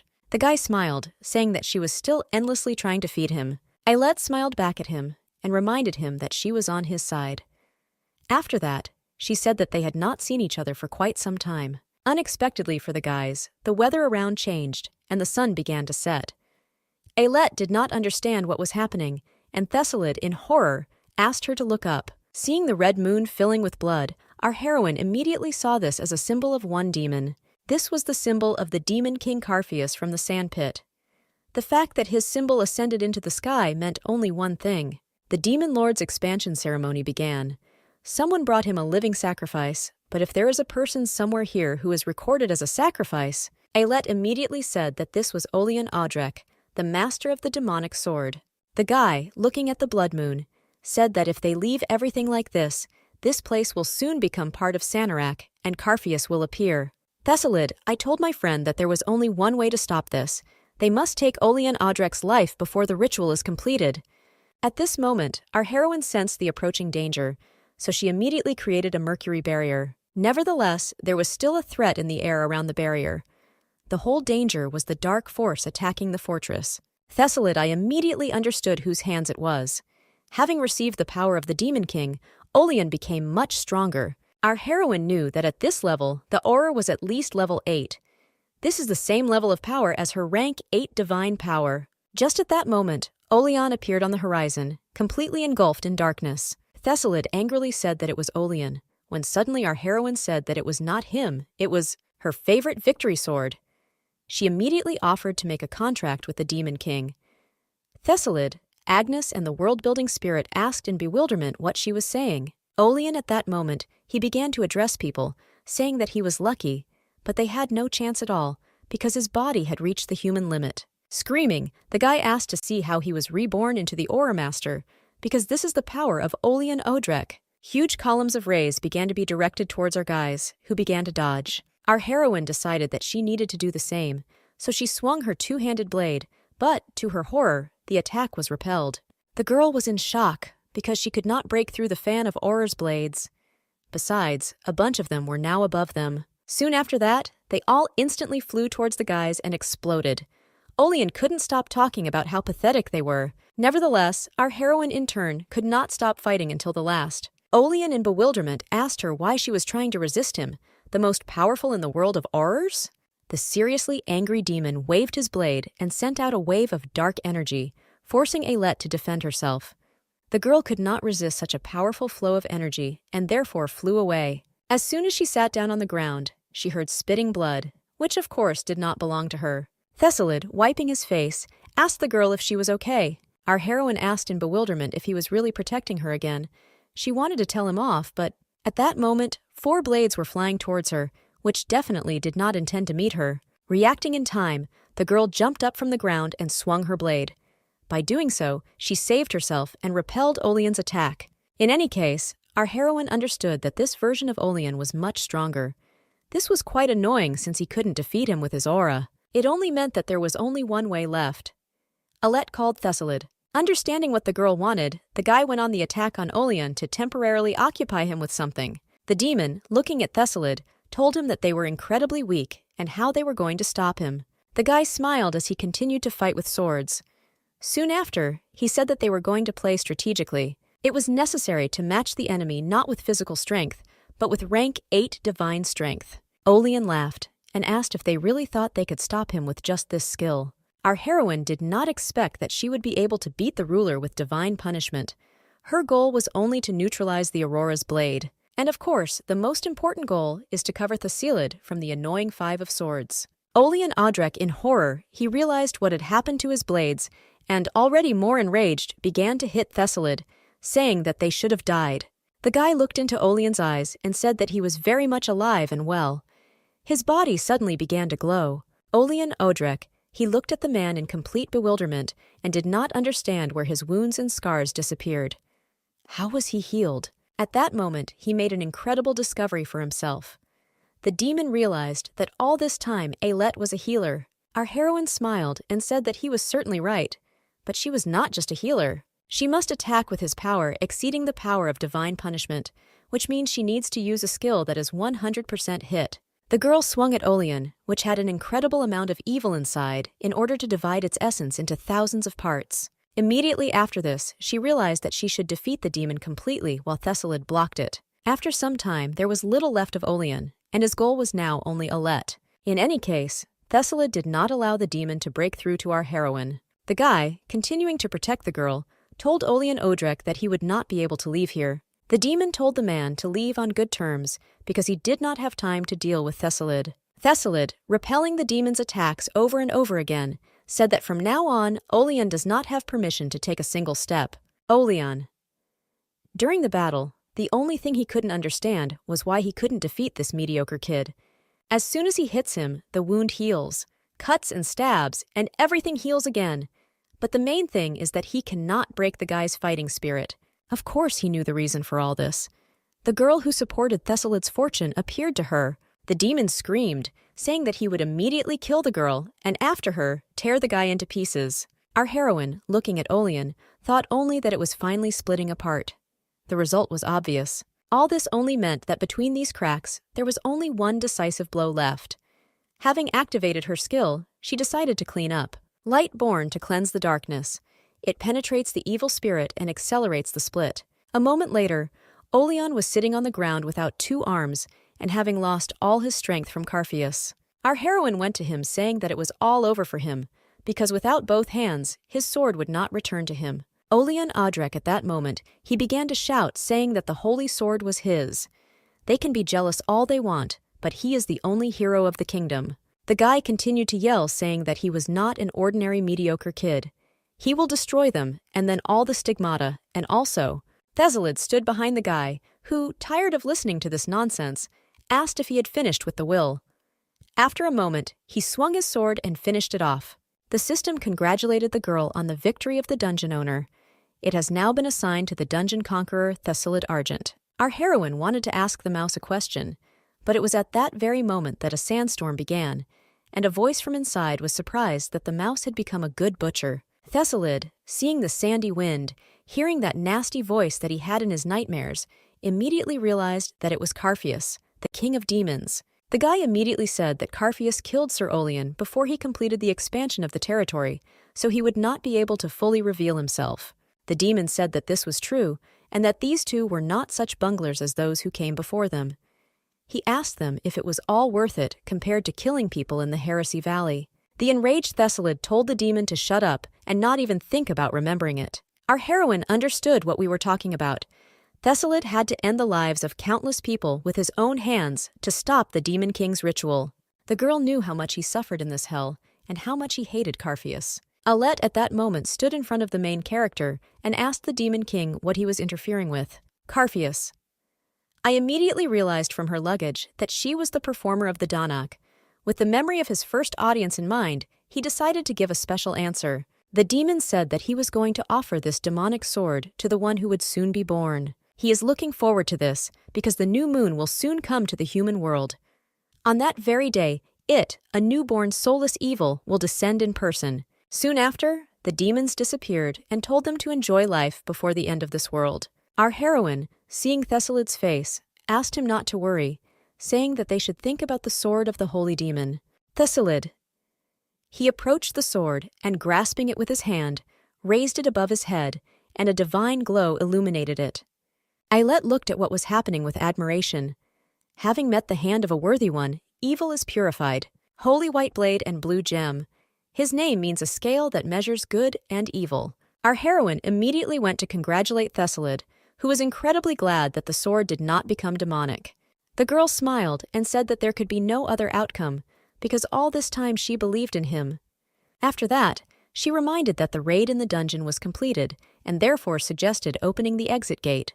The guy said he would do it, but first he wanted to know how she managed to use the aura back then. He remembers how in the mansion with toys, she even had difficulty running. Our heroine explained everything, adding that she was currently training. In her necklace is the holy relic of Agnes, which trains her. She called her and said that the girl's spirit was now waving to him. The guy said that it was a great honor for him and began to bow in a completely different direction. The guy turned and greeted her again and introduced himself. Agnes said that she was glad to meet you, but still he was a little past. After that, the guy began to drag out his words again, thinking about what to ask. Alette asked what he wanted to tell Agnes. Nevertheless, looking at him, she understood that Thessalid was stalling for time. However, he was finally able to ask the question, and asked if they would meet again. Our heroine understood that she could not answer very soon, even as a joke. If one season changes, the training will be completed, and she will be able to leave the Count's castle. For her, it's only a few months, but not for Thessalid. After training, the original will start, and it will start to regress. As a result, out of a total of 100 timelines that he will go through, only one will connect with hers, only 17 line. All these 16 regressions for Thessalid must feel like an eternity, and then she knows that everything will change. Repeated losses and betrayals. A faith that is put to the test every time. This will undermine the spirit of Thessalid. Judging by Alet's long silence, the guy assumed that their next meeting would not be soon. Our heroine laughed and said that maybe as soon as he forgets her, they will meet. The guy at that moment came as close to her as possible and said that he would not forget her. Never. After that, he opened the exit gate and asked Alet to see him again. Just before leaving, our heroine turned to him and said that he could forget her calmly, because she would find him anyway. A moment later, our heroine was flying home, and the system congratulated her on the successful victory of the boss of the 300th floor, which meant complete completion of the test tower. The peace-building spirit waved the flag, the scales judging the soul gave a standing ovation, and the architect of the tower was completely speechless. Our heroine was looking forward to the reward for completing it. As soon as they started talking about the reward, all the gods suddenly fell silent. Was a major content update completed, but no reward was given? At that very moment, the gods began to quarrel among themselves and shift the blame onto each other. Alet started waving her hands and asking them to stop arguing. After that, she turned away and said that she didn't really want to take the award.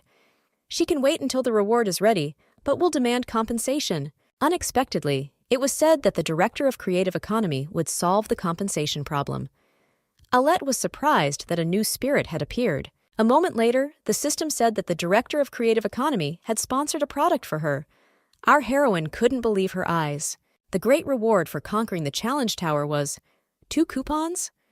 The balancer was also shocked, saying that these awards were outdated. One was a VIP point store voucher, and the other was a coupon with a special currency that could be used to buy things from the VIP point store. Once the value of receiving these coupons was mentioned, our heroine thought it was great. However, the peace-building spirit upset her with the words that all this will be in a large-scale update next month, so she can't use them. In any case, the girl was glad, because she would put them to good use. After this, our heroine decided that if the Tower of Trials was completed, it was time to prepare for the next step. The action moves to the farm, where the skeletons were still caring for the plants. Alet, meanwhile, asked to be allowed to present her very same dungeon farm. At this time, the girl's parents looked around in bewilderment and tried to realize that all this was real. Alet said that the herbs for their potions are collected here and delivered upstairs. She especially noted that time on this farm passes 3 times faster than in reality. Then she said that the Helbrus light would help them communicate. Ogunyok came around the corner and greeted the guests. Leonard screamed in horror, asking what the demon was doing here, and Althea asked if this was hellfire. Our heroine said that this is hellfire, but he is a vegetarian. She asked her parents not to worry because everyone on her farm is good. Helbrus. He also asked them not to be afraid of them, and in order to help this, he became a man.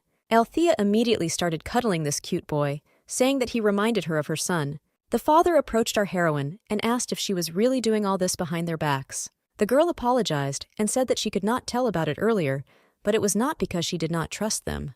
The man said that she shouldn't apologize, because he just wanted to say that it must have been very difficult for her to do all this alone, but they were proud of her. Althea now began to cuddle her daughter, understanding why she did not ask for pocket money, because she had her own pocket. Anyway, she said that she also agrees with her dad and she is proud of her. They will always believe and support her, no matter where she goes or what she plans. The parents, looking at their daughter and her farm, said that they were confident that she would cope with her training trip. Leonard suddenly approached his daughter and asked if she could think about the trip again. Just think how much she will suffer outside the house. After conquering the challenge tower, our heroine began to do some things in preparation for the start of the original story. First of all, since she needed to leave home for a long time, she told her parents that she would go on a training trip. Mother readily agreed, but father, he came up with the strangest outcomes, even to the point that she would come with a man and announce marriage. Althea reminded her husband that she was his daughter, and the man said that he would only be glad if this happened. In any case, he wished her luck on her journey. And while the mansion is empty, it will be difficult to manage here. She decided to reveal the existence of the farm and ask her parents for a favor. She also wrote 2 letters. One of them was to Grandpa, where she told a story about her training trip and asked for something she would need. And the other was for Bianca, which worked in the capital of the kingdom. Bia was the first princess's exclusive maid several years ago, and they haven't seen each other for a long time. Still, it was a little awkward to write how much she misses her 7 times. The eyes observing the chaos rated the girl's letter as perfect. Soon after this, our heroine prepared food and potions and then put everything in a magic bag. It's perfect for this because the subspace in the bag ignores the expiration date. After standing in the kitchen for half a day, Alette felt that she had not cooked on such a scale for a long time. Having examined the entire kitchen, our heroine remembered how, after her resurrection, she first awakened her skills here. She tried very hard to survive here. At that moment, familiar voices called out to Alette. As it turned out, it was Isella and Paisha who asked the girl what she was doing here. Our heroine greeted them joyfully, and the chef asked in surprise if she really wanted to learn how to cook again. Alette laughed and said that she needed more space, so she came to the kitchen. Paisha answered her that she understood her and also said that she had heard about her. They say that in May, she leaves the mansion and goes to training. The woman said that seeing the world is important, but after she has seen everything, she should come back if she wants to learn to cook. Paisha has said it many times, but she said it again. Alette can be a great cook! Isella told her friend that she was persistent, but approaching Alette, she added that she also did not give up on her talent, which means she can come whenever she wants. Our heroine smiled and said that she would definitely come to them again. Looking back, she still remembered her hard times here, but those times weren't that hard. She had special advantages as a resurrected one and met many good people. Be that as it may, she wanted to protect this place. So immediately after training, she decided to begin her journey to protect the world. At this moment, the maids behind our heroine began to talk about how Cardinal Cattleya would arrive tomorrow. As one of the girls said, tomorrow is the first new moon of the new year, so the woman is going to spend her vacation here. The very next morning, Agnes woke up our heroine with the words that it was time to train because the sun was already very bright. Alette refused, saying that she would sleep a little longer. The instructor asked in bewilderment how she was going to master the aura with such an attitude. She continued to wake up the cadet, telling her to look out the window because there was even a double rainbow outside the window. Agnes offered to sweat them out too, but our heroine still refused. The girl, in bewilderment, crawled under the girl's blanket to find out if she had fallen ill. She noticed that Alette was acting strange because she usually never misses a day of training. Our heroine told her that she wasn't sick, but just didn't see the point in working out today. Agnes, perplexed, asked what was the reason for this. The girl told the instructor that she would soon find out, and besides, there would be an important guest today. At this time, the butler told Miss Maid that Mother had just arrived here. The woman asked in horror how this happened, because the lady had not woken up yet. Agnes happily said that Cattleya had arrived here, and suggested that they quickly go to her and greet her. After some time, our heroines were in the temple, where the cardinal was sitting. Our heroine entered the temple and joyfully greeted Eminence Cattleya. The woman smiled and asked to be called simply Mother instead of Eminence. Cattleya immediately noticed that Alette had become quite an adult during this time. She then looked at the decoration and asked how her friend inside was doing. Our heroine replied that she was fine, and she asked how Cattleya was. The woman said that she was bored and that every day felt like it was her last, but Agnes couldn't wait for that. Cattleya was sure that she was about to sneeze her, so she would not tell her gossip. However, after some time, the woman left the temple and thanked Alette for the conversation. Agnes told our heroine that she was pleased to see that she looked healthy, even if she spoke with sarcasm. Exhaling, she added that they had finally welcomed their long-awaited guest. After a moment, she put on her glasses and said that now they will have sword training. Alette ran out of the temple, saying that she had been putting off watching the movie, but perhaps she would watch it today. The instructor yelled at her, saying that she was only thinking about fun. After some time, the girl sat on the roof and read books. Agnes, interested, asked the cadet to read more slowly. Our heroine laughed and asked, "Does she really savor the text so thoroughly?" To which Agnes replied that she reads it too quickly. Looking at the bright star, Alette told the instructor that there are fast readers like her, and there are slow readers like Agnes. At that moment, the peace-building spirit told the girl that the time had come. Rising from the roof, our heroine happily walked forward. Agnes asked in bewilderment what was happening. The instructor asked the girl what was happening and why she suddenly became so focused. Of course, Ailette behaved very strangely today. Our heroine said that the important guest she spoke about in the morning was about to arrive. Agnes was surprised that these words were not about Cattleya. The girl nodded her head and asked the instructor if she remembered what Carpheus said then. Remembering what happened that day, Agnes wanted to ask really, but our heroine interrupted her and said that it had already appeared in this world. The system urgently notified that the complexity of the world would change with the appearance of new creatures. A new creature appeared in the night sky. Newborns are soulless evil. This is the last darkness that will destroy the world. The system suddenly said that an adjustment had occurred, and now the difficulty level was SS. Raising her hand, our heroine used the divine coming, and within a moment a pillar of divine light hung on the mansion. At this time it appeared from the flames and ashes, a creature that emits dark energy. Looking into the distance, he saw a bright pillar of light and immediately realized that this light was a divine coming. Smiling, the newborn child of darkness was happy to receive such a warm greeting. Illustrious transcendence skill bestowed by the world-building spirit, Divine Advent. This is an ability that cheats your stats and skill levels. It was originally a very powerful buff, but it also grows in proportion to how strong she is. Currently, her strength ranks 8th on the continent. This is the same rating as when she killed Ardamong, but what about now? Her rank fluctuates. It rose to 6 and then to 3. The instructor, perplexed, asked the cadet what she was doing.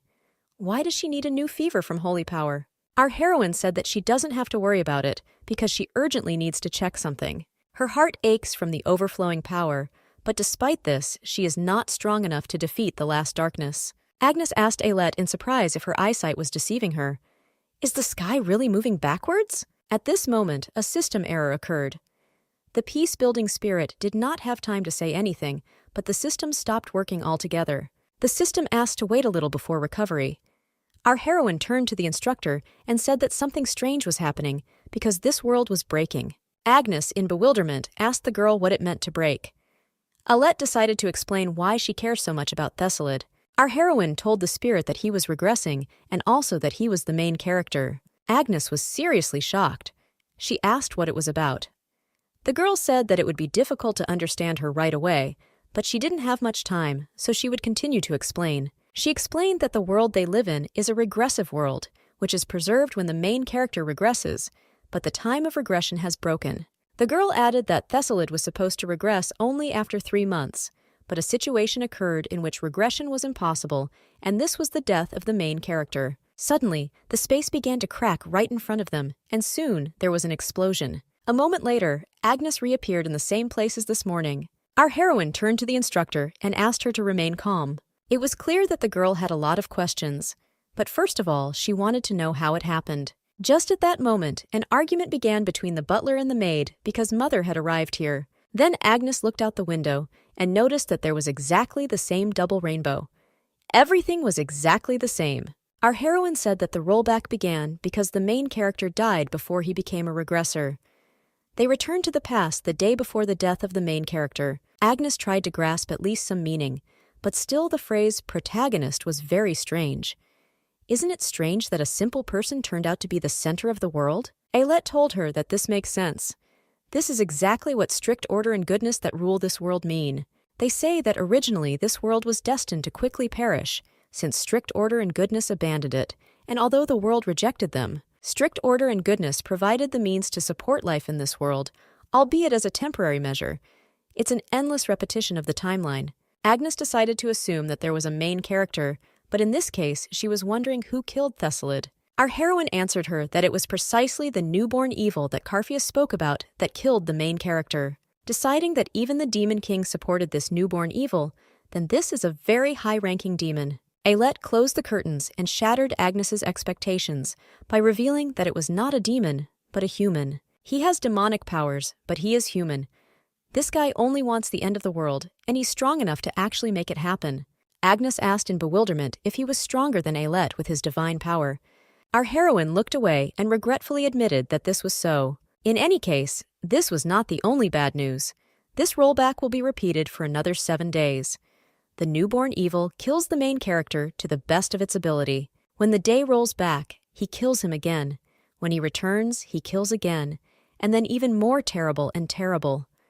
Agnes was scared to imagine how the guy would survive this. Our heroine said that this rollback is a special phenomenon. This is not an ordinary regression. During the day, the memories are reset, and like everyone else, even the main character will not be aware of the changes. Agnes then asked in bewilderment what about them, why they remember everything. Looking at Ailette, the girl said that she had always wanted to ask a question, so now it was more than ever.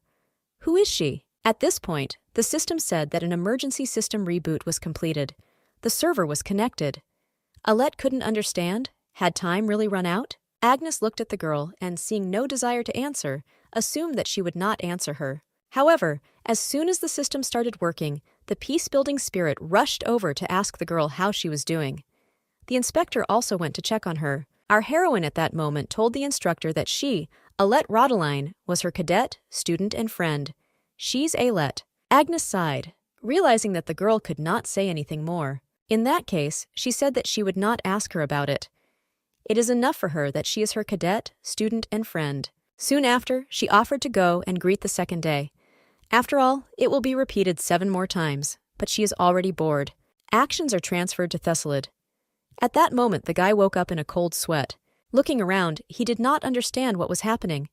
The trembling and this fear that ran through him was very strange. Suddenly, a scene appeared in his head in which a voice asked Thessalid if he would beg for mercy. The guy couldn't figure out what it was. Nightmare? However, weak, remembering the situation, he also tried to determine what kind of man was standing before his eyes. After some more time, the guy jumped out of bed with the same horror. It was too strange and incomprehensible. He couldn't remember anything, and so he thought it was all a bad dream. Soon after this, he began to wake up again, and each time he had the same sensations as the first. Trembling and fear. Thessalid couldn't determine what it was. Could these be visions? Nevertheless, the voice seemed real. The man told him that he should beg him to give him peace. Then he remembered other words. The voice told him that next time he would be able to remember, and then it would make him die from pain that had never been seen in hell before. This feeling was too strange. Terrible pain, inexplicable fear. His soul asked him to scream for help, but there was no one to shout.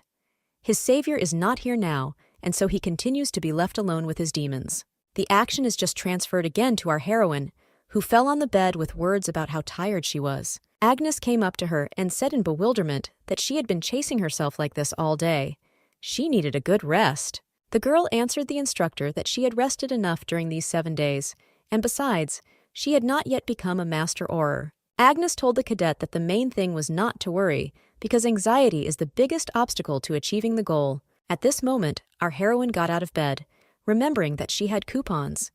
If she was not mistaken, then they can be used after a large-scale update. She immediately began to think about what she would buy in the VIP store. Perhaps there will be an item that can turn her into a master orer? Agnes, seeing that the girl was again in her fantasies, asked her not to be distracted because she needed to go to bed early so that tomorrow's training would not be painful. The girl said that she would now go to bed. Ailette thought to herself that a large-scale update would be implemented very soon, so she would see everything herself. The very next morning, our heroine woke up from a bright glow near her face. As soon as she opened her eyes to check that it was shining so brightly, she saw a sign saying the update was complete. Our heroine, having learned this, immediately woke up and went to check the update history to find out what had appeared. Now a barrier has appeared that significantly alleviates the psychological shock of the resurrected. It allowed me to maintain composure in extreme situations. The girl realized that what were basic functions during the training period turned into paid functions. Good business. In any case, our heroine decided that this was absolutely necessary in the SS class world, where there was blood gushing and pieces of meat flying everywhere, so she immediately took it. Following this, she began to look into other updates and discovered that a chat system had now been added. The girl was in incredible shock. Does this really mean that Ailette will be able to communicate with people like herself, who have been resurrected? Literally immediately, the system notified her that she had entered the chat. A whole mountain of messages from people poured in. Rereading the messages in surprise, our heroine could not believe that this was really a real chat, and that all these people were immigrants. Unexpectedly, she felt a sad feeling of closeness. All these people, like her, suddenly found themselves in an unfamiliar world, and each also struggled in their own place. The girl decided that she would also say hello to them, and immediately took to the keyboard. Nevertheless, the system asked the girl to choose a nickname for herself. One of the choices was Kill Heal. Is it because she killed a bunch of undead with her healing skills? Either way, she loved it. Within a moment, Killheal entered the chat and decided to try to make friends with someone similar. Maybe somewhere, that is, such a resurrected. When she started reading the dating chat, she was shocked, because it was filled with capricious children. Falling onto the bed, she assumed that the trauma of her childhood would last her entire life. The balancer nevertheless encouraged her to continue looking at the updates. Our heroine immediately remembered that she was going to look at something important. Of course, she immediately went to a VIP store that sold very special things. Our heroine was very happy because she could finally use the ticket received as a reward for completing the test tower. As soon as the system asked if she wanted to enter, the girl said confidently, and the voucher began to disappear. Shortly after this, the ticket was used to reach the platinum level. Our heroine began to look around to find at least something in this strange space. At that moment, she saw a door in front of her. Without thinking twice, the girl decided that she needed to go there, so she reached for the handle. After some time, the girl found herself in the middle of an unfamiliar alley. Agnes didn't even let Ailette come to her senses, as she immediately screamed asking where they were. Our heroine told her that she scared her. The instructor apologized and said that this was the first time she had seen such architecture of buildings. Is it dangerous here? The girl tried to calm her down, saying that everything was fine and it was safe here. Seeing a store sign that offered to sell artifacts at the lowest price and buy at the highest, Agnes assumed that it was rather suspicious. Nevertheless, I, the director of the creative economy, asked the girl not to worry. He explained that it was a general store on the outskirts of the new territories. The girl was surprised that she was here. At that moment, an unfamiliar woman approached her.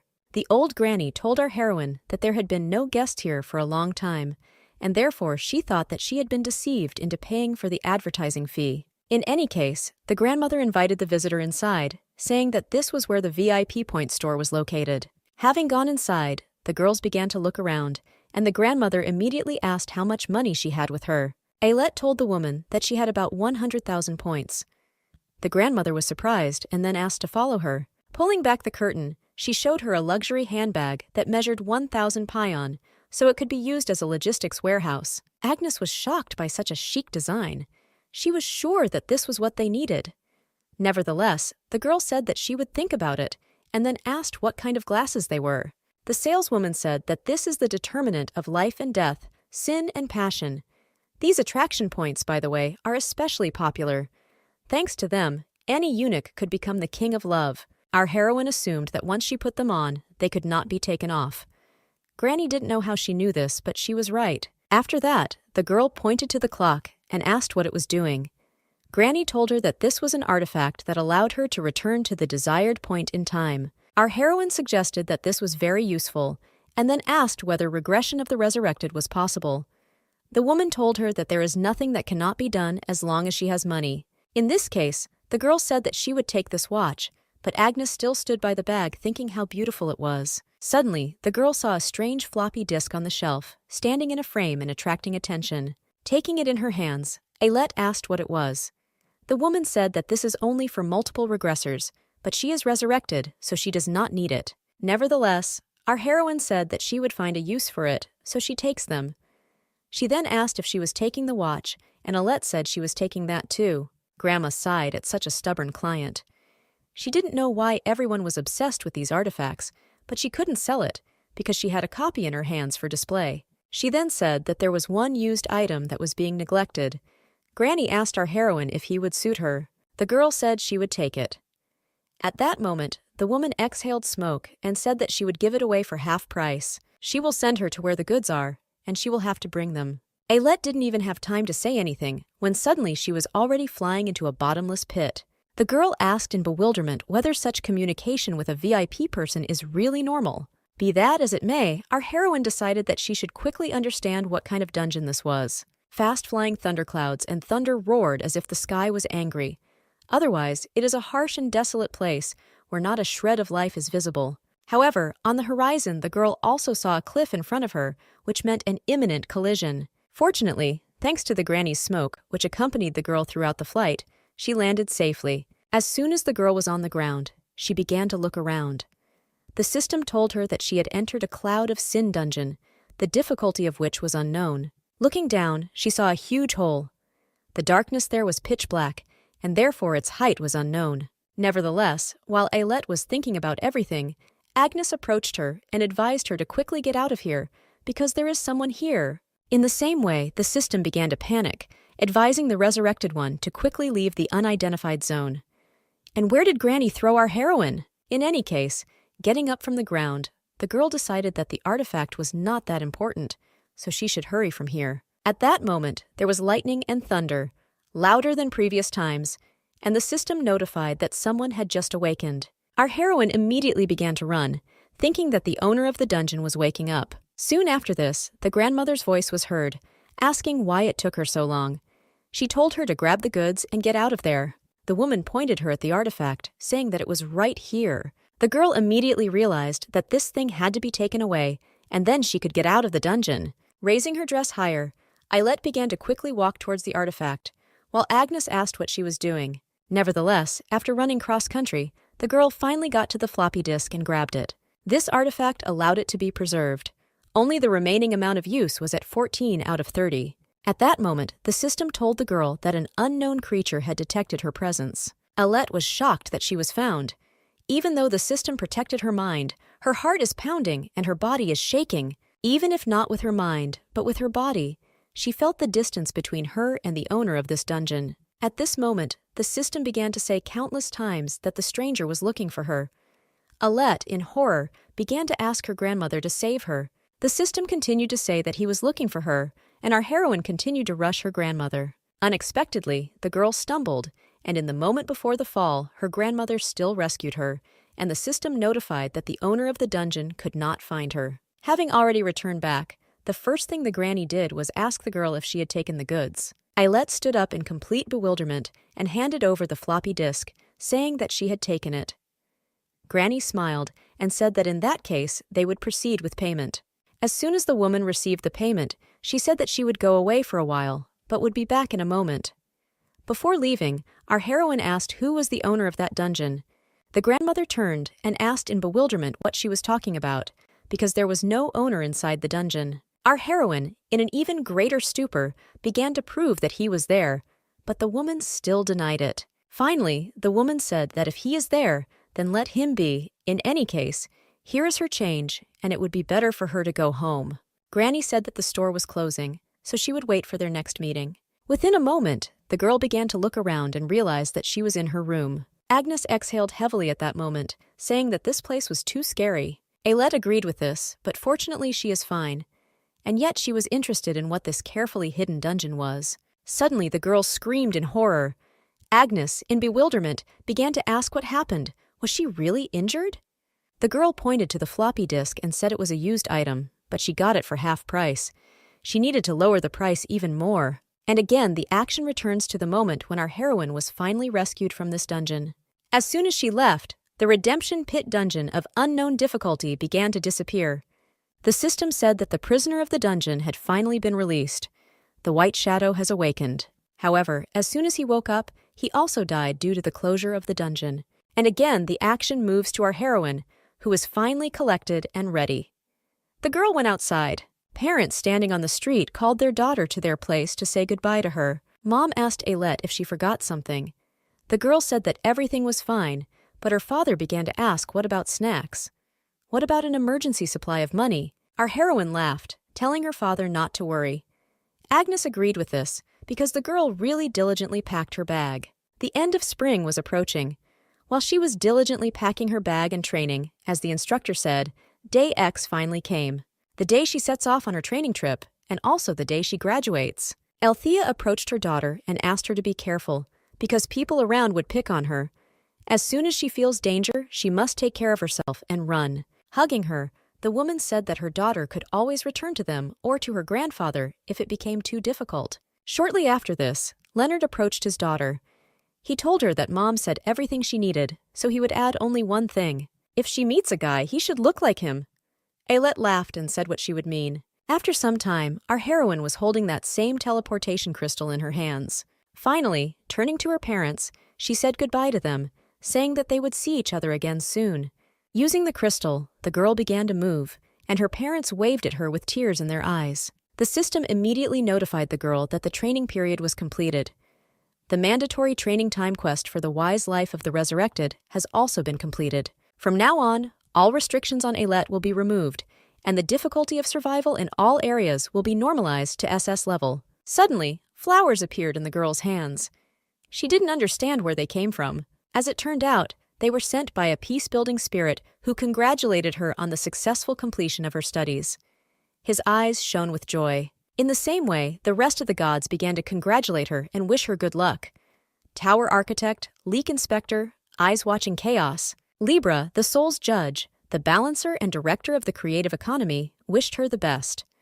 Ailette, smiling, thanked the resurrected gods for their support. However, the system at this point notified that its timeline was connected to the timeline of episode 17 of the original story. A moment later, the girl appeared at the bell tower in an unknown village. Scanning the horizon, Ailette realized that this would be the place where Thessalid would regress.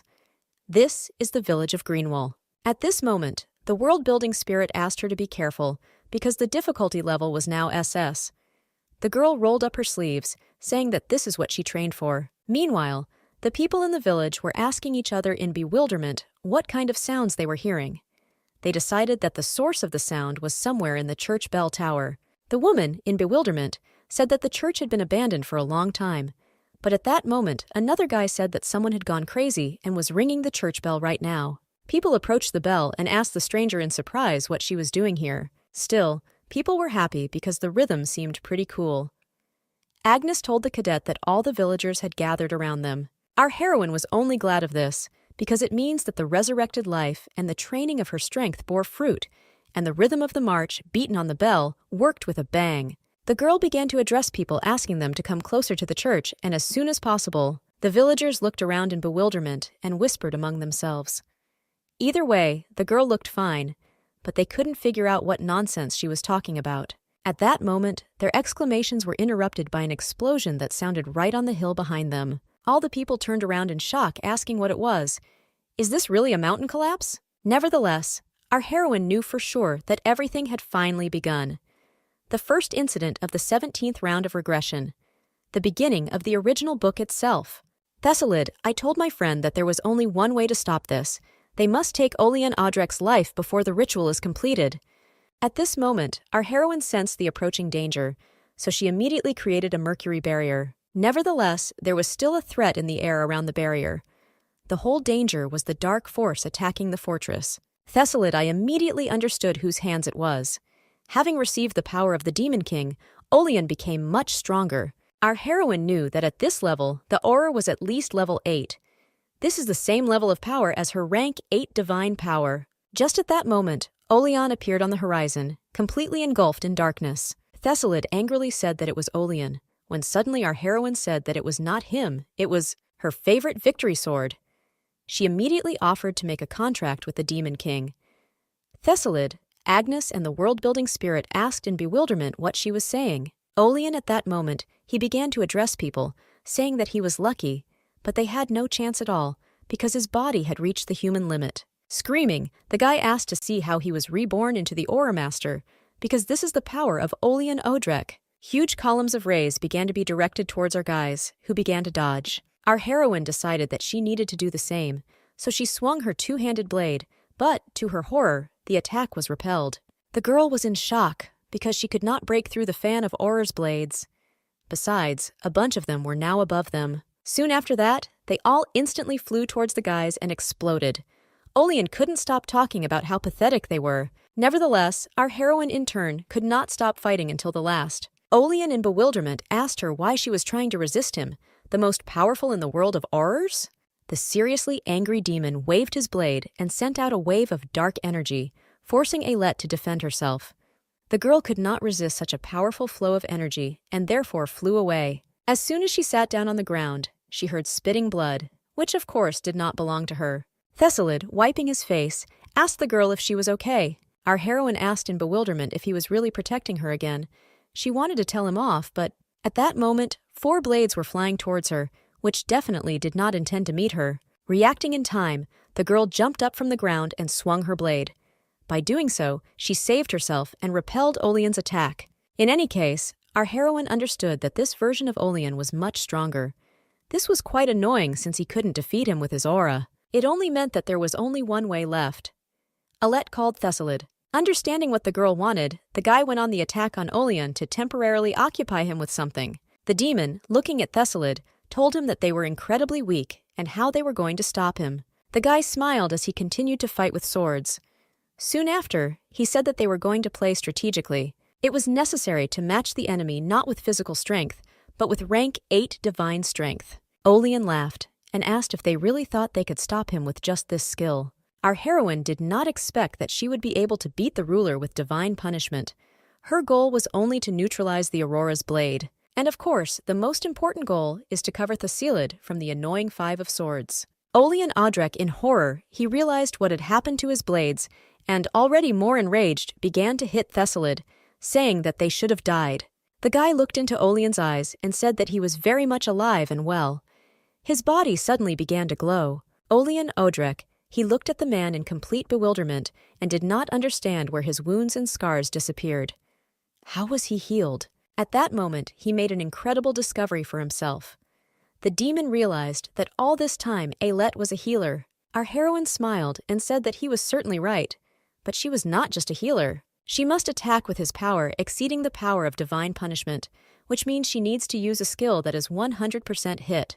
The girl swung at Olean, which had an incredible amount of evil inside, in order to divide its essence into thousands of parts. Immediately after this, she realized that she should defeat the demon completely while Thessalid blocked it. After some time, there was little left of Olean, and his goal was now only Alet. In any case, Thessalid did not allow the demon to break through to our heroine. The guy, continuing to protect the girl, told Olean Audrek that he would not be able to leave here. The demon told the man to leave on good terms because he did not have time to deal with Thessalid. Thessalid, repelling the demon's attacks over and over again, said that from now on, Olean does not have permission to take a single step.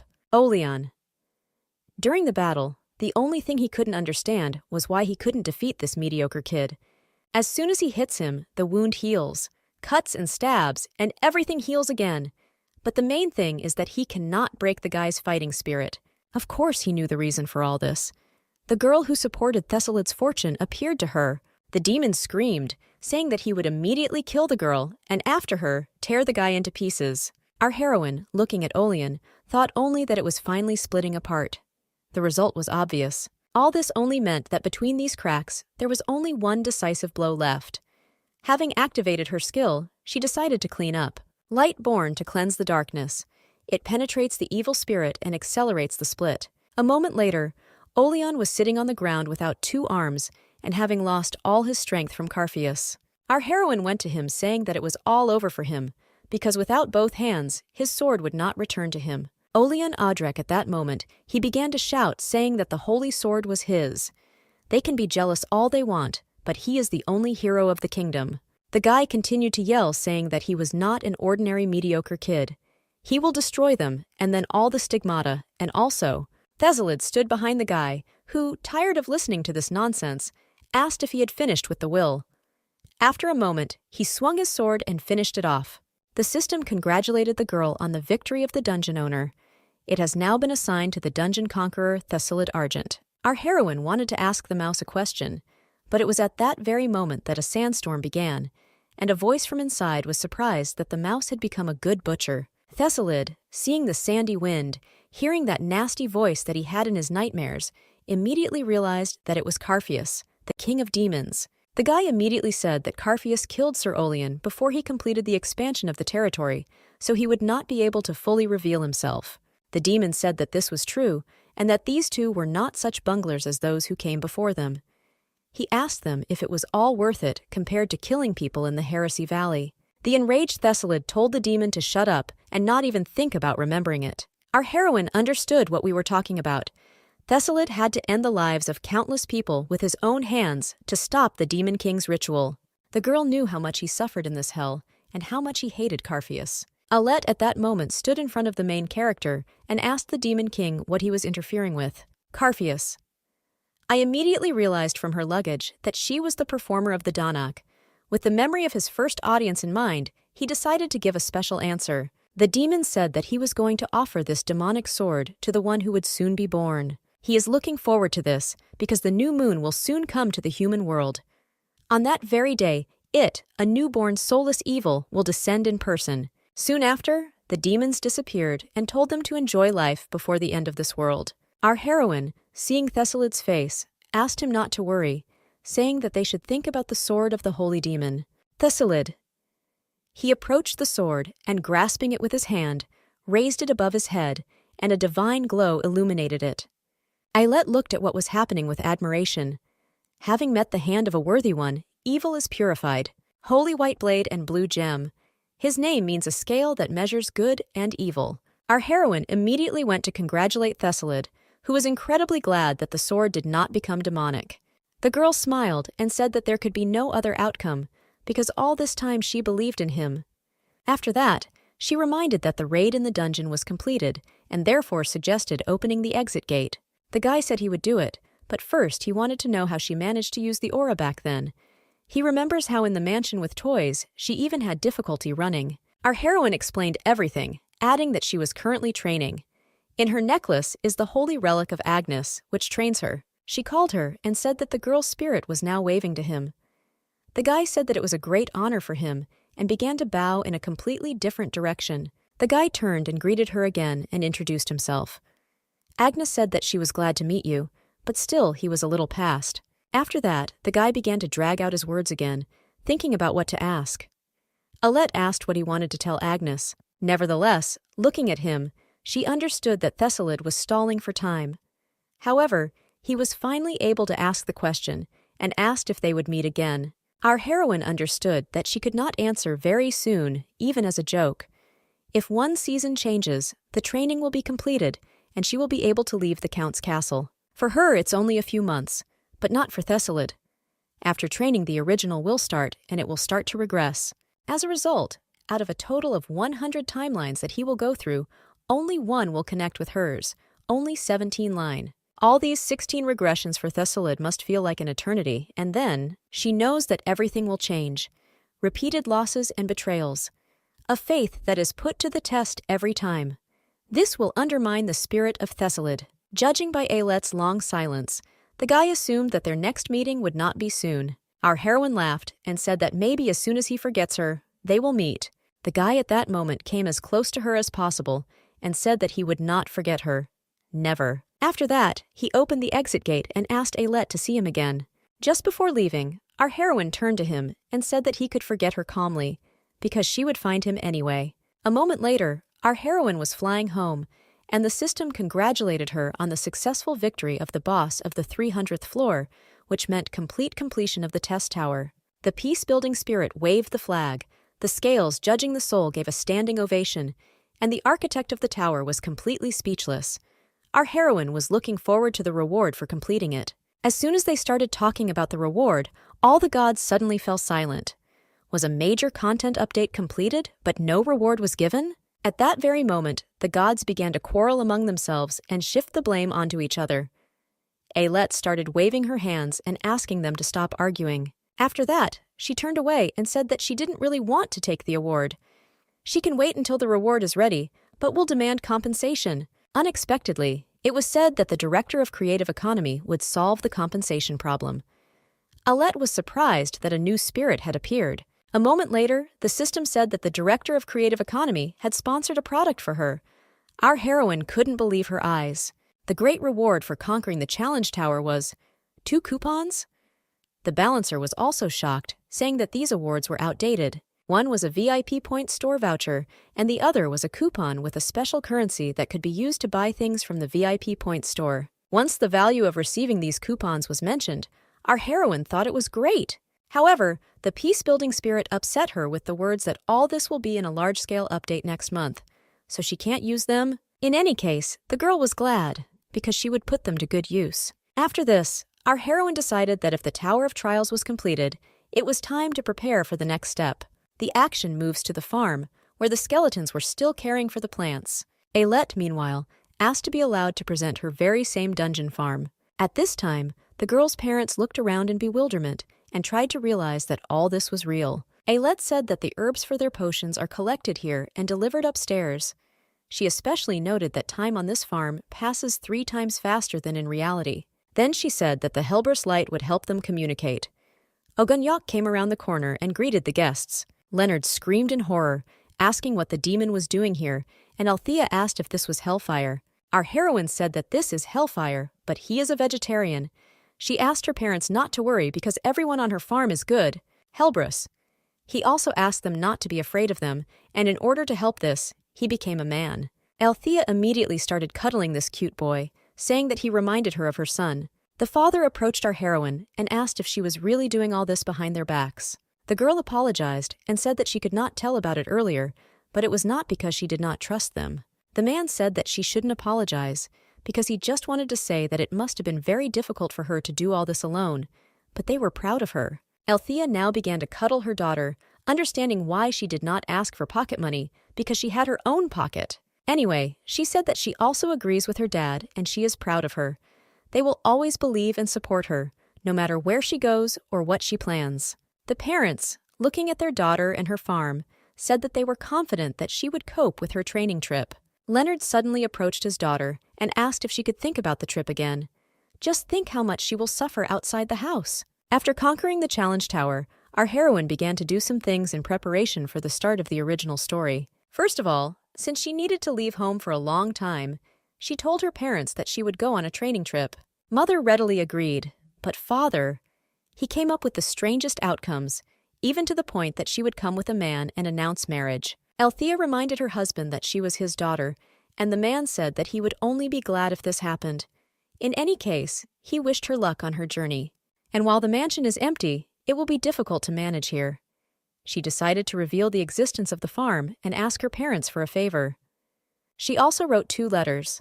One of them was to Grandpa, where she told a story about her training trip and asked for something she would need. And the other was for Bianca, which worked in the capital of the kingdom. Bia was the first princess's exclusive maid several years ago, and they haven't seen each other for a long time. Still, it was a little awkward to write how much she misses her 7 times. The eyes observing the chaos rated the girl's letter as perfect. Soon after this, our heroine prepared food and potions and then put everything in a magic bag. It's perfect for this because the subspace in the bag ignores the expiration date. After standing in the kitchen for half a day, Alette felt that she had not cooked on such a scale for a long time. Having examined the entire kitchen, our heroine remembered how, after her resurrection, she first awakened her skills here. She tried very hard to survive here. At that moment, familiar voices called out to Alette. As it turned out, it was Isella and Paisha who asked the girl what she was doing here. Our heroine greeted them joyfully, and the chef asked in surprise if she really wanted to learn how to cook again. Alette laughed and said that she needed more space, so she came to the kitchen. Paisha answered her that she understood her and also said that she had heard about her. They say that in May, she leaves the mansion and goes to training. The woman said that seeing the world is important, but after she has seen everything, she should come back if she wants to learn to cook. Paisha has said it many times, but she said it again. Alette can be a great cook! Isella told her friend that she was persistent, but approaching Alette, she added that she also did not give up on her talent, which means she can come whenever she wants. Our heroine smiled and said that she would definitely come to them again. Looking back, she still remembered her hard times here, but those times weren't that hard. She had special advantages as a resurrected one and met many good people. Be that as it may, she wanted to protect this place. So immediately after training, she decided to begin her journey to protect the world. At this moment, the maids behind our heroine began to talk about how Cardinal Cattleya would arrive tomorrow. As one of the girls said, tomorrow is the first new moon of the new year, so the woman is going to spend her vacation here. The very next morning, Agnes woke up our heroine with the words that it was time to train because the sun was already very bright. Alette refused, saying that she would sleep a little longer. The instructor asked in bewilderment how she was going to master the aura with such an attitude. She continued to wake up the cadet, telling her to look out the window because there was even a double rainbow outside the window. Agnes offered to sweat them out too, but our heroine still refused. The girl, in bewilderment, crawled under the girl's blanket to find out if she had fallen ill. She noticed that Alette was acting strange because she usually never misses a day of training. Our heroine told her that she wasn't sick, but just didn't see the point in working out today. Agnes, perplexed, asked what was the reason for this. The girl told the instructor that she would soon find out, and besides, there would be an important guest today. At this time, the butler told Miss Maid that Mother had just arrived here.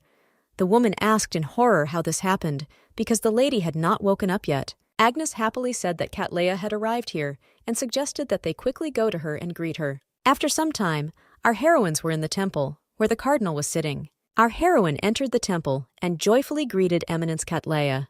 The woman smiled and asked to be called simply Mother instead of Eminence.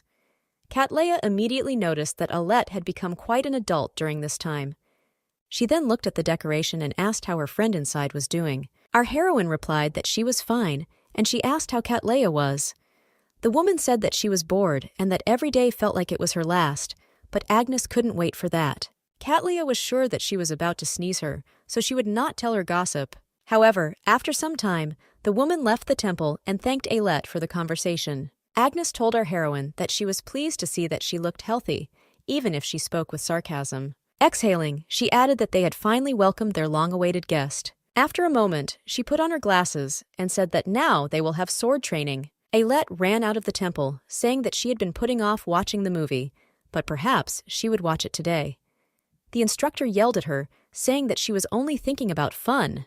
After some time, the girl sat on the roof and read books. Agnes, interested, asked the cadet to read more slowly. Our heroine laughed and asked, "Does she really savor the text so thoroughly?" To which Agnes replied that she reads it too quickly. Looking at the bright star, Alette told the instructor that there are fast readers like her, and there are slow readers like Agnes. At that moment, the peace-building spirit told the girl that the time had come. Rising from the roof, our heroine happily walked forward. Agnes asked in bewilderment what was happening. The instructor asked the girl what was happening and why she suddenly became so focused. Of course, Alette behaved very strangely today. Our heroine said that the important guest she spoke about in the morning was about to arrive. Agnes was surprised that these words were not about Cattleya. The girl nodded her head and asked the instructor if she remembered what Carpheus said then. Remembering what happened that day, Agnes wanted to ask really, but our heroine interrupted her and said that it had already appeared in this world. The system urgently notified that the complexity of the world would change with the appearance of new creatures. A new creature appeared in the night sky. Newborns are soulless evil. This is the last darkness that will destroy the world. The system suddenly said that an adjustment had occurred, and now the difficulty level was SS. Raising her hand, our heroine used the divine coming, and within a moment a pillar of divine light hung on the mansion. At this time it appeared from the flames and ashes, a creature that emits dark energy. Looking into the distance, he saw a bright pillar of light and immediately realized that this light was a divine coming. Smiling, the newborn child of darkness was happy to receive such a warm greeting. Illustrious transcendence skill bestowed by the world-building spirit, Divine Advent. This is an ability that cheats your stats and skill levels. It was originally a very powerful buff, but it also grows in proportion to how strong she is.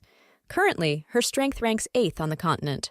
This is the same rating as when she killed Artemang, but what about now? Her rank fluctuates. It rose to 6 and then to 3. The instructor, perplexed, asked the cadet what she was doing. Why does she need a new fever from holy power? Our heroine said that she doesn't have to worry about it because she urgently needs to check something. Her heart aches from the overflowing power, but despite this, she is not strong enough to defeat the last darkness. Agnes asked Alette in surprise if her eyesight was deceiving her. Is the sky really moving backwards? At this moment, a system error occurred. The peace-building spirit did not have time to say anything, but the system stopped working altogether. The system asked to wait a little before recovery. Our heroine turned to the instructor and said that something strange was happening because this world was breaking. Agnes, in bewilderment, asked the girl what it meant to break. Alette decided to explain why she cares so much about Thessalid. Our heroine told the spirit that he was regressing and also that he was the main character. Agnes was seriously shocked. She asked what it was about. The girl said that it would be difficult to understand her right away, but she didn't have much time, so she would continue to explain. She explained that the world they live in is a regressive world, which is preserved when the main character regresses, but the time of regression has broken. The girl added that Thessalid was supposed to regress only after 3 months, but a situation occurred in which regression was impossible, and this was the death of the main character. Suddenly, the space began to crack right in front of them, and soon there was an explosion. A moment later, Agnes reappeared in the same place as this morning. Our heroine turned to the instructor and asked her to remain calm. It was clear that the girl had a lot of questions, but first of all, she wanted to know how it happened. Just at that moment, an argument began between the butler and the maid because Mother had arrived here. Then Agnes looked out the window and noticed that there was exactly the same double rainbow. Everything was exactly the same. Our heroine said that the rollback began because the main character died before he became a regressor. They returned to the past the day before the death of the main character. Agnes tried to grasp at least some meaning, but still the phrase protagonist was very strange. Isn't it strange that a simple person turned out to be the center of the world? Ailette told her that this makes sense. This is exactly what strict order and goodness that rule this world mean. They say that originally this world was destined to quickly perish, since strict order and goodness abandoned it, and although the world rejected them, strict order and goodness provided the means to support life in this world, albeit as a temporary measure. It's an endless repetition of the timeline. Agnes decided to assume that there was a main character, but in this case she was wondering who killed Thessalid. Our heroine answered her that it was precisely the newborn evil that Carpheus spoke about that killed the main character. Deciding that even the Demon King supported this newborn evil, then this is a very high-ranking demon. Ailette closed the curtains and shattered Agnes's expectations by revealing that it was not a demon, but a human. He has demonic powers, but he is human. This guy only wants the end of the world, and he's strong enough to actually make it happen. Agnes asked in bewilderment if he was stronger than Ailette with his divine power. Our heroine looked away and regretfully admitted that this was so. In any case, this was not the only bad news. This rollback will be repeated for another 7 days. The newborn evil kills the main character to the best of its ability. When the day rolls back, he kills him again. When he returns, he kills again, and then even more terrible and terrible. Agnes was scared to imagine how the guy would survive this. Our heroine said that this rollback is a special phenomenon. This is not an ordinary regression. During the day, the memories are reset, and like everyone else, even the main character will not be aware of the changes. Agnes then asked in bewilderment what about them, why they remember everything. Looking at Ailette, the girl said that she had always wanted to ask a question, so now it was more than ever. Who is she? At this point, the system said that an emergency system reboot was completed. The server was connected. Ailette couldn't understand. Had time really run out? Agnes looked at the girl and, seeing no desire to answer, assumed that she would not answer her. However, as soon as the system started working, the peace-building spirit rushed over to ask the girl how she was doing. The inspector also went to check on her. Our heroine at that moment told the instructor that she, Ailette Rodeline, was her cadet, student, and friend. She's Ailette. Agnes sighed, realizing that the girl could not say anything more. In that case, she said that she would not ask her about it. It is enough for her that she is her cadet, student, and friend. Soon after, she offered to go and greet the second day. After all, it will be repeated 7 more times, but she is already bored. Actions are transferred to Thessalid. At that moment, the guy woke up in a cold sweat. Looking around, he did not understand what was happening. The trembling and this fear that ran through him was very strange. Suddenly, a scene appeared in his head in which a voice asked Thessalid if he would beg for mercy. The guy couldn't figure out what it was. Nightmare? However, weak, remembering the situation, he also tried to determine what kind of man was standing before his eyes. After some more time, the guy jumped out of bed with the same horror. It was too strange and incomprehensible. He couldn't remember anything, and so he thought it was all a bad dream. Soon after this, he began to wake up again, and each time he had the same sensations as the first. Trembling and fear. Thessalid couldn't determine what it was. Could these be visions? Nevertheless, the voice seemed real. The man told him that he should beg him to give him peace. Then he remembered other words. The voice told him that next time he would be able to remember, and then it would make him die from pain that had never been seen in hell before. This feeling was too strange. Terrible pain, inexplicable fear. His soul asked him to scream for help, but there was no one to shout. His savior is not here now, and so he continues to be left alone with his demons. The action is just transferred again to our heroine, who fell on the bed with words about how tired she was. Agnes came up to her and said in bewilderment that she had been chasing herself like this all day. She needed a good rest. The girl answered the instructor that she had rested enough during these 7 days, and besides, she had not yet become a master orer. Agnes told the cadet that the main thing was not to worry, because anxiety is the biggest obstacle to achieving the goal. At this moment, our heroine got out of bed, remembering that she had coupons. If she was not mistaken, then they can be used after a large-scale update. She immediately began to think about what she would buy in the VIP store. Perhaps there will be an item that can turn her into a master orer? Agnes, seeing that the girl was again in her fantasies, asked her not to be distracted because she needed to go to bed early so that tomorrow's training would not be painful. The girl said that she would now go to bed. Ailette thought to herself that a large-scale update would be implemented very soon, so she would see everything herself. The very next morning, our heroine woke up from a bright glow near her face. As soon as she opened her eyes to check that it was shining so brightly, she saw a sign saying the update was complete. Our heroine, having learned this, immediately woke up and went to check the update history to find out what had appeared. Now a barrier has appeared that significantly alleviates the psychological shock of the resurrected. It allowed me to maintain composure in extreme situations. The girl realized that what were basic functions during the training period turned into paid functions. Good business. In any case, our heroine decided that this was absolutely necessary in the SS class world, where there was blood gushing and pieces of meat flying everywhere, so she immediately took it. Following this, she began to look into other updates and discovered that a chat system had now been added. The girl was in incredible shock. Does this really mean that Ailette will be able to communicate with people like herself, who have been resurrected? Literally immediately, the system notified her that she had entered the chat.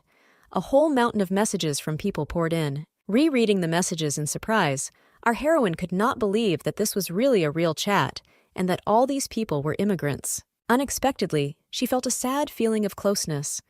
All these people, like her, suddenly found themselves in an unfamiliar world, and each also struggled in their own place.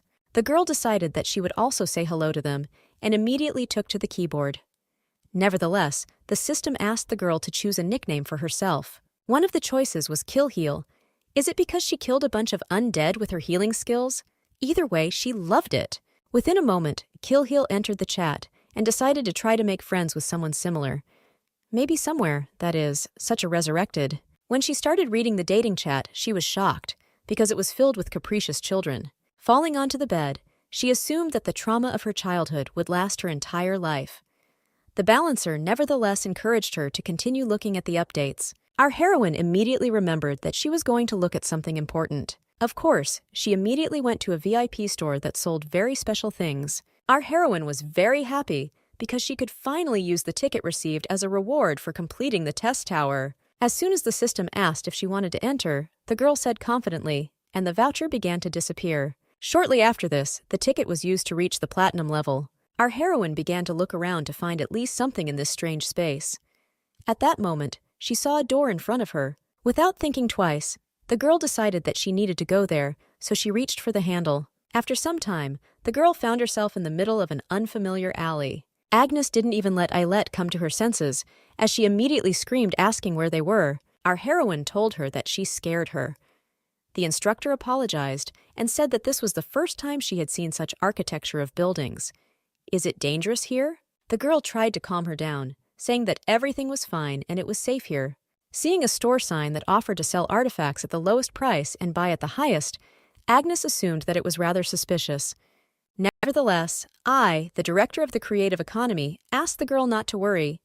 He explained that it was a general store on the outskirts of the new territories. The girl was surprised that she was here. At that moment, an unfamiliar woman approached her. The old granny told our heroine that there had been no guest here for a long time, and therefore she thought that she had been deceived into paying for the advertising fee. In any case, the grandmother invited the visitor inside, saying that this was where the VIP point store was located. Having gone inside, the girls began to look around, and the grandmother immediately asked how much money she had with her. Ailette told the woman that she had about 100,000 points. The grandmother was surprised and then asked to follow her. Pulling back the curtain, she showed her a luxury handbag that measured 1,000 payon, so it could be used as a logistics warehouse. Agnes was shocked by such a chic design. She was sure that this was what they needed. Nevertheless, the girl said that she would think about it, and then asked what kind of glasses they were. The saleswoman said that this is the determinant of life and death, sin and passion. These attraction points, by the way, are especially popular. Thanks to them, any eunuch could become the king of love. Our heroine assumed that once she put them on, they could not be taken off. Granny didn't know how she knew this, but she was right. After that, the girl pointed to the clock and asked what it was doing. Granny told her that this was an artifact that allowed her to return to the desired point in time. Our heroine suggested that this was very useful, and then asked whether regression of the resurrected was possible.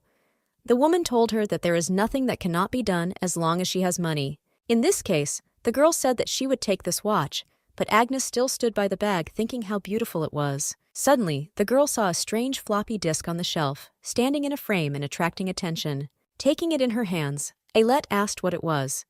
The woman said that this is only for multiple regressors, but she is resurrected, so she does not need it. Nevertheless, our heroine said that she would find a use for it, so she takes them.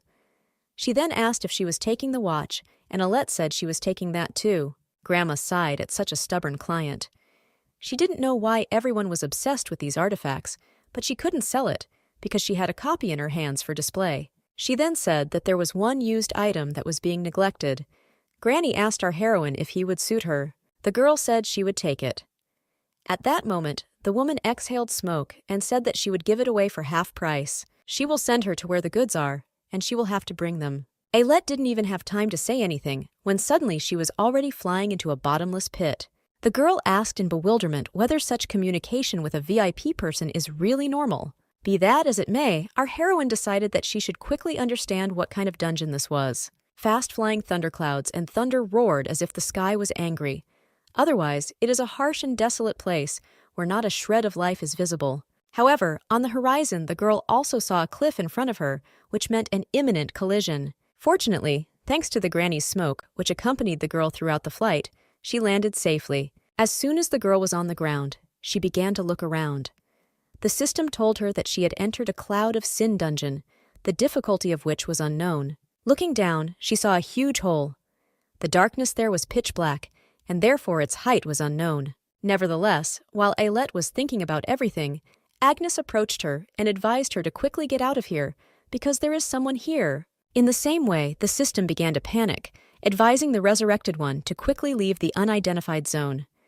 And where did Granny throw our heroine? In any case, getting up from the ground, the girl decided that the artifact was not that important, so she should hurry from here. At that moment, there was lightning and thunder, louder than previous times, and the system notified that someone had just awakened. Our heroine immediately began to run, thinking that the owner of the dungeon was waking up. Soon after this, the grandmother's voice was heard, asking why it took her so long.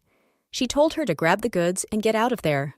The woman pointed her at the artifact, saying that it was right here. The girl immediately realized that this thing had to be taken away, and then she could get out of the dungeon. Raising her dress higher, Ailette began to quickly walk towards the artifact, while Agnes asked what she was doing. Nevertheless, after running cross-country, the girl finally got to the floppy disk and grabbed it.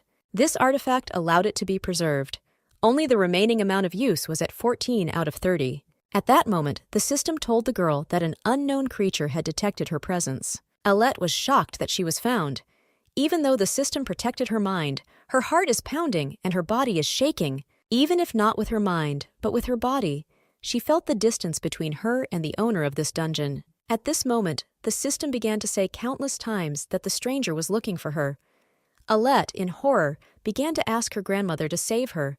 The system continued to say that he was looking for her, and our heroine continued to rush her grandmother. Unexpectedly, the girl stumbled, and in the moment before the fall, her grandmother still rescued her, and the system notified that the owner of the dungeon could not find her. Having already returned back, the first thing the granny did was ask the girl if she had taken the goods. Ailette stood up in complete bewilderment and handed over the floppy disk, saying that she had taken it.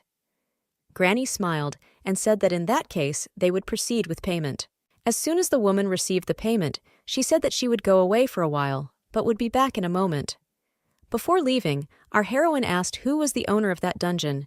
The grandmother turned and asked in bewilderment what she was talking about, because there was no owner inside the dungeon. Our heroine, in an even greater stupor, began to prove that he was there, but the woman still denied it. Finally, the woman said that if he is there, then let him be. In any case, here is her change, and it would be better for her to go home. Granny said that the store was closing, so she would wait for their next meeting. Within a moment, the girl began to look around and realized that she was in her room. Agnes exhaled heavily at that moment, saying that this place was too scary. Ailette agreed with this, but fortunately she is fine. And yet she was interested in what this carefully hidden dungeon was. Suddenly the girl screamed in horror. Agnes, in bewilderment, began to ask what happened. Was she really injured? The girl pointed to the floppy disk and said it was a used item, but she got it for half price. She needed to lower the price even more. And again, the action returns to the moment when our heroine was finally rescued from this dungeon. As soon as she left, the Redemption Pit dungeon of unknown difficulty began to disappear. The system said that the prisoner of the dungeon had finally been released. The White Shadow has awakened. However, as soon as he woke up, he also died due to the closure of the dungeon. And again, the action moves to our heroine, who is finally collected and ready. The girl went outside. Parents standing on the street called their daughter to their place to say goodbye to her. Mom asked Ailette if she forgot something. The girl said that everything was fine, but her father began to ask what about snacks. What about an emergency supply of money? Our heroine laughed, telling her father not to worry. Agnes agreed with this, because the girl really diligently packed her bag. The end of spring was approaching. While she was diligently packing her bag and training, as the instructor said, Day X finally came. The day she sets off on her training trip, and also the day she graduates. Althea approached her daughter and asked her to be careful, because people around would pick on her. As soon as she feels danger, she must take care of herself and run. Hugging her, the woman said that her daughter could always return to them or to her grandfather if it became too difficult. Shortly after this, Leonard approached his daughter. He told her that Mom said everything she needed, so he would add only one thing. If she meets a guy, he should look like him. Ailette laughed and said what she would mean. After some time, our heroine was holding that same teleportation crystal in her hands. Finally, turning to her parents, she said goodbye to them, saying that they would see each other again soon. Using the crystal, the girl began to move, and her parents waved at her with tears in their eyes. The system immediately notified the girl that the training period was completed. The mandatory training time quest for the wise life of the resurrected has also been completed. From now on, all restrictions on Ailette will be removed, and the difficulty of survival in all areas will be normalized to SS level. Suddenly, flowers appeared in the girl's hands. She didn't understand where they came from. As it turned out, they were sent by a peace-building spirit who congratulated her on the successful completion of her studies. His eyes shone with joy. In the same way, the rest of the gods began to congratulate her and wish her good luck. Tower Architect, Leak Inspector, Eyes Watching Chaos, Libra, the soul's judge, the balancer and director of the creative economy, wished her the best. Ailette, smiling, thanked the resurrected gods for their support. However, the system at this point notified that its timeline was connected to the timeline of episode 17 of the original story. A moment later, the girl appeared at the bell tower in an unknown village. Scanning the horizon, Ailette realized that this would be the place where Thessalid would regress. This is the village of Greenwall. At this moment, the world-building spirit asked her to be careful, because the difficulty level was now SS.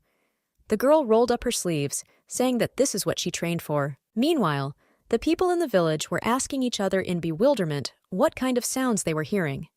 They decided that the source of the sound was somewhere in the church bell tower. The woman, in bewilderment, said that the church had been abandoned for a long time. But at that moment, another guy said that someone had gone crazy and was ringing the church bell right now. People approached the bell and asked the stranger in surprise what she was doing here. Still, people were happy because the rhythm seemed pretty cool. Agnes told the cadet that all the villagers had gathered around them. Our heroine was only glad of this, because it means that the resurrected life and the training of her strength bore fruit, and the rhythm of the march, beaten on the bell, worked with a bang. The girl began to address people, asking them to come closer to the church, and as soon as possible, the villagers looked around in bewilderment and whispered among themselves. Either way, the girl looked fine, but they couldn't figure out what nonsense she was talking about. At that moment, their exclamations were interrupted by an explosion that sounded right on the hill behind them. All the people turned around in shock, asking what it was. Is this really a mountain collapse? Nevertheless, our heroine knew for sure that everything had finally begun. The first incident of the 17th round of regression. The beginning of the original book itself.